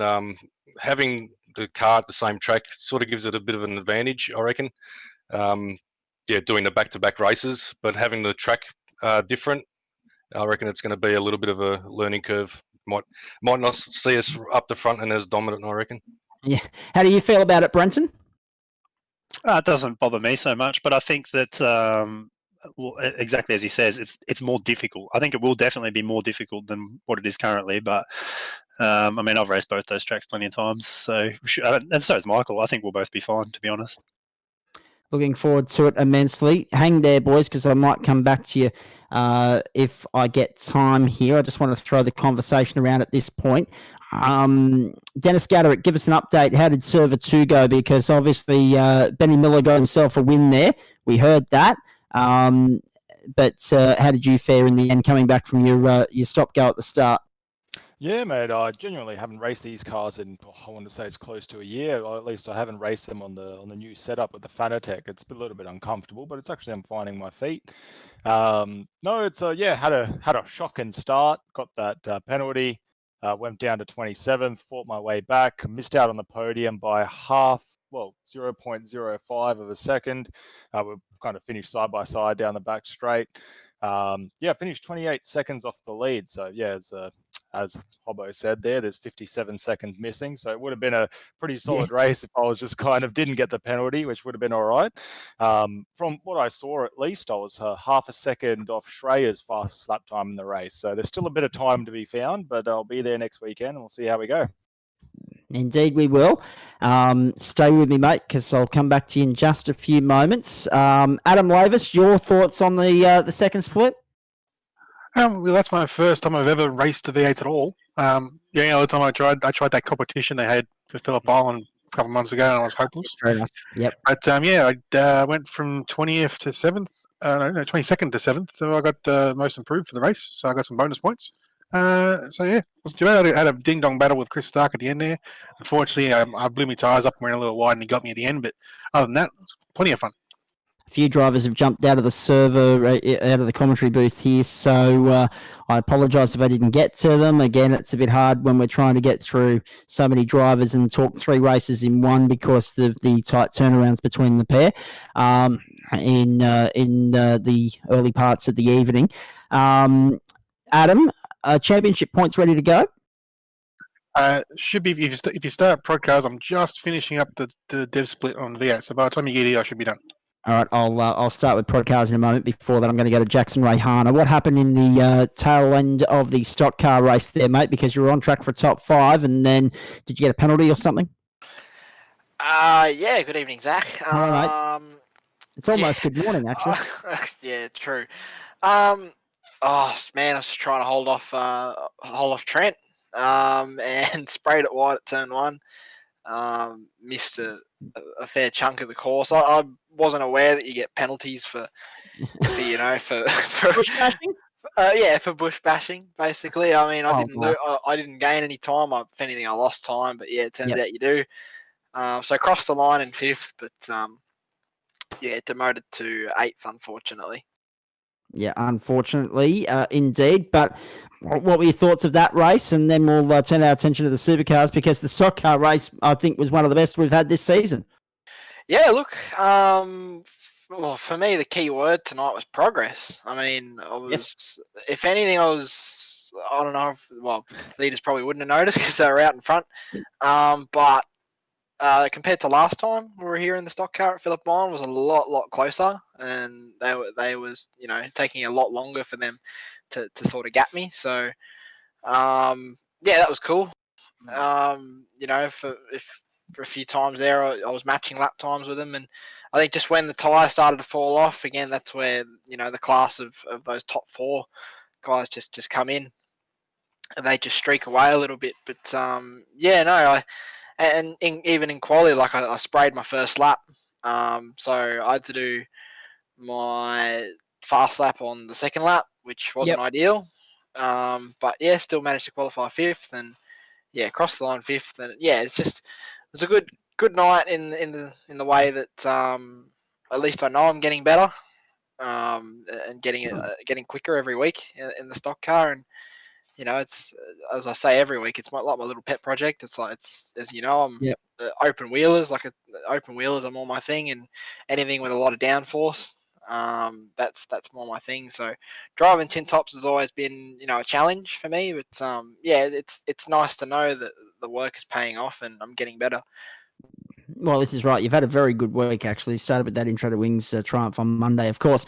Now, I'll come back to you about the supercar in just a moment. I just want to go to Michael Schreier while we've still got him, because obviously Brenton's left the booth, and we appreciate him for stopping by after what was a difficult supercar race in the office there for him.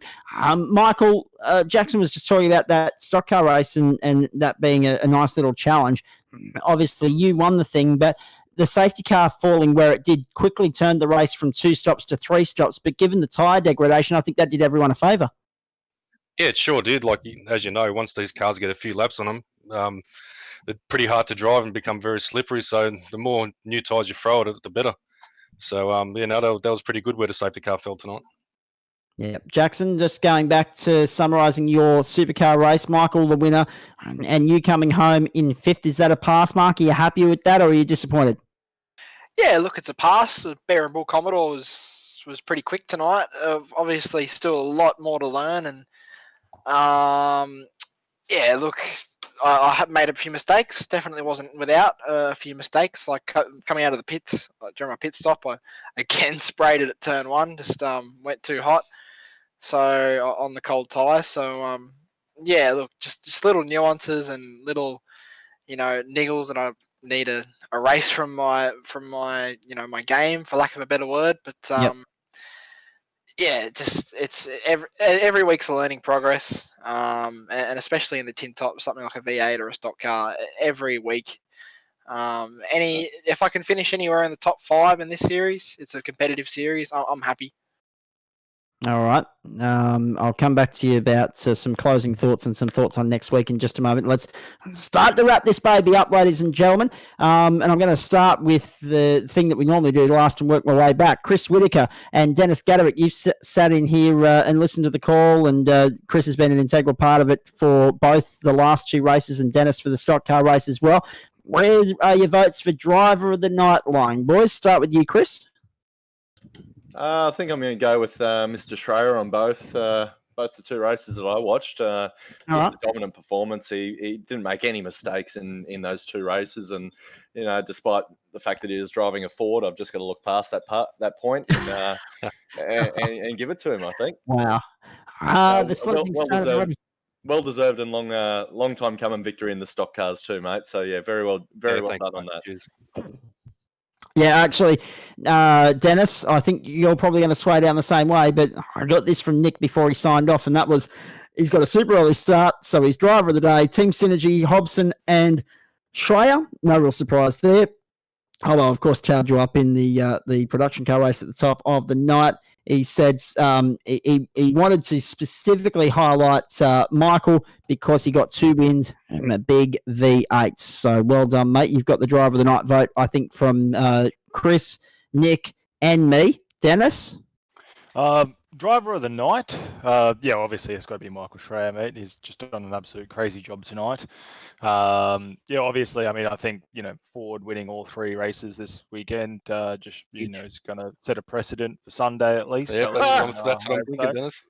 Yeah, that's exactly it. However, to be honest with you, for the development series that I raced in, it's got to be Angus Cook. Apologise, Adam. I know you made the most positions. Probably makes sense to go for you. But Angus Cook went from 16th to 3rd in that race, and he had me behind him. And I checked his lap times as I was getting closer because I was catching him a fair bit, mate. His lap times didn't drop a bit, and when you're under that sort of pressure, I genuinely think that sort of that deserves recognition. So yeah, Angus Cook for the development series. All right, we'll keep your comments flowing on socials. If you disagree with anything we've said there, let us know. But I'm pretty sure we're all in agreement on that. Michael Schreier unanimously voted driver of the night from the commentary booth, and rightly so, as we say. Stock car win a long time coming. Production cars for Brenton Hobson, and then of course supercars. Normally something we put the house on Hobbo for. Glad we didn't tonight because Schreier come home with the goods. A Ford clean sweep on the launch pad of a busy weekend. Let's have a look at this championship points now in the production car series. Firstly, have a look at the lead for Brenton Hobson here. He's racking up some numbers. 126 plays Michael Hammond 91. Simon Francis on 76, Simon Ferris on 68. I knew I was going to slip up there. Jonathan Turner on 62, 61 for Tony De Rossi. And then we go back to Ben Collard in 7th place there on 53, 52 for Jaden Russell. Grant Gill 47 and Josh Thomas 47 making up the top 10. Stock cars. No real change in terms of the top of town, but there is a change in the margin. There is nothing in this. It is Cal Watmore and Michael Schreier on 119 points apiece. And it was interesting to note because Michael had a 0 incident race in the stock cars tonight, whereas Cal did not for reasons we've already explained. So 119 apiece, 14 points clear of Trent Lavis on 105, who despite everything remains in championship contention. 91 for Hollow, 88 for Adam Lavis, then Jackson Ray Harner on 66.59 for Nick.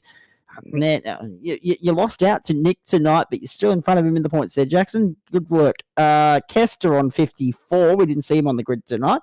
Then Michael Cracknell on 47 and Bevan Moyes on 38. The latter three not in the race there tonight. Toyota leading Ford, the first of the Chevys, in 4th at the moment. And as far as the supercars are concerned, well, how can I forget that? Brenton Hobson, 125, 36 clear of Michael Schreier on 89. Of course, Schreier missed the opening round, so he's had his bad round. Now Hobbo's had his round as well. That shoots Michael up into 2nd spot in the championship. Dave Trevathan on 80, so too Michael Angus. So well done, Michael. You got yourself there 3rd right now. Then John Merritt, Jackson Ray Harner. They're on 70 and 69 apiece, so not much in that. Jackson 1 point out of the top 5, despite Merritt's shocker tonight. Then you go back to Troy Cox, Tim Harris. They're on 66 and 59, respectively. Matt O'Grady's on 56, Paul Rogers on 53 and a half. 53 also for David Kirby and Michael Cracknell on 50 points. That's the top 12. I've gone a little bit further than I normally do there, so that's all good and well. The development series, let's just have a quick look at this tonight. The Phillip Island split, as we said earlier, won by Benny Miller. Christopher Anderson remains the leader there on 82 points. Tony De Rossi on 78, 66 for Nathaniel Weber. Paul Rogers on 65, Joe Baldwin on 60, Reese Belitho on 58, then Alan Archer on 56, 47 for Stephen Birchnell, 46 for Craig Hopkins, and 45 for David Johnson make up the top 10 there in the development split. Right, I was just losing my sentence structure there for a moment. Let's wrap this up because it's 22 past 11 Eastern Daylight Time. A lot happening in the world of sport this weekend. Let me get to that in just a moment. Firstly, what we've got for the next week. Adam Lavis, you're back in the director's chair on Wednesday night, and we go to America again. Road America, TCR GT4 into the Porsche GT3s, but you've got some racing that you've got to attend to first. Obviously, we've got GT3s on Monday night, and then, of course, you'll be in the stock cars at Mount Panorama next Friday night. Your thoughts on all of that? Oh, yeah, definitely looking forward to Zandvoort. Hopefully, I can get home in time on Monday and get the sim reconstructed. Because, living by myself, it's a bit hard to get the thing up the stairs, but we'll see if I can get someone to help me. But, yeah, definitely, looking forward to those. And, it should be Bathurst and stock car. I haven't had a good run yet, so maybe 3rd time's a charm. Yeah, exactly right. Looking forward to that immensely. Chris Whitaker, your eyes now turn to your focus, I should say, now turns to Monday night. Good to see you back in the GT3 series. It'd just be nice to see you have a little bit of luck there as well.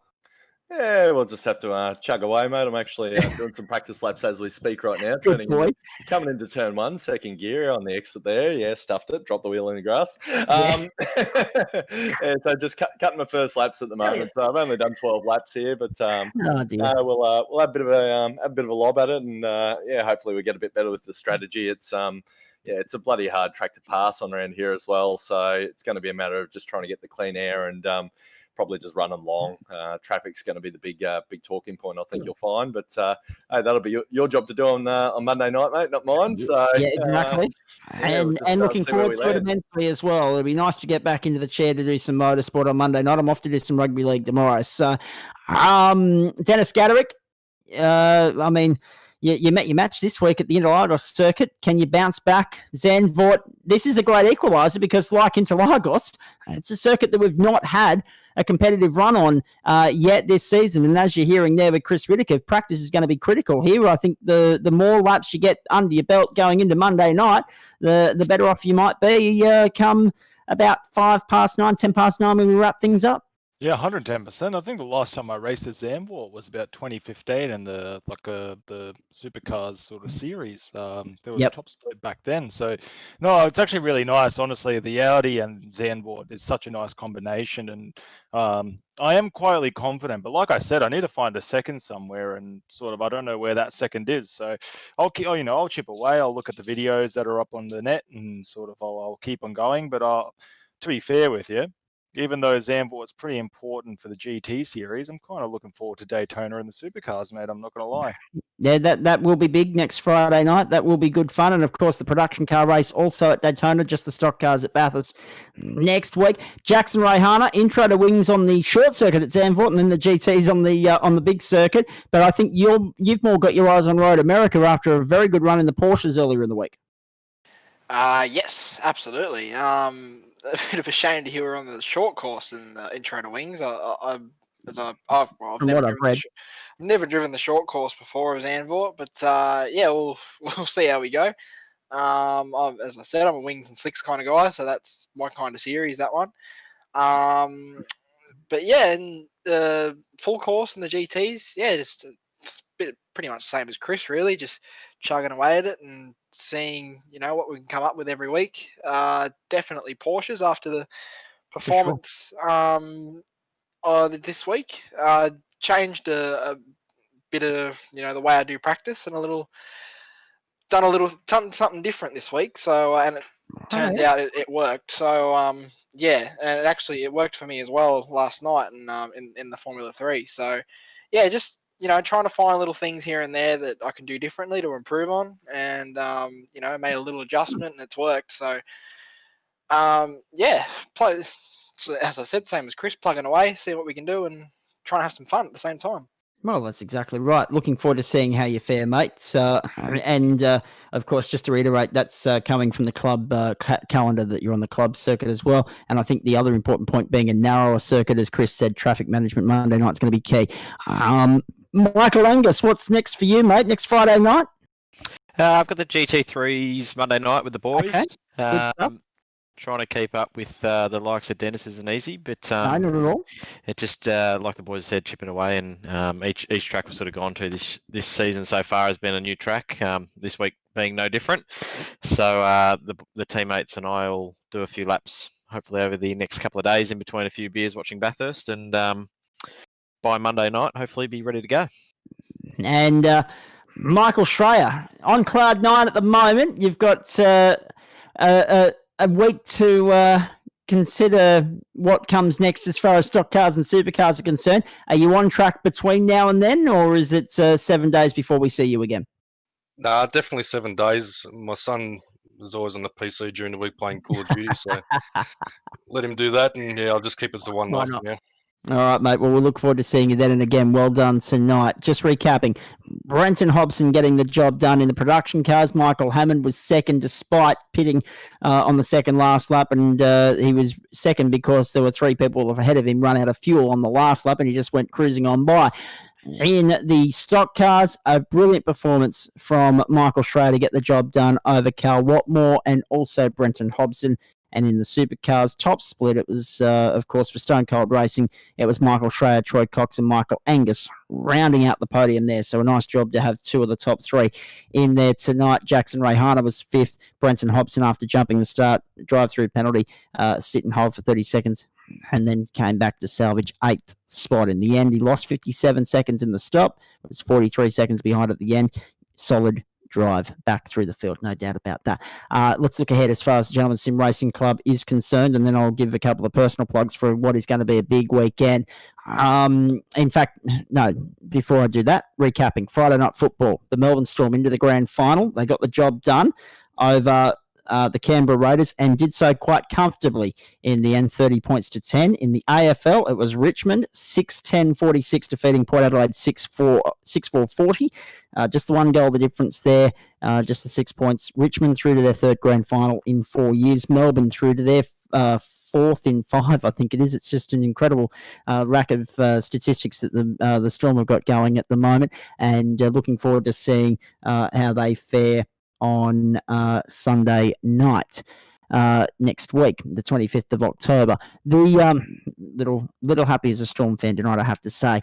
MotoGP Practice 1 for the Aragon Grand Prix. This is, of course, taking place on Sunday night. You'll watch it from 11 o'clock Eastern Daylight Time on 10 or Winbow, depending upon where you are, and also Fox Sports as well. Maverick Vinales topping practice session 1. Franco Morbidelli and Fabio Quartararo made up the top 3 with Alex Marquez and Takaki Nakagami the top 5. Yamaha 1, 2, 3, Honda 4, 5.